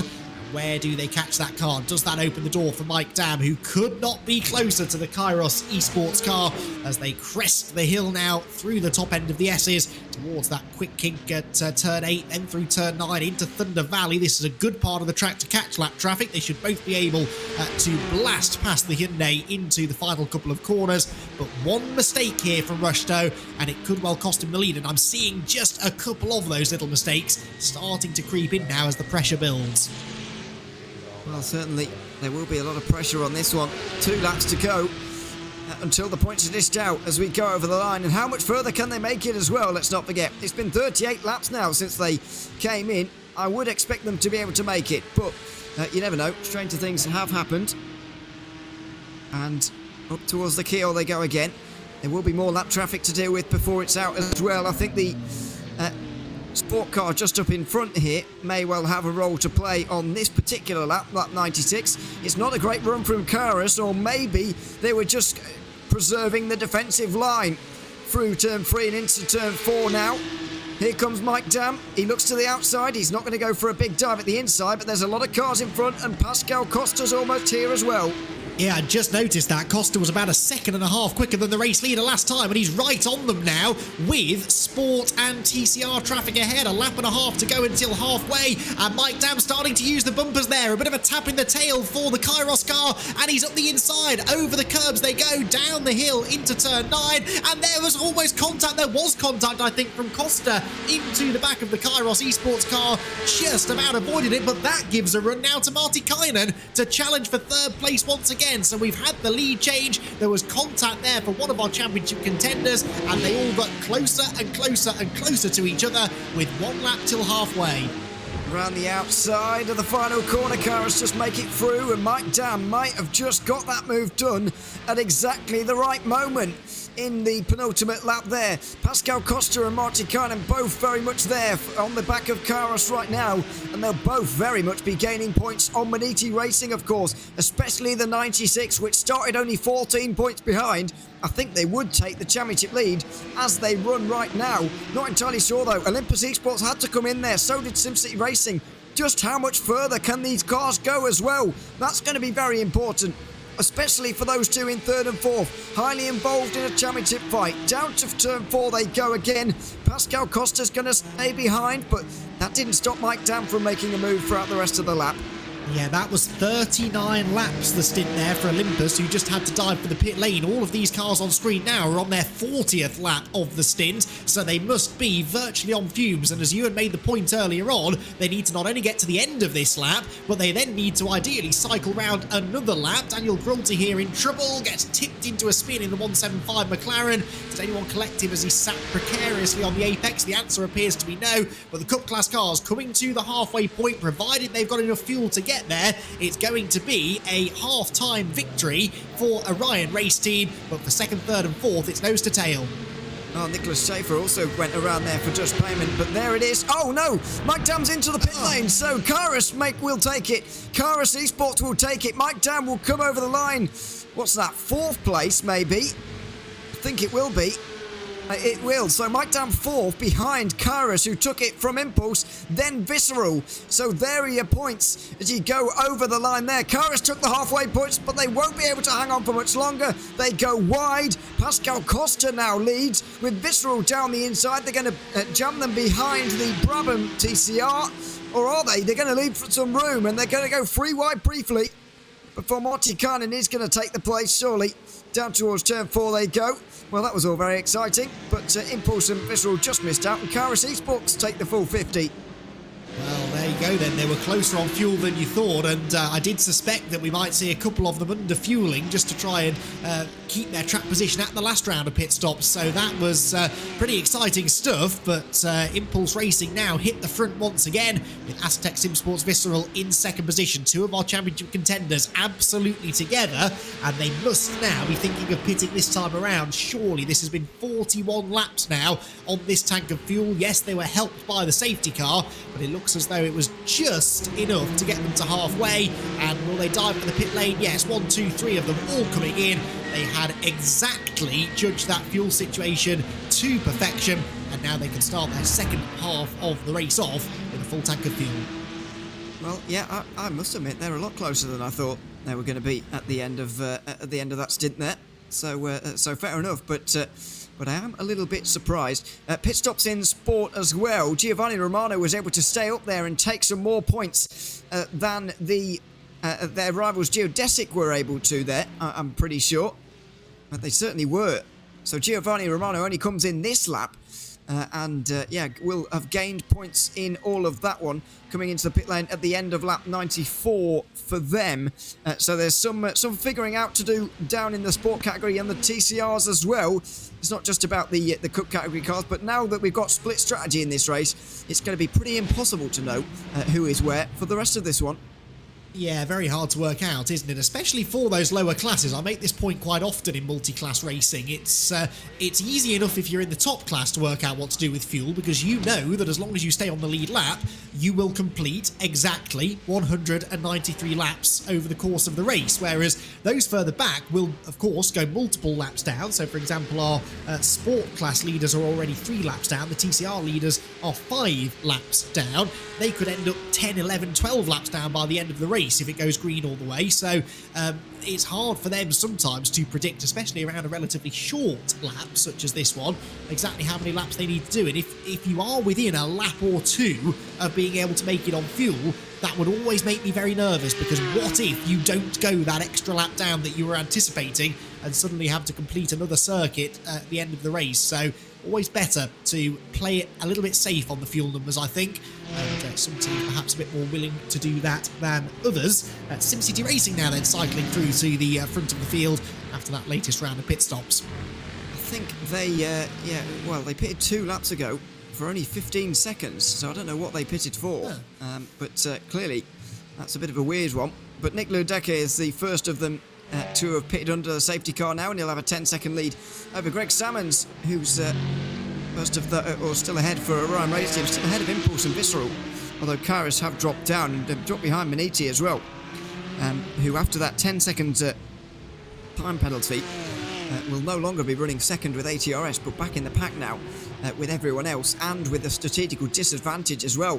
This is not good news for the championship leaders, really, but then again, it only takes a safety car, and they'd be right back on strategy with everybody else, and they'd be pretty pleased about it. So this race confusing for now, but there may well be an obvious safety car opportunity later on for everybody to benefit from as cars go off the road. Yes, they do, and that hands Orion Race Team 7th position as they came out of the first corner, and it will maybe hand Olympus Esports 8th as well. Round the outside goes the Olympus car, and no, Christian Arp not quite able to make that move stick. As far as the 71 car goes then, SimCity Racing, they have taken a short pit stop, as you mentioned, on that last visit to pit lane. And that's because we're once again in this situation where you've got 2 full stints to the flag, plus 1 shorter stint as this Cup class battle continues to rage on. Essentially, if you're averaging out 38 to 40 laps per stint, let's say your next one's going to come somewhere around lap 138 to 140. Your next one after that will be somewhere in the region of 175 to 180. And that means that you've got less than half a stint required at the end. So the obvious thing to do is to take the half tank of fuel at the end of the race, but what SimCity Racing have opted to do is to take that short stop now. It buys them some track position, and we saw some teams do this in the first part of the race. The safety car really sort of put a stop to that strategy in the end. We never got to see it play out, but we've sort of hit the reset button now at halfway, and we're back in exactly the same position. So interesting strategy. We'll have to wait a while, though, to see whether it works. We will, unfortunately, but there's still plenty of time left in this race now. So where are we at? So we're just at 92 to go when we get to the line next time around. Just over 2 hours, which is still just over 2 pit stops for the Porsche Cup cars. So I think those that pitted under the safety car very much had the end of the race in mind, whereas those who stayed out very much had, or do I mean the opposite way around? I think I mean the opposite way around, don't I? One of them had the end of the race in mind, one of them had the halfway points in mind, but then again, as I mentioned, this is why I would lean towards, especially in that situation we had with that safety car, I would lean towards going for them, because while you aren't optimised for the end of the race anymore when you go for halfway, you are, you know, you can be saved by a safety car, and there is always that chance. And even if there isn't one, you know, you're not going to have a terrible race as long as you do nothing wrong on circuit.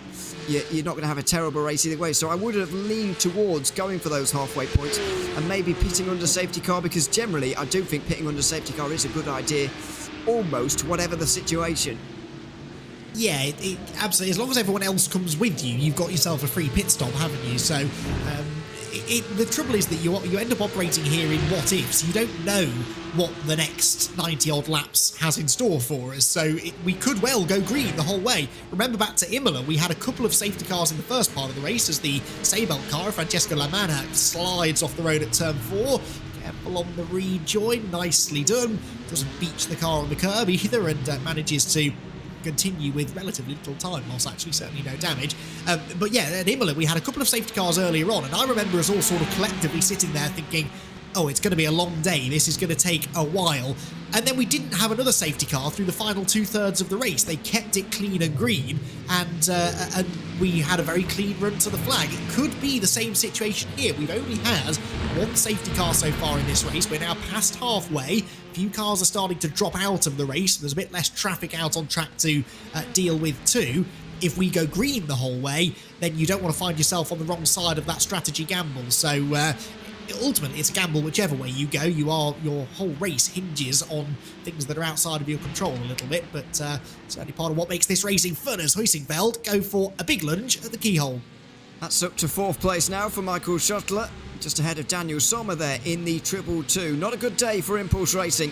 The 233 still out there, but now 9 laps down on the overall leaders, and the 222 unfortunately not able to put up any response there to Huysingveld. Got full send rating. Christian Perez back there in 6th place. You can just see the sort of black and green car in the background. But that's the battle for 4th place. Ingersoll Rand not involved.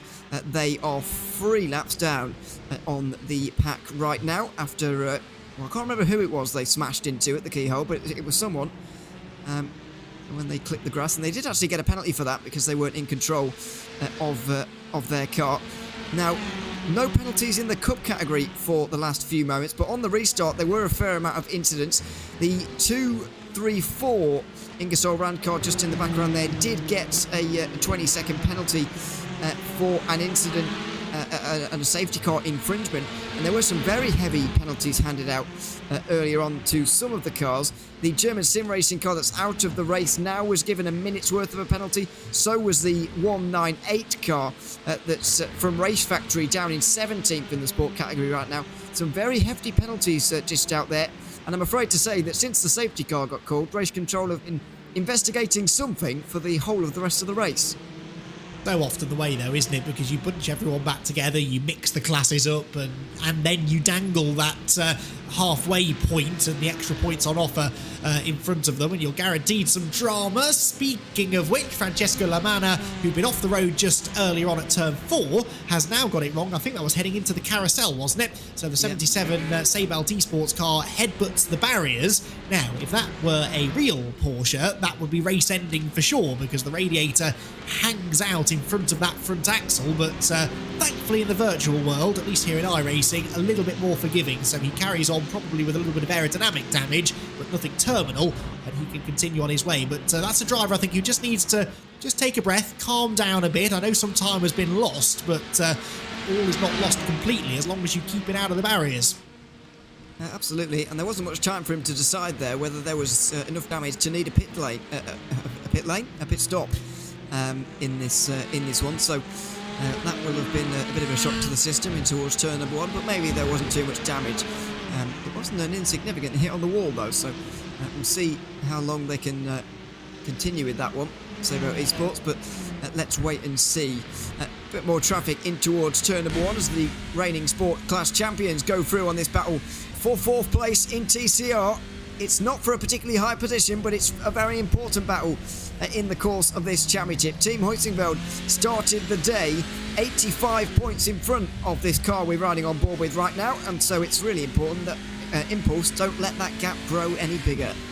No, for sure. And Huizenveld, well, it's tempting to say they're having a difficult day. They're not really, because they actually scored better at halfway today than they have at any point so far this season. They have never sacrificed the overall race result for points at halfway, but presumably they found a way today that they can kind of go for both, and they were up there towards the front at the halfway point of the race, and now they look to the very end of the race to try and get themselves their 4th race victory from 4. Impulse have had 1 podium finish so far this season, a 3rd place at Interlagos round 2, but have yet to take a class win. And okay, maybe the class win will be out of touch for both of these cars today. Certainly for Huizenveld, they do have a habit of sort of worming their way to the front come the end of the race. So points in the bag already. They will certainly want to keep the 222 car behind them as they try to maximise their points again today, as they so often have in the past. Yeah, certainly. I do wonder, though, whether it would be worth Huizenveld focusing a little bit more on those halfway points, as we see fiercely forwards. PCR going a bit sideways at turn 8 and 9 there, but I do wonder whether their championship lead, first of all, will be bigger. Impulse Racing, for example, this season have scored 105 points from halfway stage points, only 93 for Huizenveld, so they've lost 12 points there. And with the other Impulse car, I know that car's way down now, but with that car not doing too badly, despite the fact they've not had a win yet, and Huizenveld have been the only team to win, I do wonder if they focused a little bit more on that halfway stage, then maybe they would have a bigger championship lead, because clearly it is possible to do, as Geodesic are showing in the sport category, having been second at 2 of the races where they won. They were second at the halfway mark. Yeah, that's a good point, actually. It is different, I think, for the TCRs, because they can go that little bit further on fuel. I think that sometimes puts them in a slightly different sort of box as far as strategy is concerned, and perhaps to the point where they have to make 1 fewer pit stop than the other classes. So it is hard to tell. I'm sure that Huizenveld would tell you that if they'd have tried to win at Hull, be in the lead at halfway, they would not have ended up winning those 3 races. And, ultimately they've scored 300 points from winning 3 races. It would, you only score 50 for being in front at the halfway point. So 150 of those bonus points, if you like, have been on offer before this weekend. So, that it does very much strike me as that was a decision they took pre-season. This is what we are going to target. We are not going to get distracted by the halfway points. We're just going to focus on winning the races at the end. And yeah, okay, they may well have ended up with a bigger championship lead, but 51 points with 3 races to go is not a bad position to be in, and I'm sure they would argue that it's bigger than the advantage would have been had they played things differently. We've had some more penalties through, I'm afraid, for the 97 team. It just gets worse. 1 minute stop and go for them for an unsafe rejoin. The 127 Tedline Racing Sport category car has got a 30-second penalty. Jordan Backmeyer's got to give a position back for Brabham Esports as well, but it's on the 299 car that's 9 positions behind him and nearly a lap, so I'm not sure how he's going to do that. But anyway, that's his penalty. And there's 5 seconds as well for the 87 of it's not Liper Esports, it's Tush Payment who have got to serve a 5-second penalty at their next pit stop, as there is one more investigation ongoing right now. But Race Control have done a good job of working their way through most of the incidents so far in this race, and they've cleared most of them now after a fairly chaotic safety car restart, so that's all good news, and we can get on with focusing on the racing a little bit. Like this battle for 3rd place, Greg Salmon's trying to hold back Pascal Costa in the 3rd place, as Oystein Hereford has found himself off the road and in the wall at turn 1. Oh dear, one of the cars that had been running in podium contention most of the day in the sport class suddenly finds itself in the barriers, and As I said, a lot of the incidents we've had today, drivers have managed to keep the car out of the wall, but that seems to be the one place that you can't do that. If you dip a wheel wide onto the grass coming out of turn 1, then there is only one place that you will end up, and that is the tyre barrier on driver's left coming out of the corner. As the battle that Ewan was just mentioning continues to rage on here within the Cup class. Through turn 4 they will go, and you ride on board now with Pascal Costa, the Impulse Racing number 15 car, sits in 4th place. Greg Salmon's ahead in the Orion Race Team car, but of course the pressure really on here for Pascal because he's got Santeri Martikainen right behind him and Antonis Despotakis in the Maniti Racing car as well. Maniti right back in this now too. They presumably have served their 10-second penalty now, you would imagine. So they have done quite a good job actually to still be in touching distance with the likes of Impulse and Visceral Esports. Yeah, it was 88 seconds down pit lane for them as opposed to about 73, which is what you'd normally expect. I know it was a 10-second penalty. They made absolutely sure they were there for 10 seconds as well with that one quite clearly. So they've dropped down now. They're in 6th place, but they are very much involved here, as you say. So good to see for them. But they will be pitting for too much longer here in this race. About 10 more laps. We may well see them in. Pascal Costa to the outside then at turn 2. Is it going to be an all the way around the outside kind of thing, or a cutback and a run on the next straight? Well, neither really in the end. Costa going to have to tuck back into the slipstream and overtake in a different way. 54 would give them the line through turn 3, which is something you don't often see. Side by side for both of the battles then. Costa looks to the inside. He's going to go for it. Maniti Racing on the outside at turn 4, just in the background as well. They're up the inside at 5, which has caused trouble for them in the past. That's where they got their 10-second penalty, as they did that to one of the TCRs. They're not able to make the move happen on this occasion, though.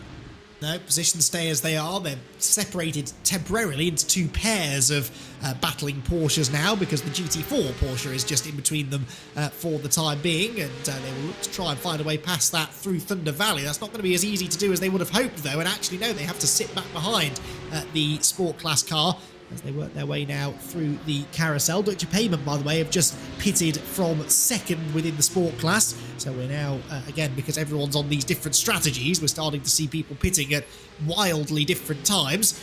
And get a replay here of what's been going on with Nick Ledecky. And how many times have we seen ATRS esports cars doing that at that very part of the track between turn 8 and 9? I feel like certainly 2 of those cars from that team have been off in that gravel trap now. And Ledecky, that's why he lost a lot of time. Still sits 2nd in the Cup class now, but about 7 or 8 seconds further back than he was. Yeah, certainly not good news, because, yeah, still 2nd, but needs to keep going, really, because I'm going to guess that, well, I'm going to guess he's got 2 stops to go here. This is where the real maths comes out. I'm going to guess he's got 2 stops to go here, as have everyone else. However, those that pitted under the safety car have a shorter 2nd stop, and they'll have less fuel to put in for the end of the race, if I'm not mistaken. So Ledecky basically needs as big a gap as he's got, or as he can manage. Unfortunately, that kind of off-track excursion is not going to help him. Certainly not, and you read my mind actually. I was just starting to work out those fuel calculations, so we'll figure that out in a second or so, because I think you're right. I think there was, again, thinking big picture, those who pitted behind the safety car, we had a feeling were going to put themselves in a better position come the end of the race compared to those who stayed out. Traffic there really starting to congest things in this battle that's going on towards the pointy end of the Cup class then. And as they drop down through turn 1, the positions stay as they are, but the Impulse Racing car of Pascal Costa really getting delayed there, and that might now open the door for Martikainen. Looks at the inside into the keyhole, late on the brakes, just manages to get to the inside line first, and that was good, sensible driving from both of them actually. Martikainen didn't fully commit to the move, just in case the door was closed by Pascal Costa, but Pascal knew better than to do that. He settles back in line now. I don't think we'll see him go for a big lunge into turn 4. Probably won't have the chance because they've got the, I think that's one of the Brabham Esports Hyundais to put a lap on. And that would mean that Martikainen holds on to his newly acquired 4th place. Nice bit of traffic there to help him as well. That's the TCR, or was the TCR leader earlier. Now it's Wave Italy Racing Team actually. Michael Polisek now goes through, but we'll surely have to get out of that car soon, as will Jordan Bachmeier getting out of his, because otherwise they'll infringe drive time rules. which I believe are just set to iRacing fair share rules, which really aren't that strenuous at all in terms of getting someone else in there. It's not too much of a strain on any of these teams, but in the ClubSport series you do tend to just change halfway through really, although the starting driver may get back in depending on your setup. Don't tend to see more than 2 drivers at the wheel of a car though in one of these races, and sometimes you do tend to see quite a lot more of one than the other on occasion. For example, we haven't seen very much of Antonis Despotakis for Maniti, but we have seen a lot of Pascal Costa on your screen right now for Impulse Racing. He did wonders really, especially at Fuji on the last safety car restart. There was put in a good performance, and he wasn't able to be caught really, and won them that race for Impulse. As we go back to championship leaders in TCR, Team Hoisingveld still 4th place, but now they've got Full Send Racing behind them, and Tedline Racing, Tedline by Impulse, just up in front with the 222 nowhere to be seen. Daniel Sommer has lost 2 seconds. And Fernando Padilla Romero losing a lot more than that because he got it all wrong going into turn 4. And Nicholas Schaffer has also had some dramas. Oh, in fact, he almost tripped over that car as it rejoined. So the number 87 Porsche, another that's been in the wars a little bit lately, and did well to avoid contact there up through turn 5 as the Hyundai rejoined onto the road. So the TCR lead being held by Wave Italy Racing Team right now, a 1.2 second cushion over Brabham Esports. And they are both on a similar strategy. So too is the Tedline by Impulse car in 3rd. So Team Hoisingveld are also on a different strategy, and I think a better strategy than those directly ahead. So to our point about that car earlier on, focusing on race wins over half-time wins, it looks like they've gone and done exactly the same thing again, as a fight here just to get just at the back end of the top 10 in Cup class is getting very, very tasty indeed as they come towards the end of lap 113. Nice battle in the final couple of corners there. Christian Arp just losing out there for Olympus Esports, having taken over from Thomas Cope. That's Philip Hammer through. And Kevin Richard now at the wheel of the Karas Esports car. How have they found themselves so far away? Have I missed something there? Well, the gaps are quite small, but he's suddenly about 20 seconds behind the likes of Impulse and Visceral, who he was fighting with earlier, so I have no idea where Karas lost all that time, unless I've forgotten something very obvious, but I don't think I have. They went off, didn't they? Did they go onto the grass at one point?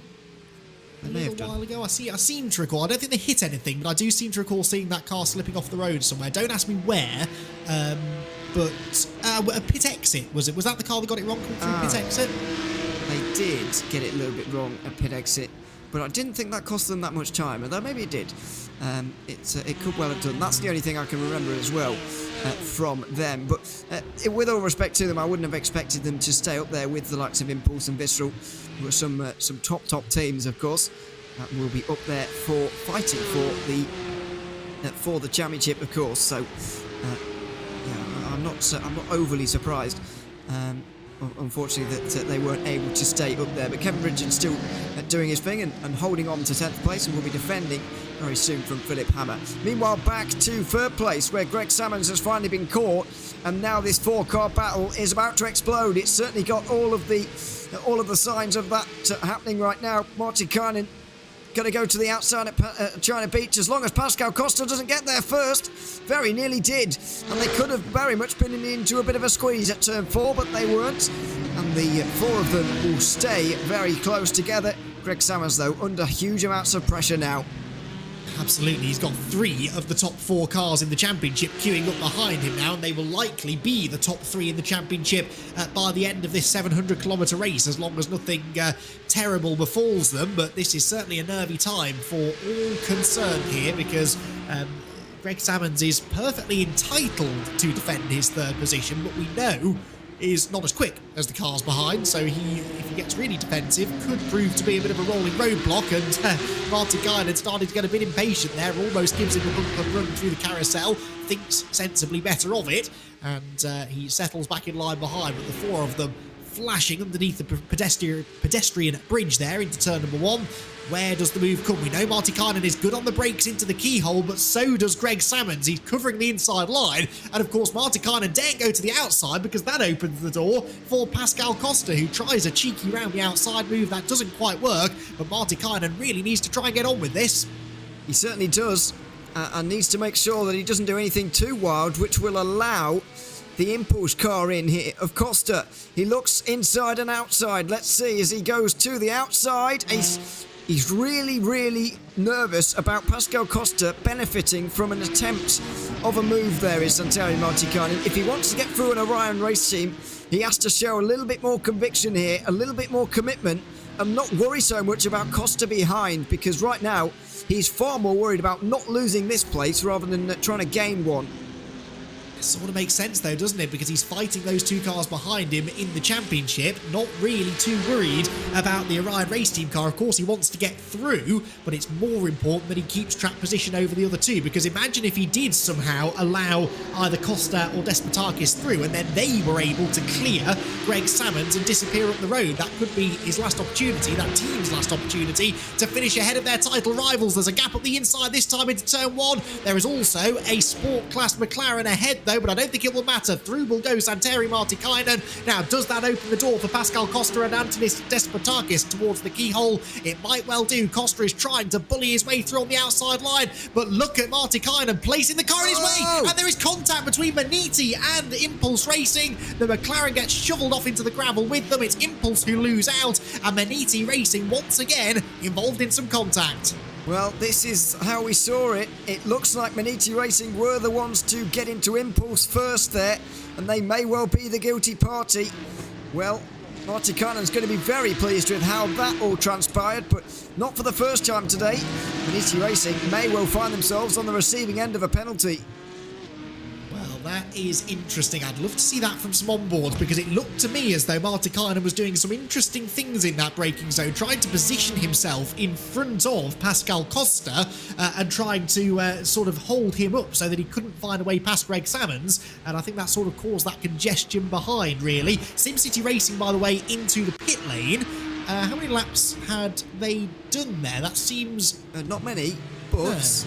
Remember, they only did a 16-second pit stop last time. I don't know why, but it was a short pit stop last time, so I'm not shocked about that. I think that, as you mentioned earlier, instead of doing their short fill at the end, I think you mentioned this earlier on, if they, they could do what everyone else is doing, which is the short stop last, but they've decided to do it in the middle of the race, because why not? And they've got a few laps in the lead, they've got a bit of clear air, they had a big lead as well when they came into the pit lane, so why not?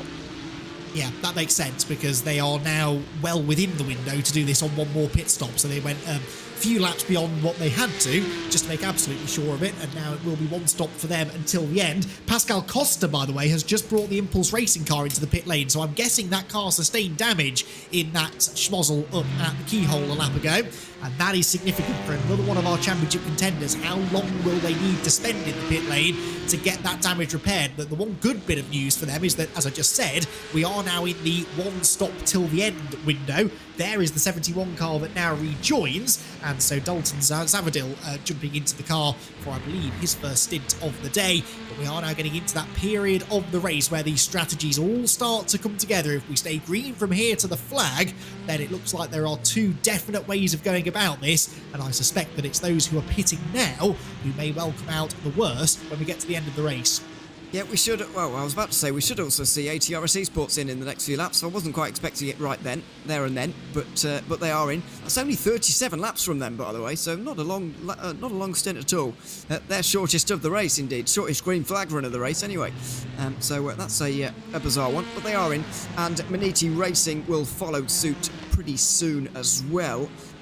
Well, right now, I'm surprised. Why aren't they going so long? Anyway, I don't quite know why they are not going so long anymore. I guess there's just not really need to do any fuel saving anymore, and they can just almost pit when they want, especially those on this particular strategy. They're not entirely pushed up on fuel anymore, because there are, 76 laps to go right now. That's pretty comfortable for them. Yeah, that's exactly what's happening. I think we're in the window, and so we're seeing some people pitting a little bit earlier, almost trying to pinch the fuel a little bit. So again, they don't have to put maybe a full tank on this time, because everyone's still quite tightly bunched after that last sort of, well, I was going to say after that last safety car. It was a long time ago, but it never really seemed to calm down since the safety car, did it? Everyone sort of stayed on top of each other. And so I think for that reason, perhaps some people trying to pinch the fuel strategy a bit and shorten this stop as much as they can. All Cycles, Aztec Simsports, Visceral into the Cup class lead now as we focus in on a battle within the TCR class, and side by side, Full Send Racing living up to their name around the outside at the keyhole as they try to gain another position here. They'll have to settle back in behind though, just ahead of the Team Huysingveld car, and all the while the Cup class cars trying to negotiate them too as they go side by side towards turn 4.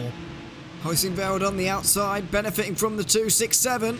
Later on the brakes, looking around the outside, not able to go around the outside, unfortunately, as it looks like Greg Salmons has been off the road for the 44 Orion race team.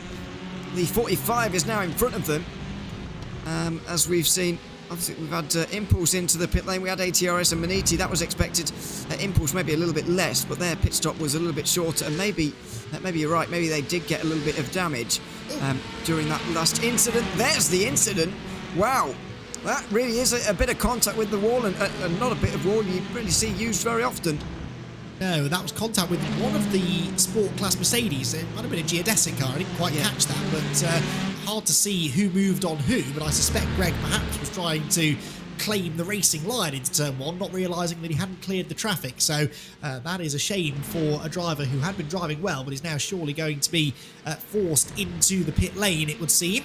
So again, they continue to fall here as we get deeper into the race, and it is at this stage of the race always where you start to see a few more mistakes as drivers get tired, the desperation and the intensity starts to pick up as we get closer and closer to the end of the race. And this time we might be about to see this positional change in TCR, because Christian Perez is up the inside of Norbert Leitner now as they head down the back stretch. The GT4 car to the outside though, and that forces the TCR cars to go single file again. And so temporarily it will be the Tedline by Impulse car that retains this third place. Certainly will. Looking up the inside there, not able to get there. Huysingveld, you can just see in the background, trying to get through as well. Impulse Racing and Daniel Sommer, despite not quite having the pace of these guys by the looks of things, have joined up as well.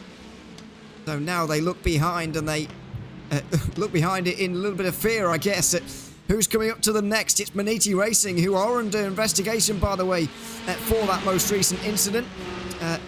Another penalty coming in, by the way, for Graham Sanders in the 62 Geodesic Cup car. They're still running around 10th at the moment. They're actually up to 5th right now, but they'll have a 5-second penalty to serve at their impending pit stop. But having that weight over them at the moment, Maniti Racing are going to be a little bit nervous about whether they will have a penalty to serve very soon as well, as they come through on this battle for third in TCR. And that was very good driving from Norbert Leitner to not let that Cup car affect them too much. Yeah, keep an eye though on Christian Perez. This is the move that he tried to set up a lap ago, wide into the keyhole to try and get tight out and carry the speed down the hill in these front-wheel drive TCR cars in particular. It's that traction off the corner that is so important, and you can see there that Norbert Leitner knew Perez had done that, knew that Perez was carrying more speed down the hill, and so immediately pulled to the inside to try and defend. Side by side they will go for third position now, hard onto the brakes. The Huysingveld car keeping a watching brief, and they're joined now by Daniel Sommer in the Impulse Racing car. As I think you just said, it's Full Send Racing round the outside at 4. That gives them the inside for 5. Is that going to finally lead to the positional change? Yes, it does. So third place in class now belongs to Christian Perez. That was a long time coming, but it was a well-executed, well-thought-out move. And in fairness, good driving by Leitner as well to A, leave him the space, and B, make sure that he got back in line before Michael Schurtler in the Team Huysingveld car managed to get up the inside of him. Yeah, certainly good news all round there. Oh my word, he's sliding there. I don't know quite why. Well, because there's no grass to clip there, so I don't know why. But anyway, putting on a show. And Leitner will try and re-overtake, you'd imagine, or at least try to keep Michael Schurtler behind at the moment, because That Huitingveld car has closed in as a result and even looked a little bit threatening through the middle sector there. Leitner's very quick through turn 1, as you can see. Perez now having to go on the defensive here for Full Send Racing.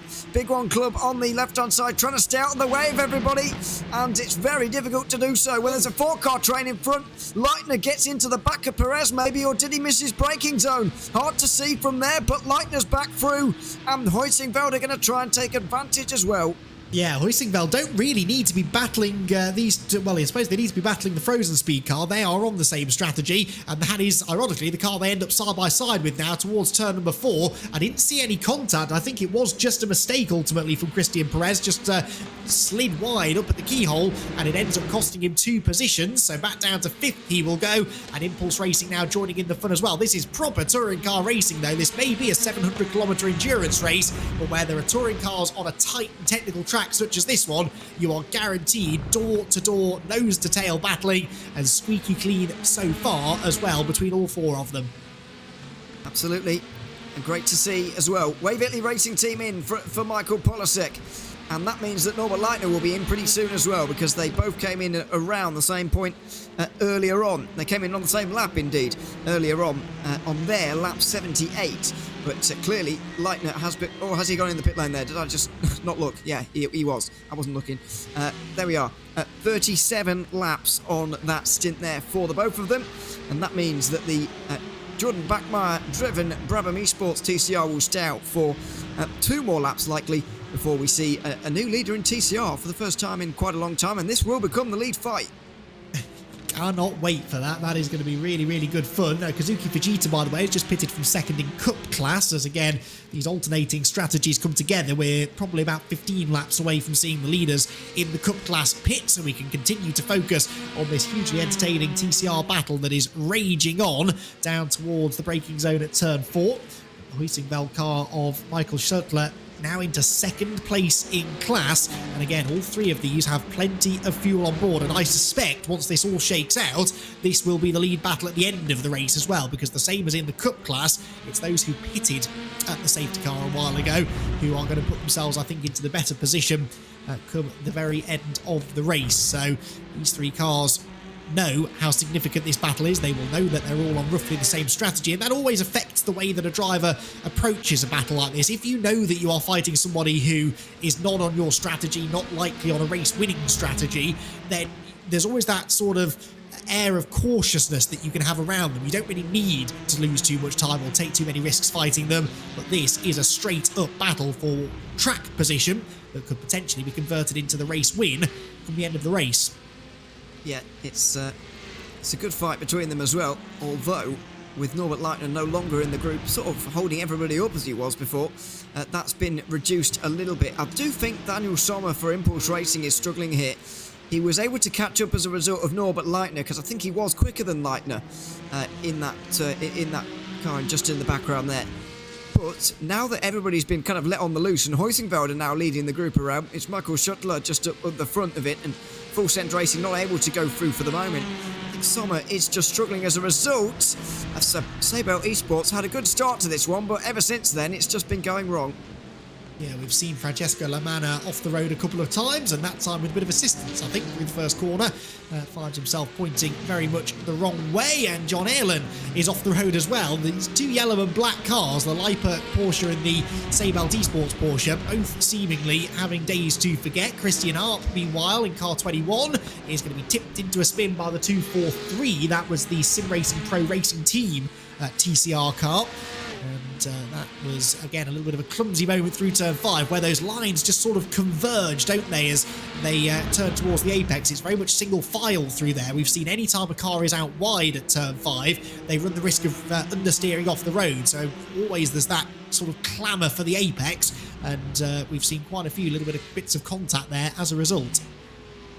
Got big news from Race Control. It's 45 seconds of a penalty for the Ingersoll Rand TCR, but that's for their rejoin, by the way, at turn 5 earlier on. That's less significant, but far more significant. Maniti Racing in the 78. Antonis Despotakis has a 10-second penalty for failing to slow enough in towards turn number 2, causing a collision with the Impulse car and obviously the McLaren Sport GT4 got involved as well, but 10 seconds worth of a penalty for Maniti Racing. It's not a good day for the championship leaders, and with their nearest rivals winning the race, it could be quite a big hit in points. Yeah, that's so you can bounce back from one penalty in a race of this length, but two is an awful lot trickier, and they will now be praying for a safety car to try and help them out in that situation. Maniti Racing, unfortunately, they look back at Mid-Ohio as the race at which their championship challenge really started to crumble, but we'll see. Still got 2 races to go after this one.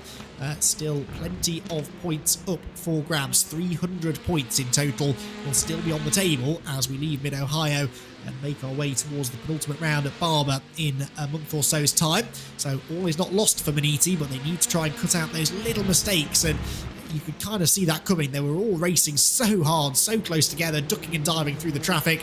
Eventually, a little bit of contact was always likely to happen. Thankfully, the same thing not really happening here in the TCRs. They're staying close together, but no rough and tumble for the time being. Team Huising-Velds looking pretty safe in second place, you'd have to say, or indeed in class lead now, because we have just had the pit stop for Brabham Esports from the lead of the class. So Team Huising-Veld now take over the lead.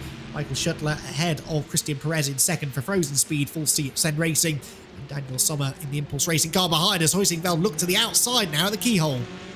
Yeah, they've been pushed out the way. Well, not pushed, but they moved out the way by Christian Perez. And Full Send Racing back into first place again. As Jordan Bachmeier comes into the pit lane from the lead and gets out for Christoph Karakes now in that one. That was at the end of lap 118 for them. So actually was able to go 3 laps longer than some of their closest rivals, like Waverley Racing Team.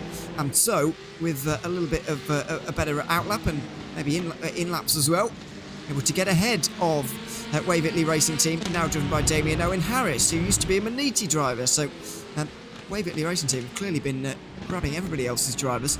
Polasek and Damien Owen Harris now driving together in a TCR, and for different teams as well, as far as I'm aware, unless I've misremembered, but I don't think I have. So there we are. There's the fight to watch back there. But interesting in TCR to see that change, and interesting in sport as well, as German Sim Racing in the 167 coming after only 28 laps of a stint. Now I know the GT4s can go the shortest amount of time on fuel of anyone, but that is a short stint for the race leaders at the time. Yes, that I don't fully understand. They are going to, I think they might still be okay though, possibly 37, 47, 57, 60. Yeah, if they can go about 38 laps or so, yeah, no, I think they should be okay. I think they're just about in the window, but again, they've decided to come in as soon as they get into the window rather than stretching that tank of fuel the whole way. But that was unexpected, especially since they had track position, so I don't really see the point in playing funny strategy games when you've already got the lead and you've clearly got the fastest car on track. But anyway, they must know what they're doing. Well, we hope they know what they're doing. I suppose all will become clear later on in the day, but I think they should just about be able to get to the end, especially when you anticipate they will likely go another lap or 2 down to the Cup class leaders before the end of the race. Now, another incident here involving a TCR car by the looks of it. Oh, out wide onto the grass, and Jake Ward actually really quick thinking there to overcorrect almost, have the car snap back to the right rather than trying to hang on to it, because he would likely have suffered the same fate as so many other people and spun across into the wall on the left hand side. Nicholas Schaffer, meanwhile, in more trouble, this time punted into a spin by Brabham Esports. That they were leading, so will that be a problem now for the 205? And I would suggest that may well be a penalty. It's not quite on our incident list just yet, as the 155 Sport car is given a minute's worth of a penalty, by the way. But that could be a talking point. Ooh. Just payment into the side of Olympus TCR as well, which saves it. Oh, right in front of Maniti in the Cup class as well. Not a nice place to be as a driver. They're sat in the middle of the road, completely helpless, really, for the oncoming drivers. Yeah, I think he clipped the curb a bit too hard on the inside, bounced out into the TCR Audi, and almost sent them both spinning. But of course, a graphic example there of how much easier it is to save a slide in a front-wheel drive car than it is a rear-wheel drive car. The Audi simply floors the throttle and steers into the slide and carries on with barely a delay, whereas the McLaren went all the way around. We've got more cars scattering here coming out of turn 1-2. We seem to have these pockets in the race, don't we, Ewan, where things have been going calmly, things sort of settling down, everyone's settling into their respective battles, and then it all starts to kick off at the same time. We've had drama there in all 3 classes in very short succession. It does seem to be that way, and there's no real explanation as to why very often, but that's the way it's been for the last few moments. Important here for SimCity Racing to first of all not get a penalty by sticking their nose where it's not wanted, but also getting through on Olympus as quickly as possible here, because they are in contention for a race win here. They are legitimately in contention, and you start to understand a little bit why they decided to take their short stop earlier and get out of traffic, because they were trying to avoid stuff like this earlier on. But what they've done basically is just delayed being involved in stuff like this to now. Yeah, exactly. I mean, you'd rather be involved in this kind of thing late in the race, though, because there are fewer cars to negotiate. Bounces over the curb there, the Deutsche Payment esports car, number 87. And this is, again, one of those situations where the Cup cars have caught the TCR cars, and we're throwing a couple of the sport class cars in for good measure too. And everyone just has to remember to give each other a little bit of space. The Brabham Esports car now has a snap of oversteer through the first corner, bounces onto the track again, and the Cup car's scattered, just not quite knowing where it was going. This is all starting to get very lively indeed. To the outside, or to the inside, to the vent goes the Deutsche Payment Esports car, the Lippert car that was trying to go to the outside. We've seen the 92 in trouble a few times in this race, but that time John Erlen drops back in line behind the number 87. As this 4-car fight just towards the back of the top 10 races down towards turn 4. You can do almost anything to those TCRs and they still won't spin. Brabham Esports just going for a wild ride, looking like a sort of rally event there across the grass here at Mid-Ohio, but there we are.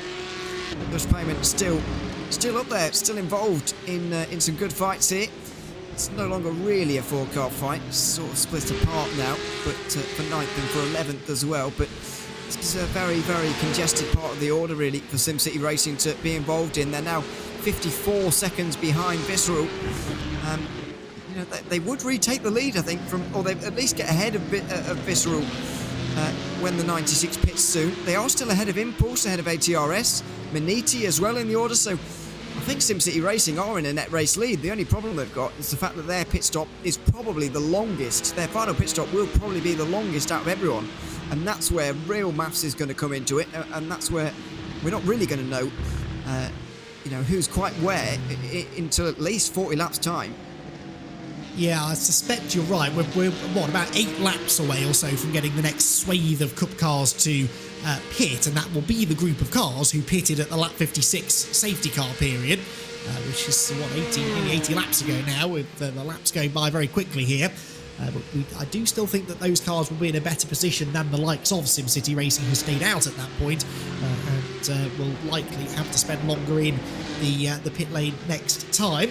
Those who are going to be pitting next will do so just shy probably of lap 140. That will then take them through to somewhere just before lap 180, and they will have to put less than half a tank of fuel in at the final stop, whereas those who pitted last at lap 120, well, they will be able to go through to about 160.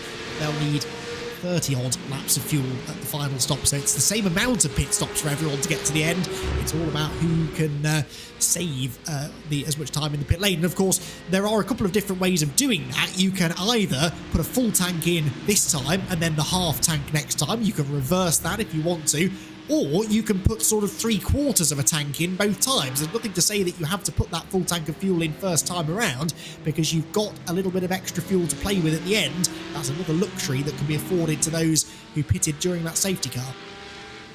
Yeah, it certainly is. It's an interesting situation again to watch. Very strategical in the Cup category. The Sport category less so. All of those that stayed out under safety car really have fallen by the wayside. So it is left to about 6 contenders really now, who were all involved in the fight for the race win.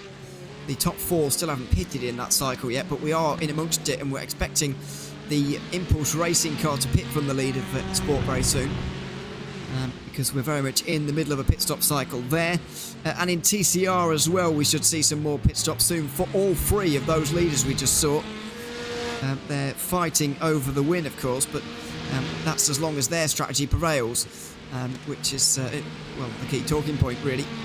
So we're enjoying the battle for what it is on circuit. It's good entertainment, but it could well be for, you know, 4th place, or it certainly could be for, that's probably the worst it could get for them, really. It could well be for not 1st place by the end. So we'll wait and see, as SimCity Racing still stuck behind Olympus Esports. This is becoming very important now for them to get through as quickly as possible. Yeah, absolutely. They need to try and get this place if they can. The one thing they can't afford on their strategy is any extra time loss, knowing that they've probably got some time loss in their near future anyway. That final pit stop, as we work our way now towards very much the final third of this what's been an enthralling race. For a race that hasn't had that much safety car interruption, it has never really left us wanting for something to talk about. There's always been a battle somewhere across the various classes, often more than one at a time, which has made our poor director Hugo Luis's job even harder, trying to keep track of all of the battles. But he's done a good job of keeping us abreast of everything that's been happening. And I suspect there are still a few more twists in the story to go here, as we make our way towards that final couple of rounds of pit stops. And we see no real sign of much separation within the classes.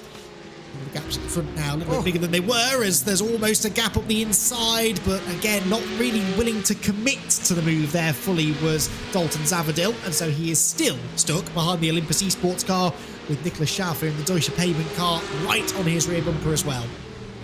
Certainly. Although Sheffer just went a little bit wide there. And now falls off the back of SimCity Racing. Maybe now they can just try and begin working here. Working away at trying to get through. It's not been a good debut season for SimCity Racing. They're way down in 16th in the standings at the moment, but they've got an unprecedented chance at a strong result here. Oh, that's a real push from Olympus. And very nearly contact with the Hoisingveld TCR as well. Nicholas Shepard tries to get involved. The TCR doesn't want to be bullied out of this either. A shoulder barge there from Michael Shuttler, and fair play to him at the keyhole there. As now SimCity Racing, Zavadil gets back into the slipstream of Olympus, just up in front of him, trying to get it into China Beat, but not going to be able to, and they're still stuck behind.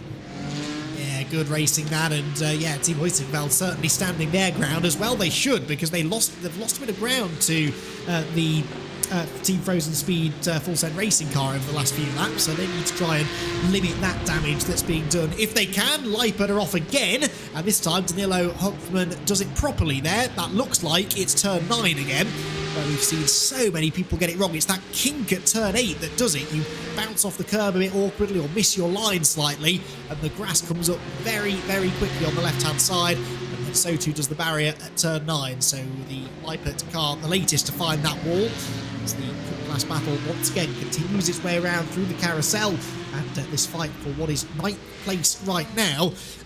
This really has been the undoing, I think, of the 71, and Hopfman off again, presumably with some steering damage after the first incident, and just gently nudges the barriers at the carousel. Yeah, not too much contact and not too much damage, you'd hope there. Zavadil looking outside, going inside. He dives it this time. Much more conviction, much more commitment. And he should have the place with a great dive at the keyhole. That should be it now. 9th place for the 71. He's got a bit of defending to do before it's all said and done just yet. He's going to have to stay to the inside on the run down the hill towards China Beach. He can't afford the Olympus car to go round the outside at 4 to get them the inside at 5. He's going to shove them as wide as he can and then take the line into 5. That was a nice move and a good defence as well to hold the place. Yeah, good stuff there, and that really was what Zavadil had to do. He had to be aggressive with that move at the carousel, which he was, and then had to be equally aggressive, if not more so, with his defence at turn 4 half a lap later, which he was. So yeah, really well done that from Dalton, and now he leaves Christian Arp to defend from Nicholas Schaffer. Remember, these two both pitted on the same lap about 37 laps ago, so we're not far away at all now from getting some of these Cup class cars in the pit lane. In fact, the HyperX Geodesic racing car of Graham Sanders has just dived for the pit lane, and that looked like the Deutsche Bank car coming in as well.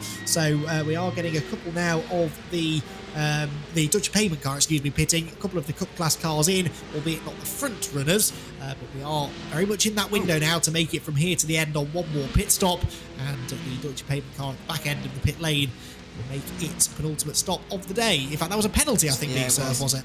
I was like, why is he parked in his box like that? He wasn't. He was in the penalty box. More penalties to report, by the way.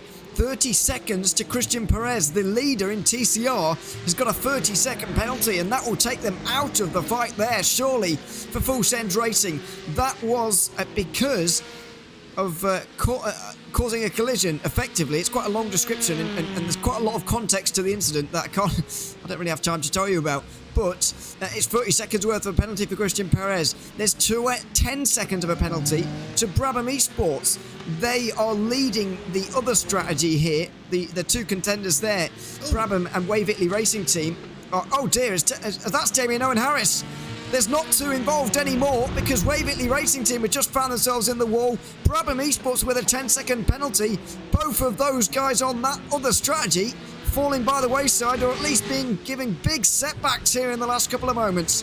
Yeah, that was a big hit there for the Wave Italy Racing Team, who, in fairness, I think kind of brought that on themselves. They were squeezing someone out wide out of turn one and sort of spun themselves across the nose of that car. As I said, we're into the window now for the Cup cars to make it on one more stop, so we're seeing lots of activity in pit lane. ATRS's number 14 is in, Patrick Hingston aboard that car. We've also had the number 23 WS Racing car, Orion Race Team, Olympus are in too, so lots of cars making their way down pit lane, but I'd anticipate another couple of laps out of the leaders. 37 laps completed so far for 96 and 17. 38 laps completed now, in fact, for Visceral, as they come across the line to complete lap 136. So they are likely able to do another lap or so, and this will be their penultimate stop of the race being completed, which will temporarily hand the lead back to SimCity Racing, Dalton Zavadil, which is why there is this significance to him gaining that place a while ago, because he is now starting to march away from Impulse Racing, and those two, along with ATRS, number 13, and Meaty Racing,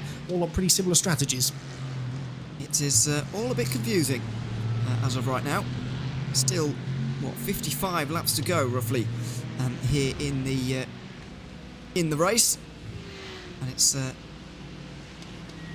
been a good one. It's going to be a good finale as well. Waiting to see how long Santeri Martikainen can go here, because this is lap 39 of his stint. It's a full green flag stint as well. So this is turning into an impressive run now for the Visceral car.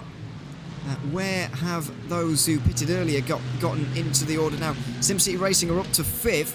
None of those that have pitted have been able to get ahead of them as of right now. But Impulse Racing are only a second and a half behind SimCity Racing, so that's going to be effectively the fight for the lead here on that other strategy.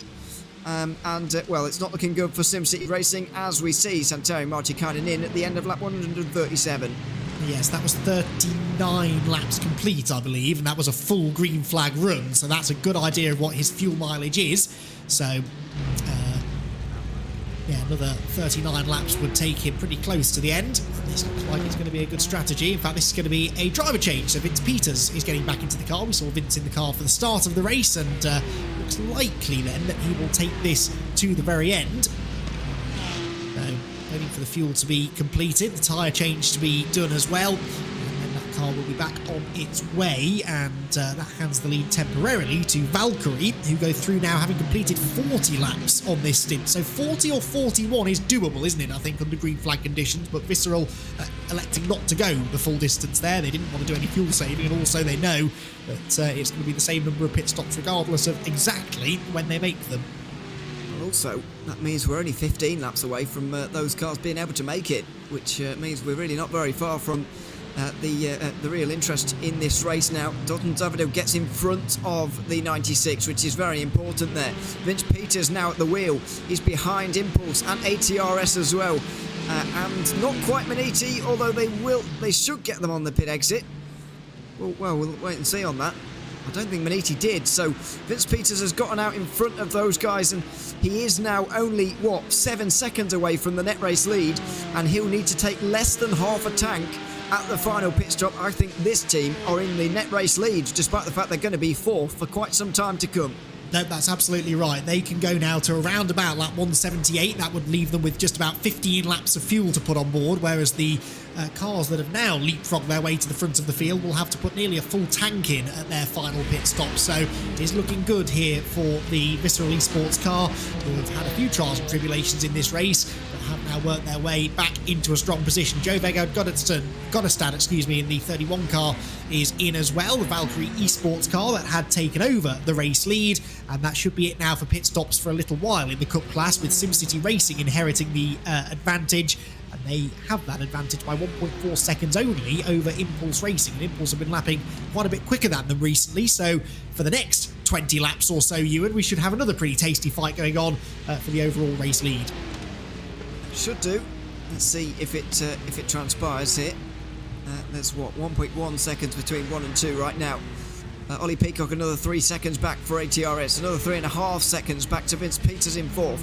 Maxime Marriott another 4 seconds behind. Valkyrie going to drop down a bit further than that. As they get dropped down off the jacks, they're going to slot out in 6th place. Ahead of Antoine Mays there for Orion Race Team. And then Greg Salmons, the other Orion car. So the order, I have to say, since the safety car restart, I've not quite had a handle on this race at all. But now I do understand what's happening, as these races always tend to happen. With the safety cars, you get 2 different strategies, rising to the fore. You get very confused for a good few hours, and then it all makes sense at the end. And at the moment, it's all adding up for Visceral Esports. As far as we can see, it looks like they are going to inherit the race lead, but that doesn't mean the fights aren't going to be interesting.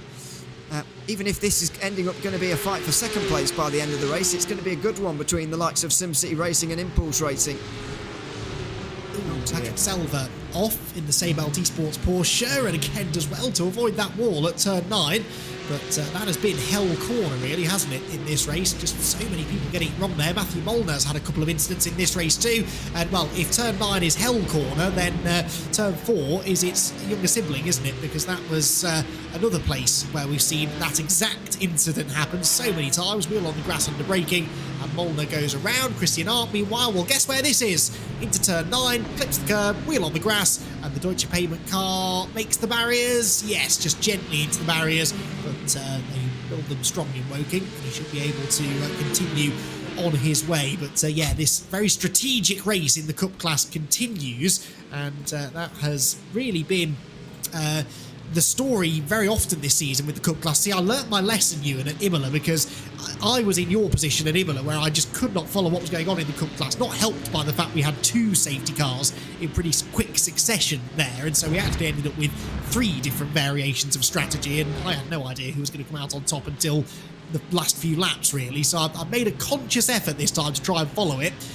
I've got a handle on it just about, but it's always fascinating to watch. It's why I quite like there to be 1 or 2 safety cars, because then not everyone does the same thing, and you have other ways to gain some track position other than having to find a way past someone on track.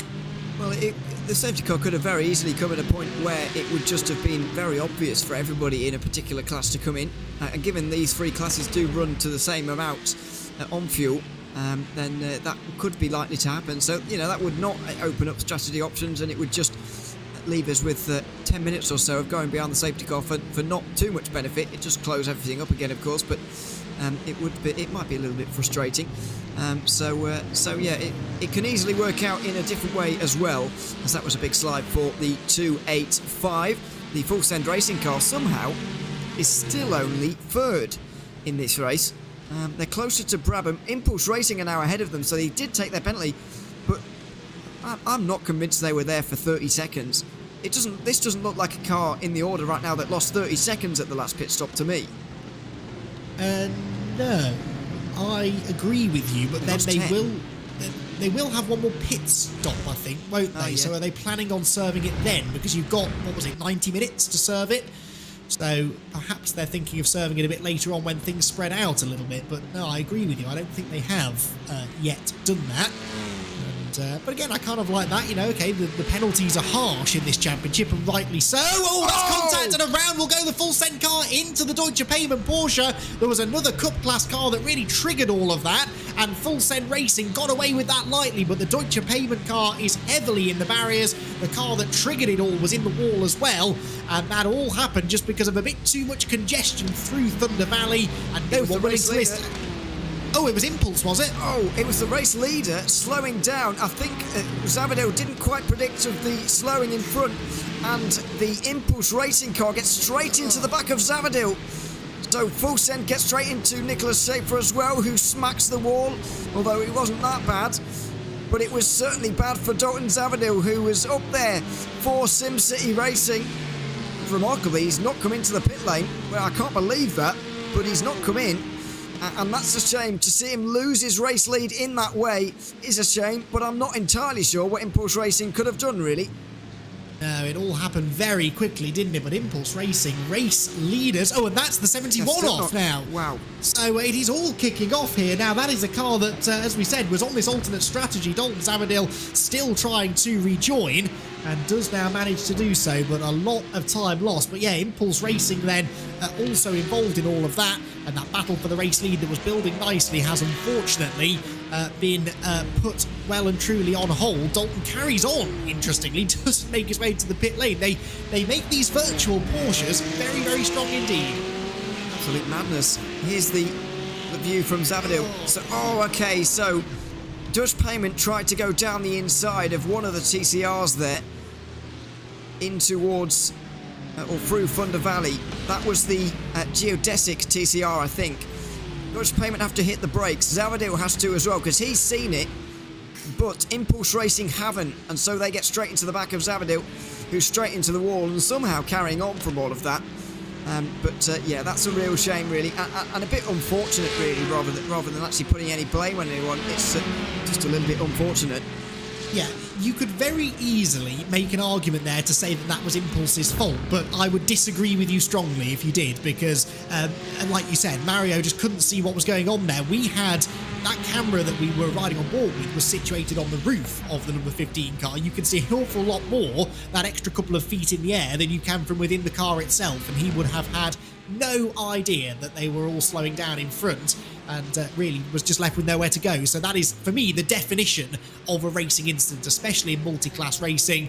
One TCR car doing something a little bit unexpected, and it was that domino effect, wasn't it, that unfortunately affected that whole group of cars. So real shame that we saw that happen there. They were likely to end up losing time in the pit strategies anyway, but that most definitely now takes SimCity Racing out of contention. Unfortunately, it does. We'll see if Impulse Racing actually have any damage as a result of that. I would be surprised if they did, but you never know. So we'll check on them at some point. And SimCity Racing are now in. It's probably going to be their final stop of the day, but it could be minutes long, I'm afraid, here this afternoon. So that's not good news for them. Everybody else seems to have gotten away with it, really. More penalties have come in, by the way, and a couple of the penalties are for failing to serve penalties. So the Hugh Jass Sports GT4 McLaren has got its penalty doubled for not serving a penalty from 2 hours ago. So that's now 20 seconds for them to serve. The 221 and the 225 have both got 10-second penalties as well for their final pit stops. That's Olympus Esports, and it's also who else for the 225 team? That's Big One Club as well. Not really involved in the fight in the overall for TCR, but they both have penalties to serve at their final pit stop. And those final pit stops will be coming up fairly soon. Brabham Esports are leading right now, but they only have 8 seconds over Impulse Racing. That's important because the 205 will have 10 seconds worth of a penalty to serve at the final stop. And it's going to be a longer stop as well, because they were last in on lap 118, which is, well, quite a long time ago now. Yes, indeed so. Brabham should have 20 laps plus in the tank for now, but they will have to come in then, and as you said, that will be quite a bit sooner than Impulse Racing or Frozen Speed Full Send Racing, who will definitely find themselves, I think, in a favourable strategic position moving into the closing stages of the race, in much the same way that Visceral Esports are going to in the Cup class. And speaking of Visceral Esports, they move ahead of the Brabham Esports car that leads its class. That was, well, that is the definition of clumsy, I think, really, Ewan. The GT4 car parked itself in the middle of the road, and the Cup class car really didn't know which way to go. Oh, Jake Ward as well. Well, that is a TCR car spinning. Can't believe it. It's possible. It's possible. Jake Ward having to pull out of everybody's way as well here, finding a really chaotic part of the order. There's William Brennan as well, bouncing over the grass in much the same way that TCR did earlier, but with a lot less gracefulness, I'm afraid to say. And I wonder if that car's maybe just damaged and limping to the finish at this stage, because that was really not a spirited effort to get back onto the circuit again. That 198 is the Race Factory car, currently 12 laps down on its class leader and actually last overall as a sport class car, so they're clearly just limping to the finish.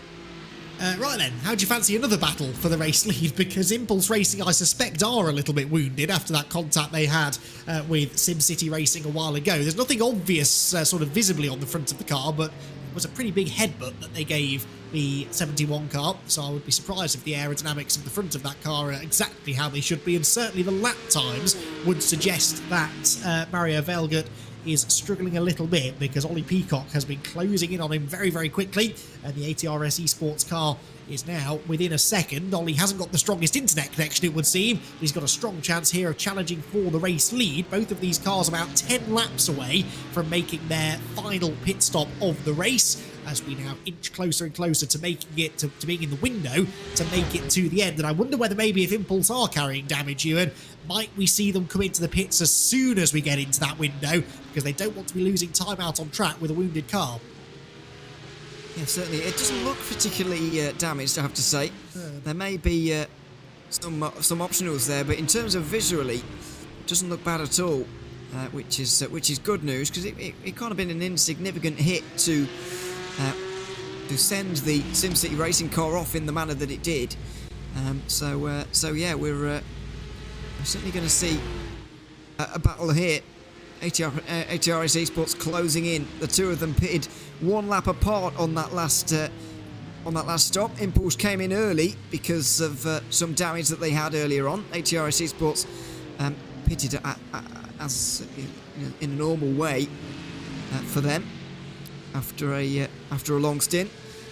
So they've paired up now, and they're battling away for what may well turn out to be second place to Visceral, who are not far behind them by the end of the race. We'll see on that, of course, but for now it is for the race lead, and for now Impulse Racing are holding on, but certainly seeming like they're holding up ATRS Esports really, rather than matching them. Yeah, that's a good point, actually, because we know that Visceral are in a good position here to leapfrog ahead of these two, because they have that much shorter final pit stop to come. But the next car that has a short final pit stop would be Valkyrie X-Type in 5th position. They are 25 seconds off the race lead. I think they're probably still close enough to leapfrog into second place. Bear in mind the final stop coming up shortly for these two cars is a full tank of fuel, as Impulse get it all wrong through turn number 12, almost opening the door into the carousel, but Mario Velgert parks the car on the apex. Of course, they are losing more and more time to those cars behind as they start battling as well, but I think there's a good chance here that Visceral and Valkyrie might find themselves in the top two positions once all is said and done here. But Impulse Racing clearly struggling now. The lap time, the pace just isn't there right now for the number 15 car, and it does look as though perhaps Mario is suffering from a little bit of understeer, just understeered wide through turn 12 just then, and very, very nearly found himself off the road altogether. I think you might be right, actually. I didn't quite consider Valkyrie maybe as much as I should have done. Although, whoa, they're having one or two internet connection problems there. They're fine, but yeah, they could challenge for a podium here, which would be a fantastic result for them. We'll see if they can. Tuck in behind the huge-ass Mercedes. This is going to be very disconcerting for Impulse Racing to see that car in the background behaving in the way that it is. That's Karas Esports and Kevin Richard off in a big way, and hopefully avoiding that tyre wall. They will do. Oh, bouncing onto the circuit quite literally, and they're back again there. But unfortunately, since they lost the race lead, and since they took the maximum 50 points at the halfway stage, it's not really been a good race for Karas Esports anymore. No, it hasn't, has it? They very much had their moment in the spotlight and then very quickly faded from view. And the only time we now seem to pick them up is when that car slides off the road. Nose to tail though for the race lead as we make our way onto the 149th lap of 193, so we're not quite in the window just yet. And again, impulsor out wide. That car is definitely starting to understeer through some of the high-speed corners, and Mario Velgut doing a good job to hang on to it, but Ollie Peacock will sense his opportunity. This 13 car has been up and down the leaderboard all day long. It's been in almost every position possible, I think, inside the top dozen or so, and it now wants to try and get into the race lead. Remember, this is one of the cars that started near the front of the field, faded a bit through the first half of the race, but now Ollie might be thinking about making a move. Not quite close enough into turn 4. This kind of race has been the story of ATRS's season, really. They've finished every race so far, but not in the position that maybe their pace has deserved. And so they're probably out of championship contention, really, without a miracle. But they can get race wins, as they're showcasing here, and definitely podiums as well. It would be their first if they were to get there. They've got a lot of work to do between now and then, of course. But for now, it is looking good through Thunder Valley, and a bit more traffic now. They've been on their own for a little while, but now there's some traffic to contend with, including the Brabham Esports car, or one of them anyway. See whether this is the race leader in TCR, or whether it's the car running a little bit further down. It's running a little bit further down for Brabham Esports. That one down in 8th place with Stephen Walker at the wheel right now. Nose to tail for the lead though, and Mario Velgut will not like seeing that car blinking in the background.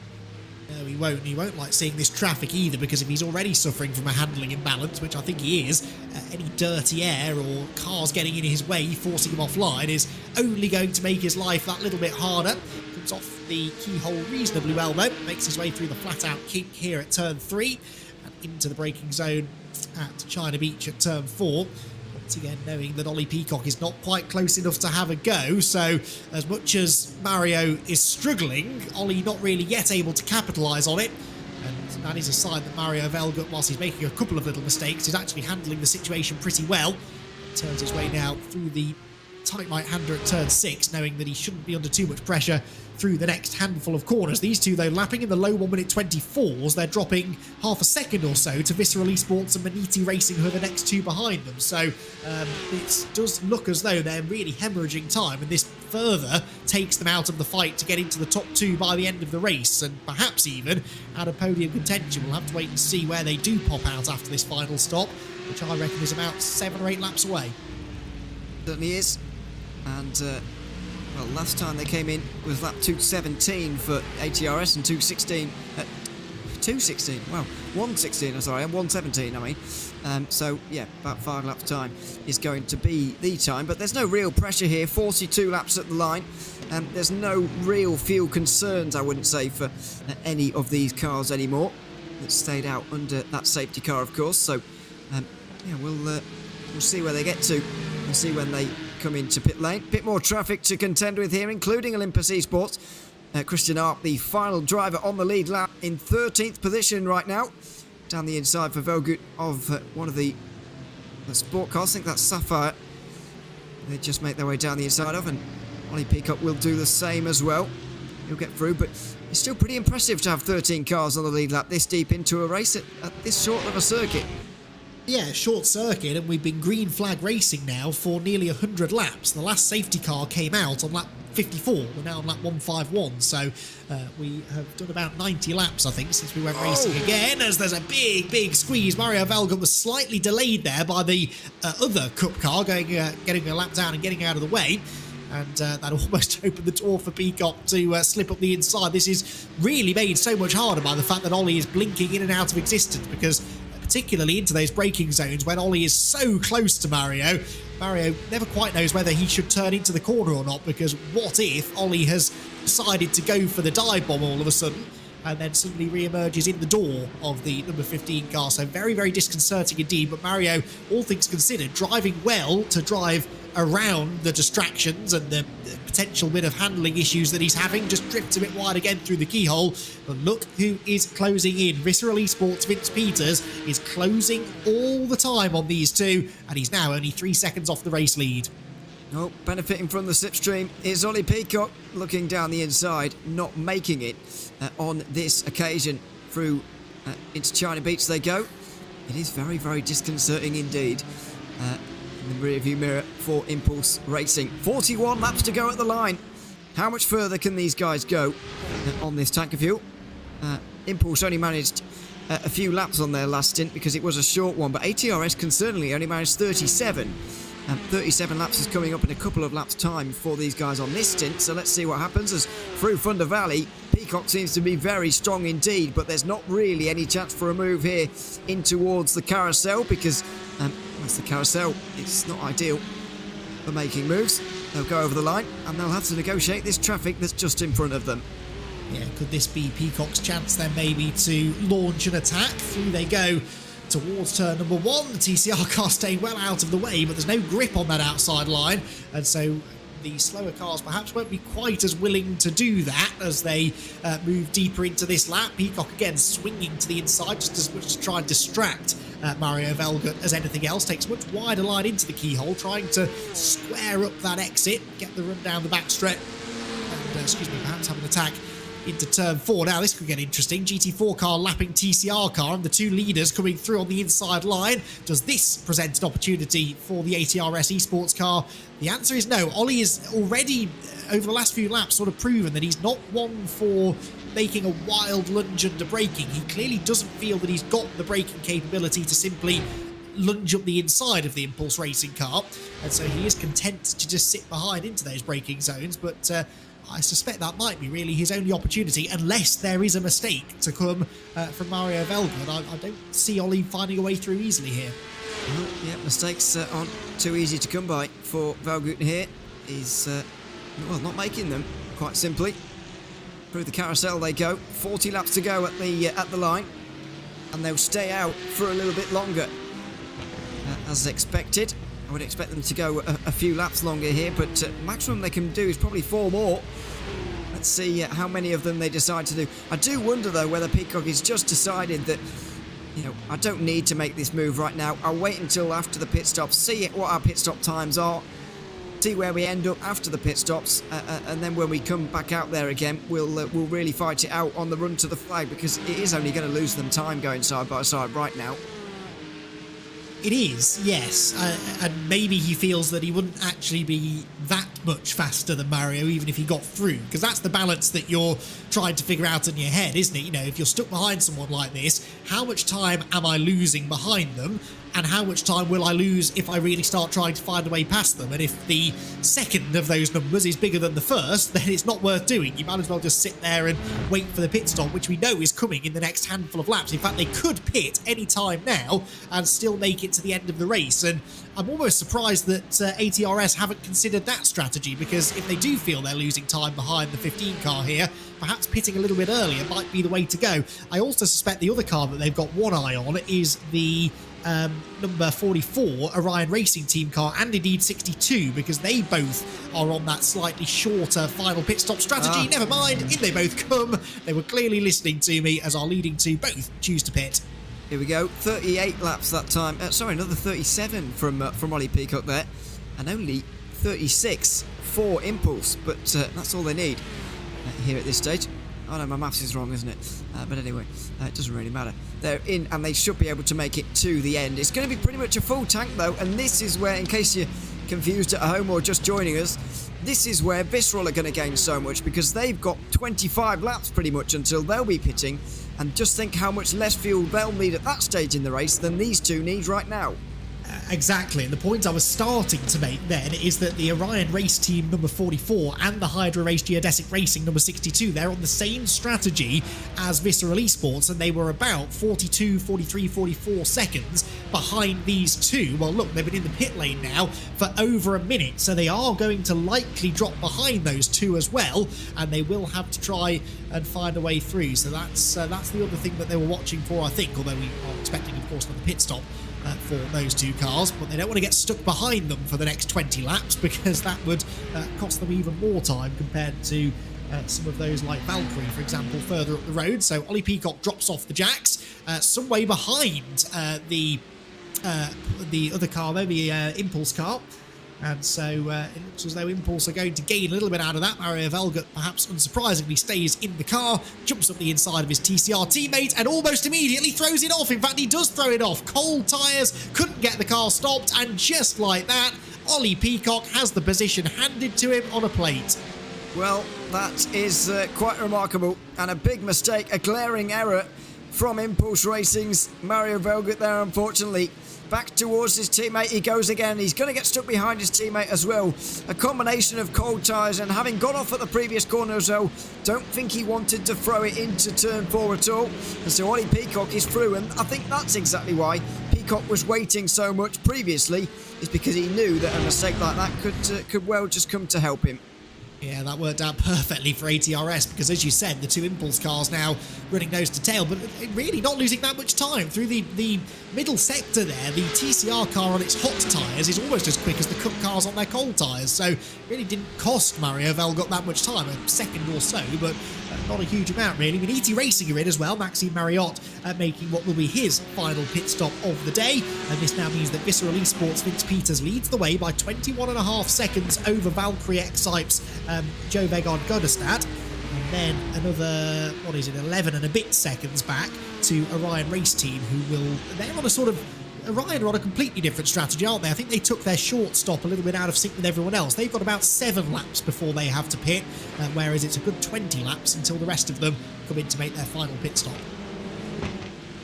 Yeah, I think they've just been going quite as long as possible. First of all, I think Impulse, ATRS and Maniti have not quite been running their tanks dry, and Orion have been. That's why they're able to go a little bit longer on this strategy. But it shouldn't matter too much anyway. That's the lesser chosen of the two Orions anyway. But we'll see where they all come out at the end of all this. It's certainly looking good for Visceral, though, as we've said many times now. They are looking good at the front of this one. Next pit stops to come will be for TCR. So the TCR leaders have completed lap 148 at this stage. That's 30 laps since we saw Brabham Esports into the pit lane. Waverley Racing Team, unfortunately, are miles away from them now as a result of the contact that Damien Owen Harris had with the wall coming out of turn 1. So in terms of running that strategy, it really is all up to Brabham Esports, as Dalton Zavadil has had problems there, unfortunately. And this is Antoine Mayes. This is the Orion car you were just talking about. Lost quite a few seconds since we last talked about them a moment ago, just ending up in the gravel trap at turn 2. Yeah, I hadn't factored that into their strategy calculations as Murphy Nichols gets it all wrong and nearly takes the Leiper Porsche out. I think that was into turn 4.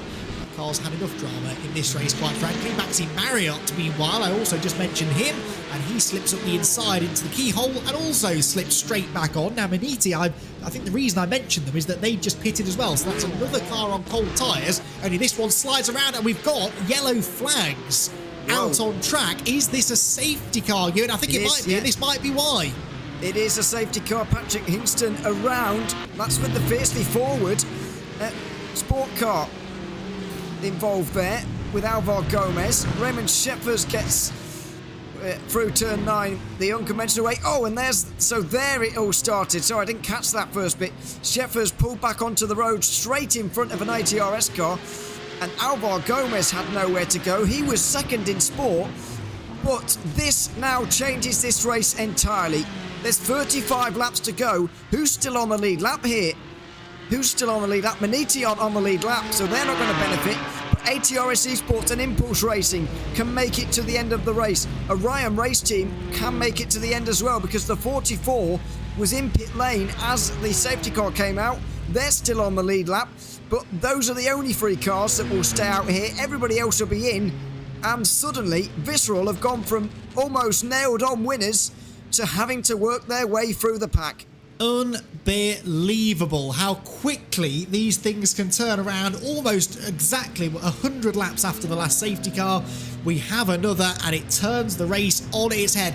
And this is the frustration of this kind of racing sometimes, because Aztec Sim Sports Visceral had this in the bag. They had played the strategy perfectly. They had chosen not to go for the mid-race points. They were focusing instead on putting themselves in exactly this position at exactly this point in the race, and they've just been caught out by something that was absolutely out of their control, and they're not the only ones, of course. As we've said, Valkyrie will also suffer from all of this, but this is going to make a big change to the outcome of this race, and it's not even like they can save fuel and make it to the end, because they were slap bang in the middle, really, of it's about half a tank of fuel they were going to need to add on. They can't save that, even if we stayed under safety car for another 10 laps, which we won't. So, yeah, this really now puts them a little bit behind the 8 ball. They will have a little bit of time, though. They'll have the best part of a full stint, well, probably about 3/4 of a stint, to try and dig themselves out of this hole. And they know that the majority of other people are going to pit with them, so they should come out 3rd or 4th and right back on the tail of the top 2. They'll have fractionally fresher tyres, and we know they've had better pace as well. So all is not lost, but they're going to have to really work hard for this now. Now, German sim racing are in now, and I'm not sure whether they were in before the safety car came out there. I'll just check on that, but they were due a pit stop anyway. They may have just gotten in time. If they did, they'll cycle through to the lead in the race, and that's going to be very great news for them in the sport category, and they'll have a real golden opportunity to win a race there. Now, in TCR, where are we with them? Who can make it? Team Hoisingveld, guess who's in the best position? Guess who? I'll give you one guess, and no money for the right answer either, because it's obvious. Team Hoisingveld, of course they're in the right position. Of course they're in the right place at the right time. Of course they've got the best strategy. Fabian Siegmann is the only one I'm very sure about who can not get away with not stopping here. To be fair to them, as can Christian Perez in the 285, so he'll be behind them. But it might well just be between those two for the remainder of this race, as long as Full Send Racing have served that 30-second penalty, which I think they have done now. Yes, I think you're right. I think I agree with that. I think they would have had to have done it at the last stop, and indeed they did, because it was a very long stop. So they should be all square now as far as that penalty is concerned. But yeah, there's no one else on the lead lap who will be able to make it. Now, the one caveat to that is that we've got half of the TCR class showing as 8 laps down and half of them as 9 laps down, because we are essentially in the middle of a pit cycle. I know it's a very elongated pit cycle, but some have pitted and some haven't. What is going to happen to those who now pit? Will they still pop out ahead of the likes of Hoisingveld because they've essentially got a lap on them? That I'm not sure of. Of course, it all really depends on where the leader was overall in relation to those cars and who is going to be given the wave around and who isn't. But that might just save Brabham Esports and Impulse Racing and Hydro Race Geodesic just because they had that lap in hand. Of course, it will all reset and they will likely end up back on the same lap, but it might happen after they've pitted, if you see what I mean. So we'll wait and see how that shakes out. But that's always the concern for the slower classes. When we get a safety car, it can sometimes split them onto different laps, and even with the wave around, some teams can gain out of that and some will lose. Now, Maniti Racing have a penalty to serve here, still on the lead lap. They're 5 seconds, well, they're a lap down anyway, and they're 5 seconds behind, so I presume they will have served their penalty actually already, so never mind. I don't need to I was trying to figure out whether you can do it under the safety car or not, yes. Oh no, penalties can't be served. I should have just read a bit further. Penalties can't be served under the safety car period. That's to be expected, really. And that is the case. I don't think there are any lead lap cars with penalties to serve, especially those who have to pit as of right now, so that's going to be all fine. But I'm not entirely sure here. It depends where Maxime Marriott is in the train. But Maniti Racing, championship leaders, oh no, they're right there, aren't they? I can see them third in the line.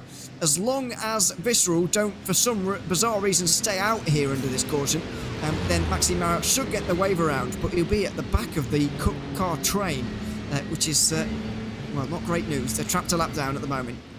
Yeah, but you're right, that saves them at least, and they might have a chance of picking up some more positions before the race is over. So it's a good thing for sure. Olympus will also get the wave round, I suspect, as pit lane clearly isn't open just yet. Yeah, Olympus right in behind too, so they're both 1 lap down, those 2 cars. The 2 cars directly behind the Aztec Sim Sports car, both a lap down. The second placed car is the next one, the number 31 Valkyrie X-Type car of Joe Vegard Gödestad. And they we will anticipate will pit this time, with the Ryan Racing team following suit. So too, HyperX Geodesic Racing, WS Racing will have to stop as well. And ATRS Esports Ollie Peacock will come through into the race lead. And suddenly, that mistake made by Mario Velgert, on cold tyres, fresh out of the pit lane, becomes even more significant. Did it cost them a race win, perhaps, Impulse Racing? Has it just handed it to ATRS? As we've said, there's a lot of racing to be done between now and the points being handed out at the end of 700 kilometres, but had he not made that mistake, he might well have been about to move into the race lead.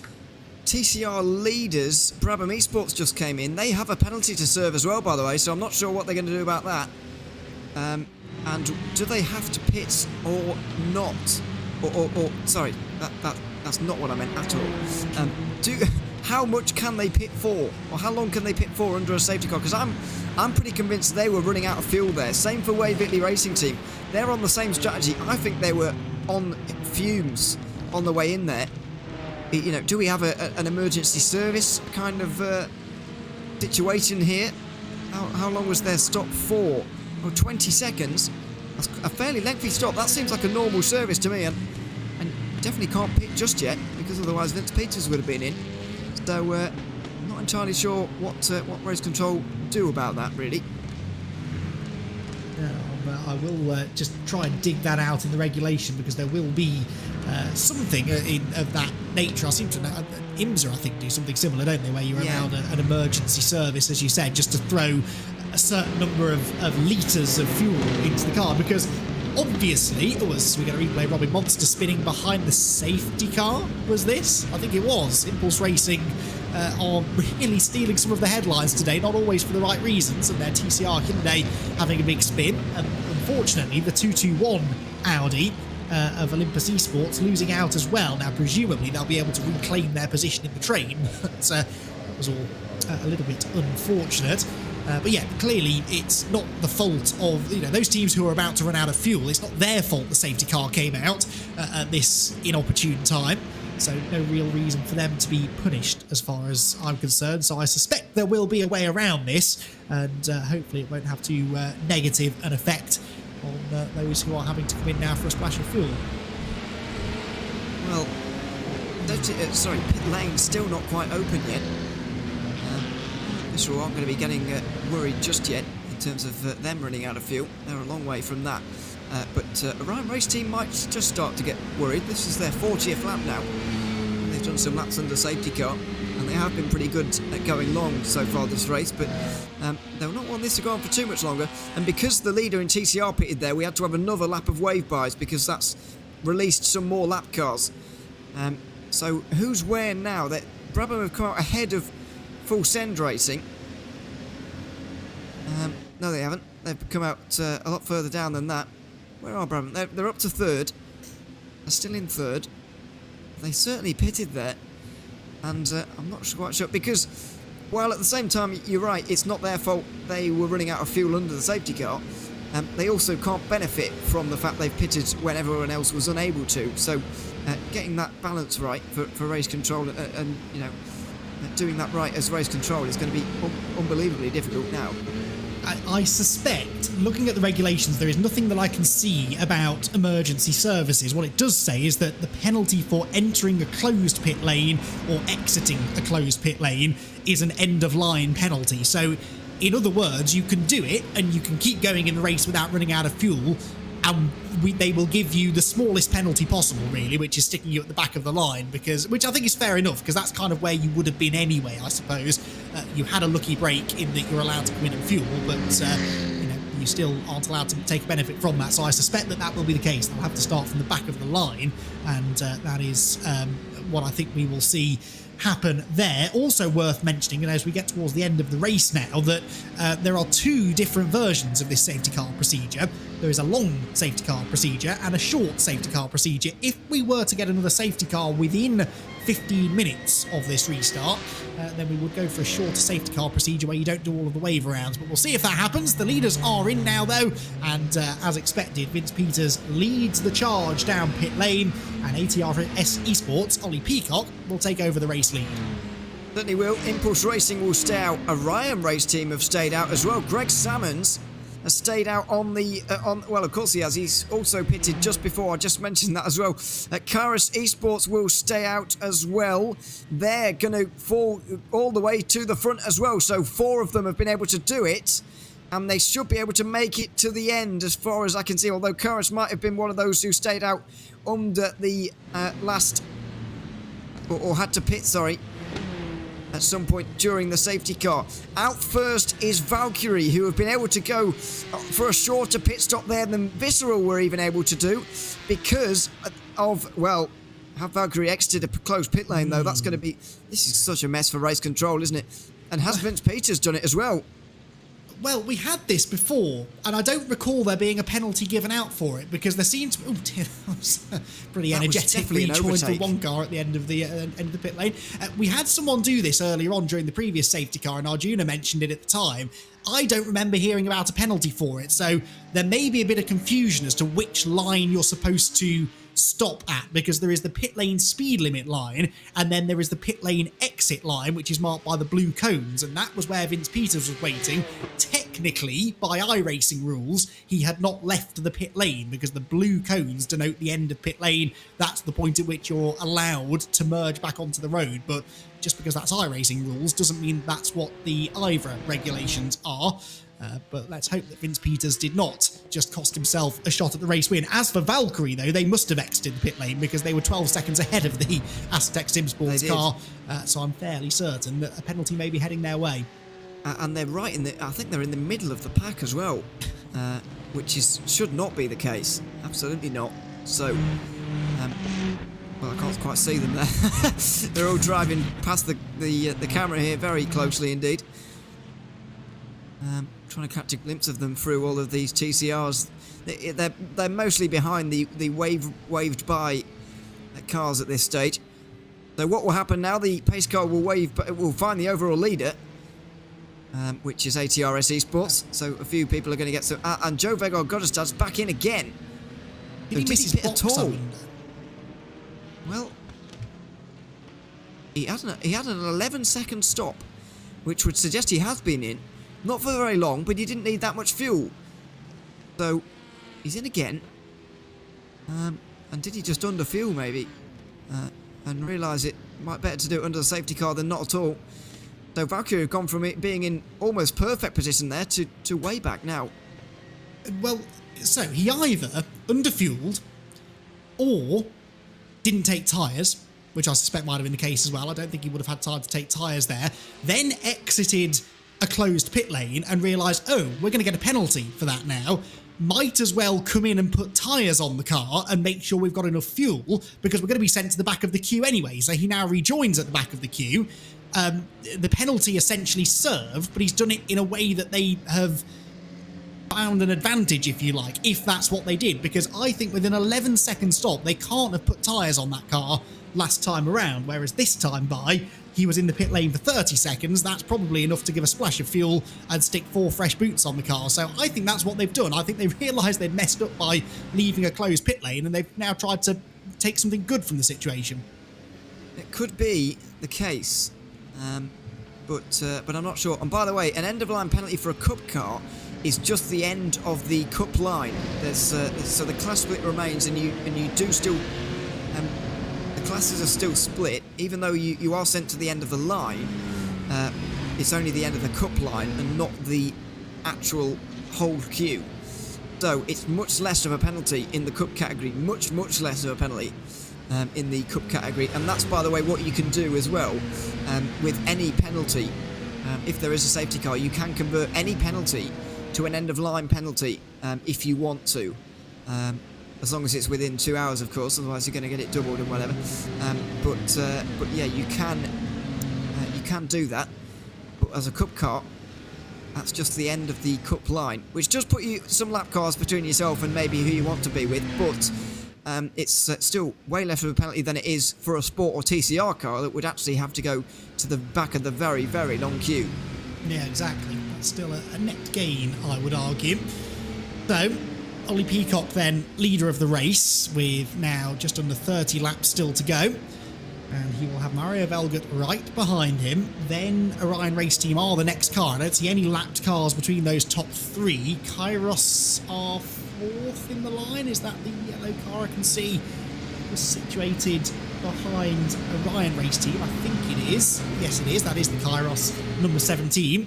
And then you start getting into the lapped cars, because of course these are lapped cars that didn't pit, and so the Visceral car, in fact it's only one lapped car, isn't it? The Sabelt car, I think that is, separating the top four from the Visceral Esports machine, which was stationary for 18 seconds, Ewan. So do you think that they put tyres on? The same question for WS Racing. They were very short stops, weren't they? So do you think they're trying to take that rubber to the very end?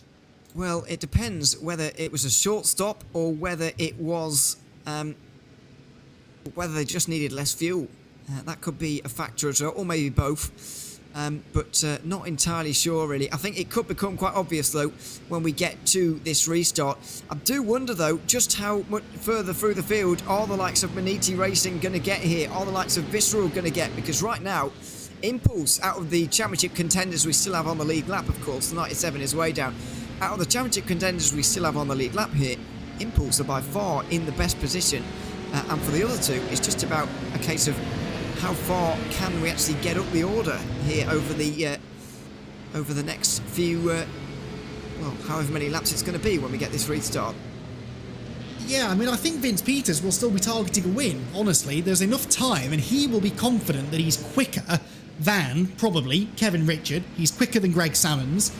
Ollie Peacock and Mario Velgot perhaps are slightly more on his pace, but I think Vince Peters will still feel that he can at least get on the podium and potentially still challenge them for a race win. Lapped car there getting out of the way. That's the Kairos car, isn't it? Kairos? Why? Oh, penalty maybe. Let's see if there's a penalty. Yeah, there is. They've got a 5-second penalty. They didn't need to do. They didn't need to, or they didn't serve it because they didn't pit anymore, and so they'll go to the end of the line. But it's really not that much of a penalty for them. Everybody will move up though. Visceral up to 4th, etc. So, well, I can't believe how they'll be feeling in the 96 team right now. You know, thinking we're going to take a race win, a championship lead, and you know, a dominant race win. It was looking like as well, but that's all been just turned on its head here. No, absolutely. It is a cruel sport, this, sometimes, isn't it? They can at least take some satisfaction from the fact that they will still outscore, as long as they stay on the track, that is, they will still outscore championship leaders Maniti Racing, who, as we've documented, were a lap down, and appear to... no, they are now back on the lead lap, but they're running in 10th position, Maxime Marriott, so he did get the wave around. He is sitting in 10th place. As far as the other championship contenders, well, of course, the 97 Aztec SimSports Visceral car, well, they may have even retired the car by now. I think they have certainly multiple laps down anyway. In fact, they are 16th in class, but 26th overall and 7 laps down. And then the other championship frontrunners, Impulse Racing we've mentioned, and Orion Race Team, number 44. Well, okay, they're both ahead of Visceral, so that is their target. That is Vince Peters' target. Beat Impulse Racing and Orion Race Team, who sit 2nd and 3rd respectively. If they can beat them, then they are outscoring all of their championship rivals. Even if they end up a position or so behind them, that's still a decent situation to be in. So for Vince Peters, that is very much going to be his target here, although Vince Peters is dropping down the queue, Ewan. He has fallen now to 11th place, so did he have a penalty as well, perhaps for that pit lane exit?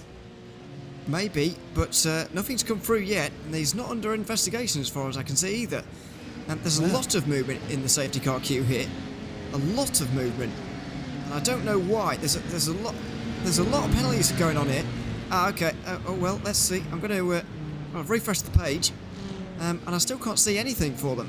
No. So I don't know. I can't think of a reason why that would be the case. There's a lot of movement back in the Sport and TCR field as well, as they all sort themselves out and order themselves. Some people having to take an end-of-line penalty as well, because yeah, they have to sort that last. That's the last thing we saw in a safety car procedure, and then we get racing. But that changes everything really for the 96, and it promotes Maniti Racing to 8th place before they've done anything.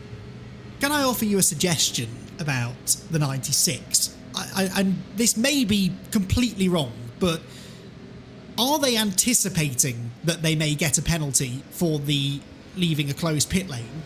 And rather than holding their position in line, letting the race restart and then being handed a stop-go penalty, which would inevitably cost them more time than simply dropping to the end of the line, have they taken matters into their own hands, dropped to the back of the line themselves, so that then they might avoid a penalty from race control? It's not guaranteed to work, because race control would still be well within their rights to say, well, we didn't tell you to do that yet, we hadn't given you the penalty, you can't anticipate a penalty. But I wonder if that's what they're trying. Are they convinced that they're going to get one anyway, and they've decided this is the lesser of the two penalties, and they're going to try and pull a fast one on race control? Well, I don't see why they would do that, because any time penalties that are less than 30 seconds would be served at the end of the race as a time penalty. But a 30-second time penalty, presumably. They might think they will lose less than 30 seconds by dropping to the back of the line. I don't know. I get the idea, but I just don't know if I see it really happening. By the way, the Impulse racing car is actually under investigation at the moment for an incident with the 71 SimCity Racing. So that incident is now under investigation that we saw here at Thunder Valley. And so that could be very, very important as this championship goes, as Impulse Racing search for their third win in the HyperX ClubSport Series this season. Only 26 laps remaining as the pace car lights go off on top of the iRacing safety car. And we are ready to go racing again. Ollie Peacock's going to be in control of the field. Mario Velgut going to be behind. But there's 12 lead lap cars here, ready and waiting to swallow them up if indeed there are mistakes going on. And goodness knows what's going to happen over the next green flag run. We've got plenty of action in sport as well, as the top 6 are on the lead lap there, and the top 8 are on the lead lap. Back in TCR as well, so it's all going to be, well, there's going to be stuff happening all over the place over the next few laps, especially up front. There's no gaps between the Cup cars on the lead lap. There's not many gaps in the TCR field as well. You're on board with Christian Perez, who's got the Huisenfeld car in his sights. Apologies if you mentioned this, by the way, but it's the first time I've spotted it. Hugh Jass are second in sport now. They have had a nightmare of a day, and they've somehow jumped out into second place ahead of all of their championship rivals. So the team that sits second place in the sport category, some 87 points off the championship lead. There they go, the 137 car. They have looked in massively in a race that they had no right to be on the podium in, and yet they find themselves sat in second position. They're 2.3 seconds behind Fiercely Forward, but they will take that. That is a bit of a result if they can finish this race inside the top 3. So here we go then. So many questions still to be answered. About 25 laps to settle all of it here, and the whole pack bunched back together again, which means that within the next 10 to 12 laps or so, they will start to have to deal with lap traffic again, and it will be a real sprint to the finish in a very high pressure situation. Now, there's all sorts of smoke here at the carousel, and this is why, because Noah Chiller was served off the road by Graham Sanders, who's up to 4th now for HyperX Geodesic Racing. WS Racing Esports back to 12th. That's on the lead lap now, but that looked like Graham Sanders getting into the back of Noah Chiller, and Sanders may well find himself receiving a penalty for that one. Yeah, I think that's pretty much the certainty, I would say. The 171 car there making a lunge up the inside. Back in TCR, Team Huisenfeld leading. Full Send Racing, though, right on their tail. This is the fight for the lead and indeed the victory. And they're not that far ahead of Impulse Racing or Hydro Race Geodesic Racing. So they 4 TCR cars you can see in that shot, all fighting for the race victory. And it's Huisenfeld looking to continue that unbroken run of TCR victories. They have won all 3 races so far this season. And as so often is the case, they have found themselves through a big dose of good fortune in the race lead again, heading into the closing stages of this one. Well, it's you need that little bit of luck on your side sometimes, but also good strategy has put them up here as well. Let's not forget the Full Send Racing. We're on the same strategy as them, and it's prevailed in pretty much the same way to give them a nose-to-tail battle here. Impulse have been into the pit lane at that most recent safety car, I'm fairly sure, and Geodesic also. Brabham Esports were sent to the end of the line for pitting under the safety car, so I'm afraid they are, after leading for a lot of the day, much further down. But but still really don't have our answer as to what happened to Vince Peters there. He's back in 10th place now. He's just got ahead of RaceSpotTV, who also dropped to the end of the line, but we still don't really have an idea as to quite why that car dropped so far down voluntarily under the safety car. Either there's a penalty we don't know about, or, as I suspect, they have taken matters into their own hands to try and avoid that. I cannot think of any other reason that they would give away all of those places. So we will try and get to the bottom of that, everyone, but there's clearly something strange going on for the Visceral Esports car, which is up into 10th place. They have gained a position against somebody. That will have been the car that we saw punted off into the barriers, wasn't it, a moment ago? So they've gained 1 place out of all of that. TCR battle continues on. It's less than a 1 second lead still for ATRS over Impulse Racing, who have 3 seconds over Orion Race Team. So far, so good for ATRS. Ollie Peacock seems to have the pace to hold on to that small advantage. He does for now. But what about when they get to the traffic? Because there's going to be plenty of it for the remainder of this race, as Impulse has just gone off from third. From third in TCR, Impulse in the 222. Daniel Sommer just went off down there at turn 6, that was. There he is, just at the back of the train now. He's comfortably in 4th place because the others, the 2 Brabham Esports cars, are stuck behind a whole load of traffic and they shouldn't get to the top 4 really, but it looks like Impulse Racing went off the road and may well be out of the fight in TCR. All 3 categories have got good leading battles to give for the remainder of this one, with maybe the exception of Sport, because Fiercely Forward are getting away with it. There's what happened to Daniel Sommer. Real shoulder barge there. Was a little bit rude, wasn't it, from the Deutsche Payment McLaren on the inside line. I suspect that one may be looked at by race control as well. Here are the race leaders, and Mario Velgud, as soon as I said that he was being dropped by Ollie Peacock, has responded, perhaps just taking him a little bit longer to get the heat into the tyres. Remember, Mario had that moment on cold tyres leaving the pit lane earlier on. Now, it wouldn't have been quite as much of an issue after sitting behind the safety car for a few laps. He would have kept the heat in the tyres relatively well, but perhaps he is a driver who just takes a couple more laps to get up to the sort of speed that Ollie Peacock was able to hit straight off the bat, because on this lap it looks as though the gap is just starting to creep down ever so slightly. Across the line they will go, and Ollie Peacock definitely losing a 10th or so that time around, and they are both lapping crucially quicker than Greg Salmons in 3rd position. Maniti Racing, meanwhile, still sitting in 5th position, not really making a huge amount of progress, but you can see the green and black car in the background. It is gaining slowly, I think, on that 3rd place battle. Hey, I don't think they're going to be able to get to the race leading battle here, Maniti, but they did restart 8th, and for them to be back up to 5th is a good place to be, and Vince Peters has only managed to get up to 9th from 12th. So, you could argue that Maniti have done a little bit better, and they have now gotten in front of Valkyrie, have Visceral. That's Vince Peters making his way up to 8th place now for Aztec Sim Sports Visceral. 2.5 to catch up to the next car, and I'm sure he'll try and pick them off one by one. But yeah, it's a very different race at this stage to what Visceral were hoping it was going to be.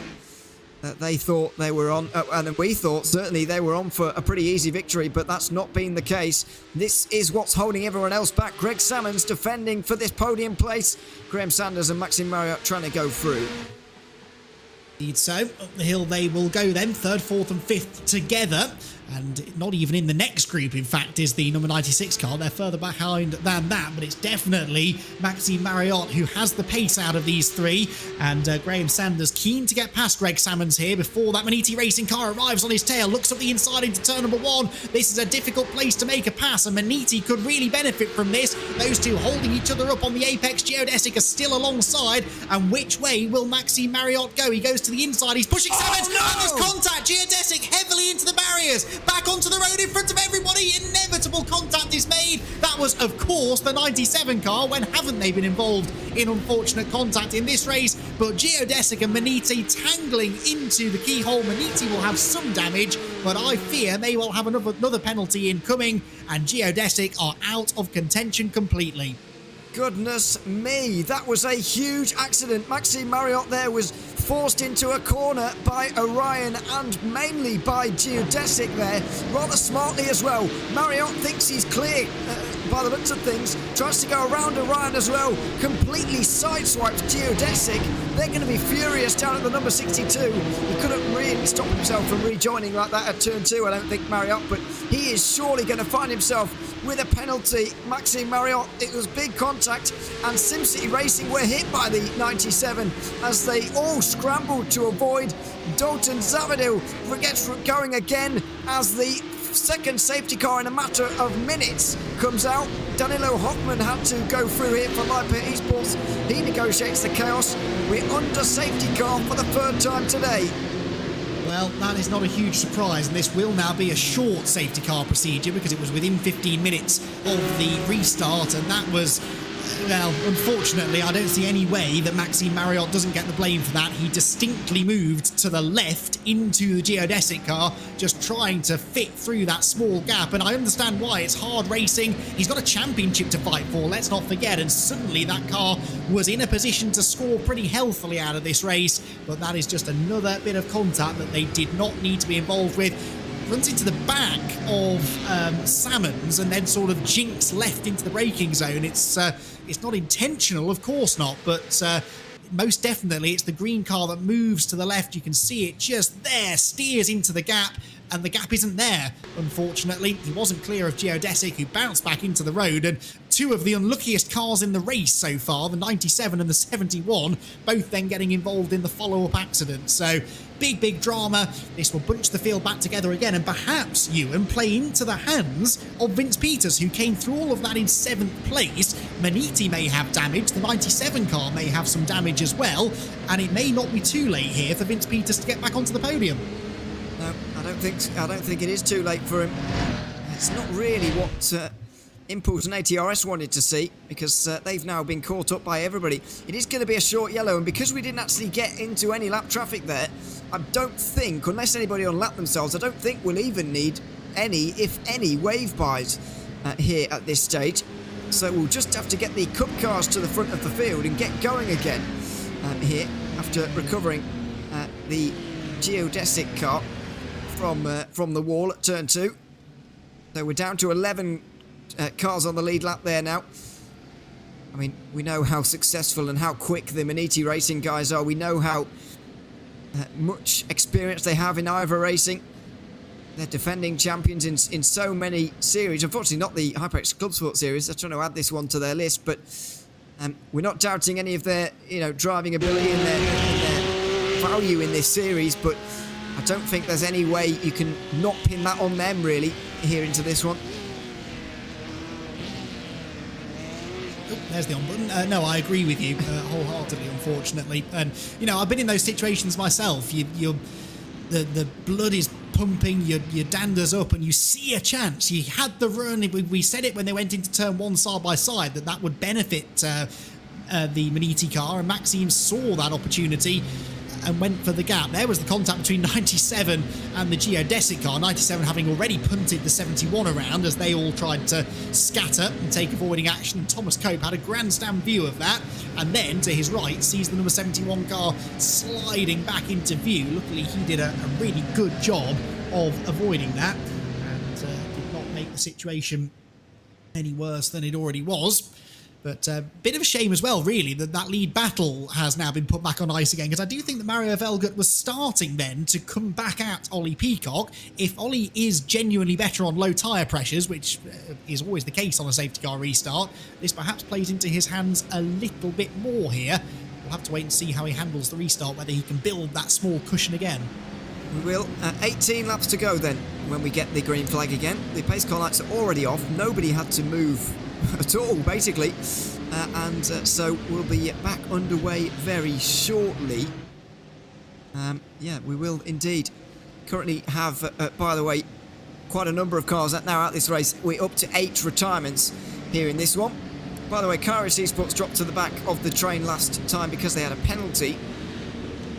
So that's why nobody's serving an end-of-line penalty on this occasion, because not many penalties have been assigned just yet, and there's still plenty of them to go, and plenty of things for race control to look at, and maybe we're about to make a few more things for them to look at, because there's 18 laps to go here. Everybody is going to want to get that position up in front of them. And Ollie Peacock has been given a few car lengths for free by Mario Velgert there, who's asleep. And underway we are again. ATR Race Esports with a dream restart because Mario Velgert just was not on the back of Peacock at all. I've no idea why, but Impulse Racing have let 5 temps go for free there.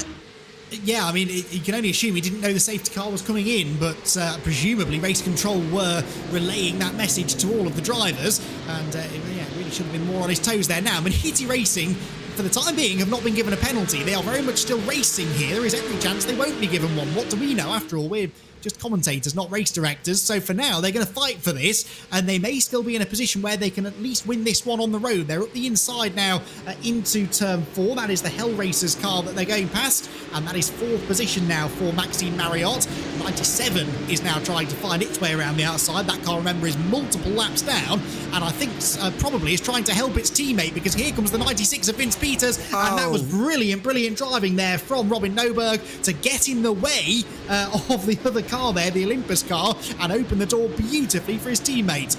Expertly done. Some people, well, off the road, that wasn't quite so expert, but some people won't like that. Some people will really not have enjoyed that, but that was teamwork at its very finest from Aztec Simsports Visceral.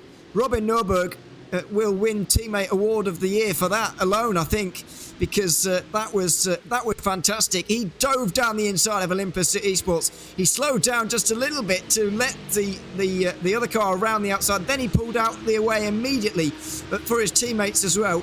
Perfect team play. I don't mind that at all, as long as it's clean racing, a clean dive, a nice move, and it's not just bulldozing in the literal sense. Then it's absolutely fine. In my opinion. Maybe some other people might take a different view on it, but maybe Race Control will too, but we'll wait and see on that one. Maxime Marriott right round the outside. He's waiting for some views from Race Control as well. This looks like a replay.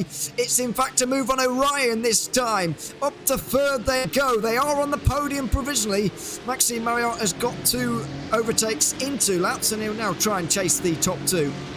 Yeah, and Vince Peters now needs to get a move on without any assistance from his teammate, because he needs to clear these 2 cars and set off after Marriott if he's to have any chance of winning this race on the road at least. But as we've said, we don't know what Race Control will say about that incident that brought out the latest safety car, the 3rd of the race. Vince Peters then right on the tail now of Nicholas Helm as they drop down through Thunder Valley, looks up the inside. That is not a place you see a lot of overtaking, but Vince Peters is a fired up driver, and he works his way into, what's that now, 5th position. Greg Salmons is his next target, and I suspect he will make short work of him. Vince Peters is a man not to be stopped right now. He wants to try and get back to the front of this pack, and I tell you what, if they can get on the podium even, let alone win the race, that would be one of the drives of the season.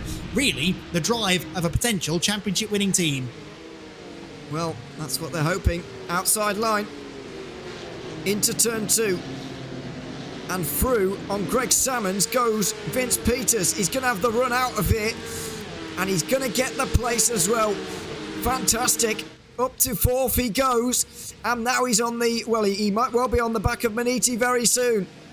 He, of course, took points out of Maniti at the halfway stage. He might well be able to at the very end as well. Graham Sanders, by the way, getting a 5-second penalty for an incident earlier on with the 23. That was WS Racing Esports. That was at the carousel, if you remember, where there was contact made and Noah Chiller went off the road. That incident between Sanders and Marriott still to be reviewed, as we've got side by side for the lead in the sport category. Sven Demmel and Alvar Gomez fighting it out. Huge ass from nowhere are all of a sudden right in this, and they've taken the lead with just 15 laps to go. Alvar Gomez back down the inside at turn 9. Demmel in conservation mode. He pulls wide just to make sure there's no contact. Everybody's stacked up behind because the battling's so fierce, and fiercely forward are back to the front. Yeah, so the next car on the lead lap is the German sim racing Aston Martin. So they've got a few back markers between themselves and the top 2. There they go, look. So 3 lapped cars.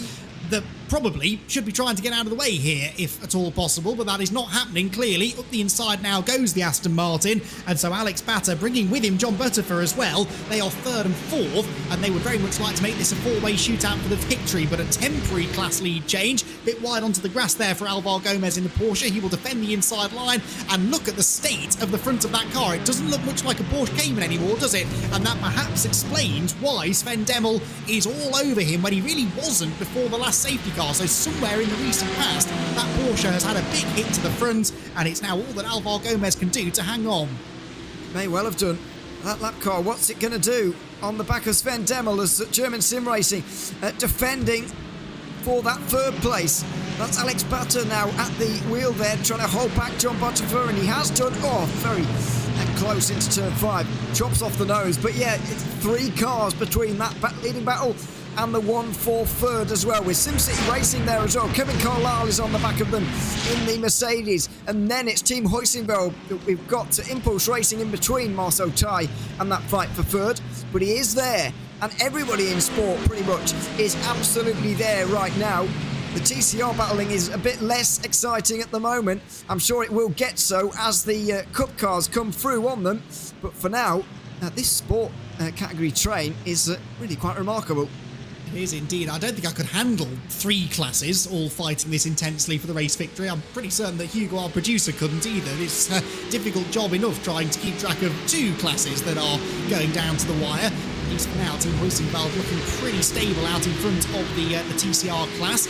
Towards the hairpin they go, and there's another challenge here being made for the race lead. As to the outside line goes the McLaren of Sven Demmel. Alvaro Gomez, though, defending that line nicely, and the McLaren sitting in behind. But look at the way that gap has been absolutely destroyed over the last lap, and you would expect the McLaren to have a straight line speed advantage. It's got the slipstream, the car ahead is clearly wounded, but Alvaro Gomez is not going to move out of the way. He pulls to the inside line. Oh, almost a bit of a dummy sold there, but there's just no gap on the inside line, as behind the German Sim Racing car was making an equally aggressive move on some traffic, but runs out wide. That will cost them third place in the class, and through will go John Butterfer to third. And it's cost them 4th as well, because SimCity Racing, Kevin Carlisle's back through, but he's getting dived by Alex Batter immediately. Through they go on one of the McLarens. That's for SRN Motorsports, I think, as Carlisle heads it down the inside as well at turn 9. Batter will go through as well for German Sim Racing. And now we've got McLaren, Mercedes, Aston Martin in this battle for third place in sport. The huge-ass Mercedes, though, just does not want to move out the way because, of course, as Ted Lowendick has pointed out to us, their teammates are fighting for a race win behind. They're trying to reduce the amount of cars involved in that leading fight right now and keeping it just 2, which is a lot more comfortable for them. There are the 2 of them. Their teammates doing a very good job at holding everybody else back. Absolutely so, and if there are no blue flag rules in a championship, then that is perfectly legitimate. You might not like it, but it's not necessarily against the rules. Right, here comes another challenge around the outside for Sven Demmel. He is clearly the quicker of these 2 cars, but so far Alvaro Gomez is placing that broken Porsche in all the right positions on the track to defend the race lead. There's a lapped car behind them, which in fairness is doing its best to stay out of this, as again they go wheel to wheel. To the outside line goes Demmel, to the inside goes Gomez, who is later on the brakes. It's the Porsche that has the preferred line, but the McLaren right around the outside might get the inside for turn 5. Almost out onto the grass goes Sven Demmel, still can't get the move made, and Alvaro Gomez will have the preferred line for turn 6. Has he got the grip though? The McLaren trying to hang tough on the outside line. They are still side by side. And he's going to back out now into turn 8. Doesn't want to end up in the grass out there and find himself in the wall, because after all, he is gaining points here. It's Sven Demmel for Hugh Jass. He's only gaining, what would it be, about 9 points at this stage, because we do have the geodesic car somehow in third. But these 2 teams are showing exactly why they're 1 and 2 in the championship by such a distance right now. We haven't really seen them much today up there in top positions, but when it matters, they are here. They are involved, and that's exactly what we're seeing right now for Sven Demmel. He's trying any way he can to get through on Alvaro Gomez here. These 2 had the best strategy today. That's been clear, and that's been made clear. It's becoming an even bigger gap now. Even though Bottifor has got through on the Mercedes, he's chasing these guys down. He's not close really, as Sven Demel very nearly found himself off the road there. Now the lap Porsche's getting involved. That gap will grow to a second. Yeah, Sven made a mistake there. The frustration, I think, starting to tell, because he knows that he should be past Gomez by now, but just can't quite make it work. Behind, German sim racers up the inside. In fact, that's the second Hugh Jass car finally getting out of the way, so that now brings some other cars into contention. The Hydra race car, the SimCity racing car of Kevin Carlisle that came through into 4th place, and the Alex Batter car in 5th. They've all cleared that lapped machine now, and just as Sven Demel loses touch with the race lead. You're not missing anything in the Cup class, by the way. It's a 1 second lead still for Ollie Peacock over Mario Velga, but what is happening is Vince Peters. He's almost on the tail of Maxime Marriott now for 3rd position, so Vince Peters is very much in contention for a podium, and he will want to clear that Maniti racing car as quickly as possible if he is to have a chance of bridging that 3-second gap to the leaders. And now there is traffic involved. I'm sure the Cup cars are involved in traffic as well here. Vince Peters on the back of Maxime Marriott right now. But where are the TCRs in relation to those Cup cars? Can we see any of them coming around the final corner in the background there? Not quite. So they're not onto the... Well, they're not through all of the TCRs just yet. And by the way, down there in TCR, Huisenbelder still leading. No surprise there, really. Spencer McCarthy's up to 2nd. Christian Perez down to 3rd, but they're all more than 2 seconds behind. Fabian Siegman in the lead there. Surely it can't be 4 out of 4 for Team Huisenbeld. It looks like it might well be. It's looking a little bit less likely for Geodesic, although they are on the podium again. Yeah, they are actually, aren't they? Geodesic back into 3rd place, could still close in on the leaders, because again, Sven Demel, it only ever takes him a lap or so to get back onto the tail of Alvar Gomez, and that really does illustrate how much quicker this McLaren is right now. But what concerns me is that mistake that Sven made a lap ago into the into the keyhole, excuse me. He is starting to get frustrated, and a frustrated driver is often a driver who makes a rash move, and I really hope that Sven thinks big picture here, thinks about the championship. He is already outscoring his championship rivals, not by as much as he'd like, but it's better than going for a rash move that ends in contact, that is for sure. He is once again on the tail of Alvar Gomez as they roar through Thunder Valley, and towards the end of another lap, the leaders have started their 184th lap. We are less than 10 laps away from the end of a race that, quite frankly, Ewan, I don't want to end. No, it's been a fantastic race. We was talking so much about pit strategy earlier on, but that all of a sudden feels a long time ago, because it's all about just on-track racing now, raw battling. I think Ollie Peacock has just caught up to the rear of these lap cars now and is going through for Cup category, but for the lead in sport. Sven Demel's to the outside again, but you really need to be on the inside of the keyhole. It's not really beneficial to go out wide. You rarely get the cutback to work, but Demel might just have managed it. Alvar Gomez has to go to the inside to defend, and with less than 10 laps to go, the McLaren could well have this. Outside line at turn 4 gives you the inside at 5. Gomez throws it in from the inside. How much room is he going to give? Just enough. Inside line for Sven Demel. He's going to return the favour, but Gomez doesn't even bother going around the outside. The 137 is to the lead. We've got a new leader inside the final 10 laps, but that won't be everything. There'll still be more battles to come, I'm sure about that, because Geodesic are here as well. Yeah, Sven Demel timed that to perfection. If that hadn't worked, he'd have been in serious trouble in the shape of John Bodifer, who was right on his tail. And so John now looking to try and make short work of Alvar Gomez's Porsche as well. And Alvar may not defend 2nd place quite as aggressively as he did the lead. 2 different lines through the carousel almost presented an opportunity for the fiercely forward car to move back into the race lead, but Alvar has to settle back in behind. You're absolutely right about the Cup cars, by the way. Traffic is wreaking havoc with the gaps at the front of the field. Ollie Peacock was only half a second ahead of Mario Velga half a lap ago. Suddenly it's the best part of 3 seconds, so ATRS looking more and more secure at the head of the field. But this sport class is anything but settled. It's Sven Demel back into the lead, but the 2 cars really on the move are the 3rd and 4th place cars. The German sim racing car just needs to clear, 3rd and 5th place cars I should say. The German sim racing car needs to clear the SimCity racing car to have any chance of catching the podium runners, but I suspect that might happen. Oh, Bottifor gave it a look there in towards turn 1. Couldn't quite go for it. Couldn't quite make the dive. So it's 3 seconds between 1 and 2 in the Cup category. Mario Vogel is getting caught by Maxime Marriott, then Vince Peters just over a second behind as well. Now, are there any more penalties? There are 35 seconds worth of penalties for Maxime Marriott, and that means they can't be applied post-race. If you've got more than 30 seconds worth of penalties, it can't be applied post-race, and you've got to serve them. So Maniti Racing are going to have to come down pit lane, I think, here to serve their penalties, and that's going to take them out of the conversation. It's going to put Visceral back on the podium.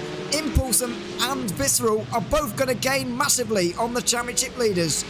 Yes, and that clears the road for Vince Peters as well. He no longer has to overtake Marriott on the track. That is one less car for him to negotiate, but he's just not getting the rubber of the green in the traffic right now. He might well have a chance of challenging Mario Velgert for second, but I think Ollie Peacock, barring any major disasters, might be far enough ahead. Really impressed here with Alvar Gomez, by the way, because he's not being dropped by Sven Demel. Now that he's got the slipstream, that is just overcoming a little bit of the damage that he suffered to the front of that car. He might be quick enough to really challenge, but it is at least allowing him to keep John Bodefer at arm's length, and so second place for the wounded Porsche might still be a possibility. Yeah, I'm kind of surprised as well, and but pleased for Alvar Gomez, because Fiercely Forward have had a difficult season so far, and they do deserve a good result to come out of this season. It's not going to be a defence of their title, you wouldn't imagine, but it's certainly looking a lot better for them. Out through the middle sector again here in Sport. Sven Demel still defending from the front, but not exactly having to do that much defending. He's got a couple of car lengths over the rest right now. Gomez in second, and as you say, I don't think Gomez is close enough to actually make a move, and the slipstream I don't think is making that much of a difference, but it certainly is keeping Bodefer at bay right now. It's great to see, though, these big teams finally up towards the front once again. Hujas were the ones to just miss out last season. They're trying to make sure they can go one better this time around, but as of right now, they're really not gaining that much on Geodesic. Not, are they? That gap pretty static, and German sim racers will be a bit frustrated here that they can't get past Kevin Carlisle, who again is doing a really good job of managing that fourth place that he sits in.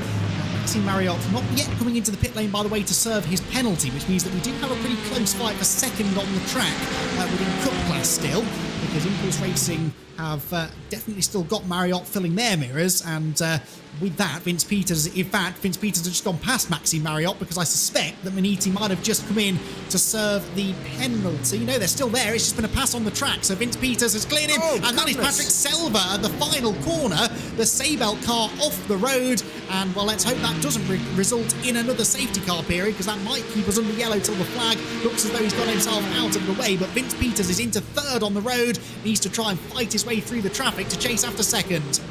I don't think that, well, that's a weird collision with the wall, but I don't think there was particular contact with anybody in particular, but just unfortunate to lose it on his own there, Selva, and Servo Esports, unfortunately, have just had the worst day possible.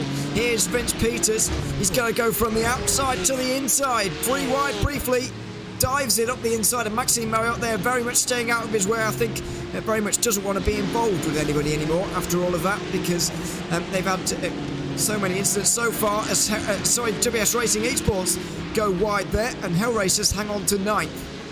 It's all going on, isn't it? This is a real scrum now to get to the flag in the best position that you possibly can. And it doesn't matter whether that's for a class win or for 8th or 9th in class, it's still just as fierce a fight. Right, Alvar Gomez now perhaps in a spot of trouble because he's lost touch with Sven Demel. He's at the moment getting a slipstream there from the TCR Hyundai, but once he clears that car, he won't be getting as much of an advantage in a straight line. And so here suddenly comes John Bodefer with half a chance at taking second place in the sport class, but he wasn't quite close enough on that occasion. But the further behind the leader that Porsche drops, the less of an aerodynamic advantage it will have down the straight. And that is the Hell Racers off. The Hell Racers, who just dodged one bullet a couple of corners earlier, have finally run out of luck. They're in the gravel at turn 1, and that will likely drop them out of the top 10. It will do. Well, yeah, they are 11th, I think, for Nicholas Helm. There's the move from WS Racing Esports. A close one. Going spinning off the road there, Nicholas Helm. Well, let's see. Very minimal contacts, but quite drastic consequences for them. So that's a shame to see. Down to 11th. for Hell Racers now, and that'll be it for Sabel Esports as well, by the way. Sim City Racing should be able to get up another position. That will be up to 13th in the Cup standings. 4.5 seconds between ATRS and the rest of them. For Ollie Peacock right now, it's just a case of making your way through the sport traffic one last time, make it through without issues, and they should be winning this race. Yeah, he's got, as you said, 4.5 seconds to play with. He doesn't need to take any undue risks in the traffic, especially since these three are going to be surely tripping over each other from now until the flag, because as you can see, Mario Velgut has been caught very quickly by Vince Peters, who is bringing with him Maxime Marriott, who, remember, does have this 30-second penalty hanging over him, which in theory has to be served before the flag. Out wide goes Velgut, and that opens the door beautifully for Vince Peters. This might become a much easier pass per second than even he would have dared believe. He is up the inside line. The GT4 car stays well out of the way. And will Maxime Marriott try to come with him? It looks as though he will. No. Ducks back in line. Sensible stuff from Maxime. He knows he's got the penalty, but actually has no choice but to go up the inside in the end, because the impulse car finds itself offline, and so he decides to get involved regardless. Round the outside at turn 5. That's the inside for 6, and he will move up into 3rd on the road. Contact, and Maniti and Impulse will lose out as a result of that. But what a day for Aztec Sim Sports Fitzroy. It's not going to be a race win today, I don't think, but it's a dream for them pretty much. They started the day only 14 points behind Maniti. They're going to gain so much more than that, because the 78 team weren't even that far up there at the halfway mark, and they're not going to be up there too much at the end either. I'm just going to recheck those two incidents to see if they've been changed. No, still 35 seconds worth of penalties hanging over their head. And as part of the rules go, it says each penalty up to and including, each penalty over 30 seconds must be served before the finish of the race. If not, it's doubled and assessed post-race.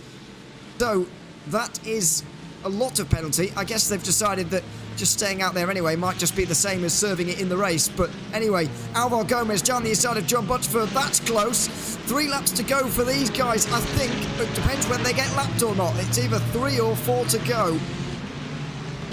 Yeah, it's going to be touch and go, actually. The leaders in sport might be okay, but I think some of the stragglers will probably go a lap down. You can just see some of the Cup cars in the background making their way down through 4, 5 and 6. So they will put some of them a lap down, but maybe not the front runners in class. So we've had the change for 2nd place then. We've had the change for 4th as well. German Sim Racing are now up into 4th position. In fact, Team Huisingveld have also got ahead of SimCity Racing over the last few laps, as here, back in the TCR category, TCR didn't want to be left out completely. The full Sen Racing car very much living up to its name there, getting very sideways around the outside at turn 5, and that drops them back into the clutches now of Impulse Racing. This is for 3rd place. It was for 2nd until that slide, because Spencer McCarthy was coming under all sorts of pressure from Christian Perez, but the slide from Perez drops him now back, and he has to focus instead on defending 3rd. He will do. So final spot on the podium in TCR is going to be fought over, but the leading battles now do seem to be settled. We're on the penultimate lap for Ollie Peacock right now. Not sure if he's going to be able to overtake those guys battling for 2nd place. That's John Butchford, Alvaro Gomez, Alex Batts there as well, with Marcel Ty for Team Huisingveld as well. But there's Peacock making his way towards them. There they are in the foreground. So is he quite going to have enough time to go through all of them? Because if there is, then they're about to go on to their final lap as well. And all of a sudden, that doesn't leave Alvaro Gomez very long at all to get back at Geodesic. Maxime Marriott not going to get back, and Impulse Racing here. Maniti Racing are going to lose their lead in the championship today. They may even lose 2nd place as well. Quick point, by the way, on Maniti, and thank you to Ivo de Brewer in the YouTube chat for explaining this. It's 35 seconds worth of penalty, but it's 2 separate penalties. It is a 5-second penalty for aggressive driving and a 30-second penalty for the moderate contact responsibilities. They do not accumulate. It is 2 individual penalties, and it's only if any one individual penalty is in excess of 30 seconds that it has to be served on the track. So they can convert this now into a post-race penalty, which is why he's been backing out of the battle but not pulling off the track altogether. He doesn't want to get himself in any more trouble, but likewise wants to stay out on track as long as he can. So just to clear that up, that appears to be the wording of that rule. A little bit complicated, admittedly, and there's been an awful lot going on over these last few laps. We are, though, Ewan, disappointingly, onto the last of those laps. We are indeed, yeah. I don't know if I interpret the wording in that way, but I'm probably wrong, to be fair. so I'll accept it. But I don't think there's much use in us arguing about it either, because I think they're going to end up 11th anyway. 35 seconds would put them even behind Hell Racers here. Down 11th. Oh, Alex passes around. He went for it with Alvaro Gomez, and on the last lap, German Sim Racing have gone from nailed-on winners 40, 50 laps ago to suddenly down the order on the very last lap. Even drama right towards the very end.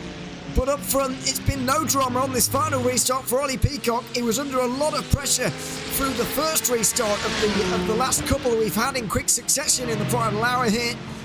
But in the second one of them, he very much took control of this race, and he's not let go of that control either. 4 seconds worth of a lead. He can take it nice and calmly through the carousel.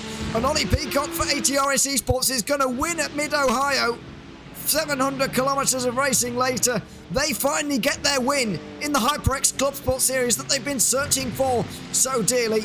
Fabian Siegmund's not too far behind as the battle for third goes to the line. Vince Peters will just be in second ahead of Impulse Racing, and then Maxime Marion in third. As Fabian Siegmund lets view a few more Cup cars, and will take this lead to the flag as well for Team Huizenveld. Here he comes. It's 4 in a row in the TCR category for Team Huizenveld as they win at Mid-Ohio as well. And that will be the biggest winning margin of them all by the end of this race, because Sven Demmel is going to be kept honest to the end by John Butterfoot. Yeah, 3.3 seconds the advantage though, so again he can afford to take things easy, and because he was one of the last car, well, he was at the front of the sport class and they didn't come anywhere close to lapping the TCRs, he's got no traffic ahead of him to worry about really. The 157 car behind is laps down, and so it's a fairly comfortable run to the flag for him, avoiding some of the drama behind him on that final lap, which must have been happening very close to our overall race winner Ollie Peacock, because he was lapping those cars I think when they came together. But none of this matters to the 137 team, because they have, like a phoenix, risen from the flames. A disastrous start to the race, but Sven Demmel will bring the huge ass car across the line to take the most unlikely of victories. It certainly is. They gained 10 points on the line on their championship rivals, HyperX Geodesic Racing, but 87 points back at the start of the day means that they won't be taking that championship lead, because Geodesic finished in second place. But it's going to be a good fight to the end between those two. And finally, one of our classes with the same race winner has been broken. HyperX Geodesic Racing not able to take 4 in a row, as Team Huizenveld were able to in TCR. It's a first win of the season for HyperX Esports though, by 4 seconds ahead of Aztec Simsport Vissel, who will be the new championship leaders. Impulse Racing third and head of Maniti on the result sheet. That will change post-race with Olympus Esports and Valkyrie XP next. Then it is Orion who came across the line 7th and 8th. WS Racing Esports and Karis Esports round out the top 10. Then it's Hell Racers in the Cup category. Lipa Esports finished 1 lap down in the end after falling off the lead lap due to pace really through that long green flag run in the middle of the race. SimCity Racing crossed the line 5 laps down. Aztec Simsports Racing did the same, 7 laps down. Saber Uspus ended the race in the pit lane 8 laps down. And then HyperX Geodesic Racing, HyperX Academy, Just Payment Esports and HyperX Esports all were in the pit lane and out of the race by the end. Huge ass win by just under 3 seconds in sport. Then fiercely forward, reigning champions third, and Team Huizenveld and SimCity Racing. German Sim Racing, the first of the Aston Martins, with that late spin finishing 6th, head of the Arch Brothers Esports car. Then it's the other huge ass car in 8th, head of SRM Motorsports and Samsoid Simsport. Still a lot of cars to go here in the sport, because it's a very big category. Sapphire Simsport also 11th, head of Impulse. Then SRM Motorsports 13th, head of Dutch Payment Esports and Race Factory. Top 15 all crossing the line there. Tedline Racing didn't, unfortunately, neither did HyperX Geodesic Racing's 155. Chalk Freak Racing, German Sim Racing or Ingersoll Rand, who had a bad day all round really. In the TCR category, it's the 4th win in a row for Fabian Siegmund. 5.8 seconds ahead of Spencer McCarthy for HyperX Geodesic Racing. Full Send Racing end up on the podium ahead of Impulse. Then the 2 Brabham cars, 5th and 6th. Waverley Racing Team, after hitting the wall out of turn 1, dropped to 7th in a race they could have won really. Tedline by Impulse finished 8th, ahead of Olympus Esports, who dropped off the lead lap, as did Goyo Autosport in their Honda. SRP Racing Team finish in 11th ahead of Fiercely Forward, Ingersoll Brand, Big One Club and Impulse Racing. All of those TCRs making it to the flag as well, which is a very good record for those guys. Well, 193 laps of racing, 700 kilometres around here at Mid-Ohio now complete. It's time to get into some post-race interviews, starting with Ollie Peacock for the ATRS Esports team. Ollie, welcome to the booth. Good to have you here. How are you feeling after that late restart? It was a very interrupted final 50 laps or so. I bet an hour and a half ago you wouldn't have believed you were going to win that race.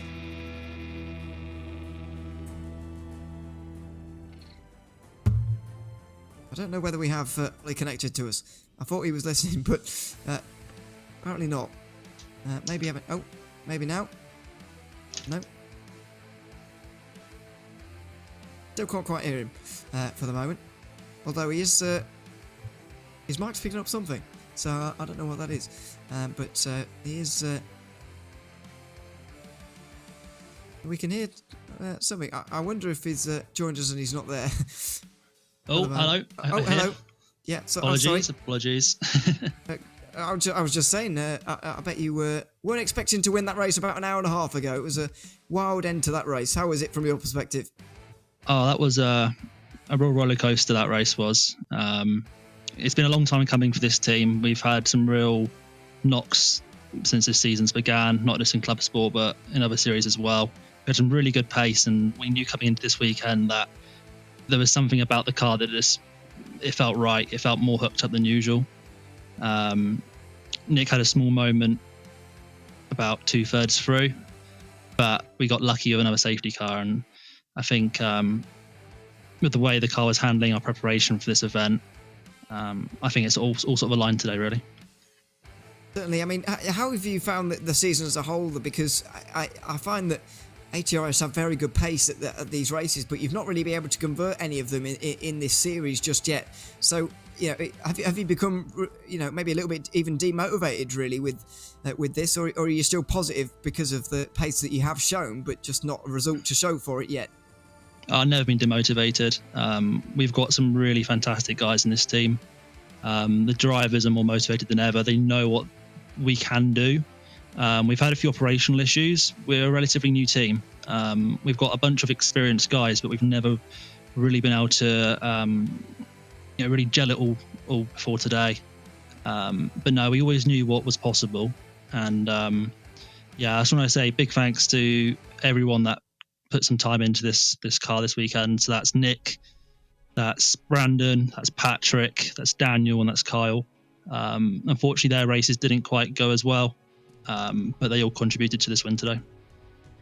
Absolutely, and well deserved it is. You certainly have a result to show for all your efforts now. Ollie, congratulations on the win, and thanks very much for joining us. Thank you very much, guys. Thanks very much. Ollie Peacock, winner here in the Cup category. In the Sport category, it was Hugh Justin. Joining us now is Giovanni Romano from that team.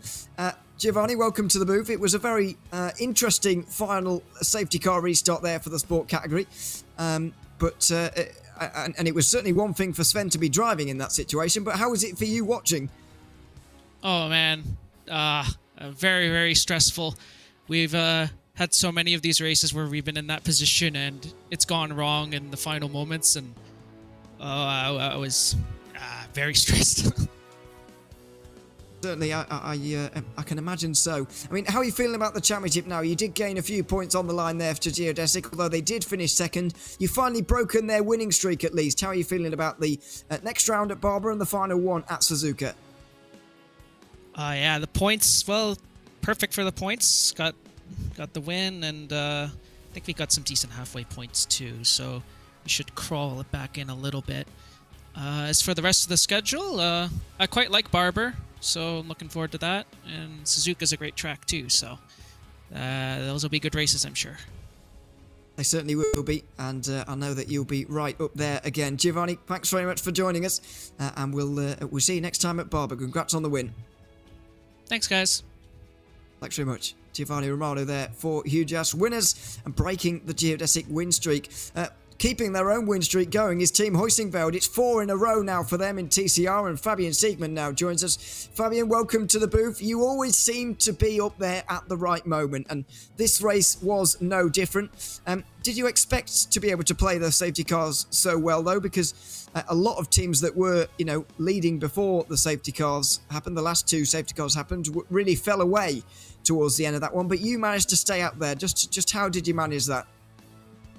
Yeah, thanks, and hi everyone. To be honest, we didn't really expect to come out on top today. We knew that our pace is not really bad, but we felt like other cars, especially the whole Impulse squad, just has more pace than us. But somehow starting from quali, it just played really well for us, and we were able to find some pace here and there. And then we made quite a brave call for the halftime points. And we made an additional pit stop at the first caution. And for a long time we thought that this is going to cost us any chance of winning the race in the end.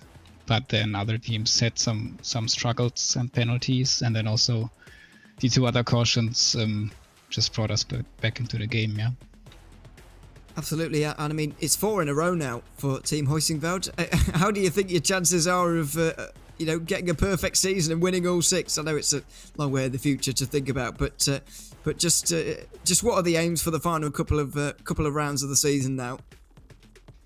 Yeah, I think of course it would be great if we could score 100 points at each race in the end, but the main target is to win the championship, and without any drop results, I think still anything can happen.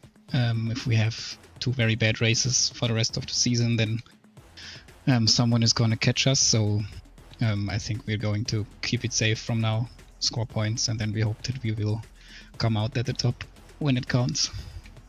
Well, let's hope so. Team Huizinveld, another fantastic race from you guys. Fabian, thanks very much for joining us once again, and congratulations on the win. Thanks, bye-bye. Thanks very much. Fabian Siegmann there from Team Huizinveld. A perfect season for them so far in the TCR category. Well, those final 2 safety cars, Andy, really spiced that one up. That was, well, not a boring race before, but it's certainly a changed race after those safety cars. Yeah, it went from being a really interesting strategic race, which I think it was always going to be. That's one of the things I like about these distance limited races as opposed to time limited races, because often you find that the total race distance falls within fuel windows, so you always get a bit of strategy, but the first safety car really threw an extra bit of spice into that. And as you said, it all kind of went out the window at the end with those couple of short runs, absolute carnage raining over the last 15-20 laps or so, but ultimately really good fun. So thoroughly enjoyed that. It was a fantastic race. It has certainly shaken up the championship a little bit within the cup class, and can't wait to see what happens over the final 2 rounds. Absolutely. Those final 2 rounds will start on the 1st of April. 700 kilometres of racing at Barber Motorsports Park coming your way here live on RaceSpotTV. 2:10 UTC. And do the conversion when we get there as well, by the way, because we will be off daylight or on daylight. Which way around? Off daylight savings by that point in the UK and in America and wherever in the world. Clocks do change. Will be changed. So make sure you begin to check your time zones and things over the next month or so, because things are about to get complicated for these events. But I hope you'll join us for that on RaceSpotTV, and I hope you've enjoyed the race here this evening. This has been the HyperX ClubSport series brought to you live on RaceSpotTV. Make sure you join us for the next round on the 1st of April. But for now, it's goodbye from us. I've been Neil O'Leary alongside Andy McEwen and Hugo Luis behind the cameras. It's another victory for ATRS Esports here in this series, and we'll see what happens next at Barber. But for now, goodbye.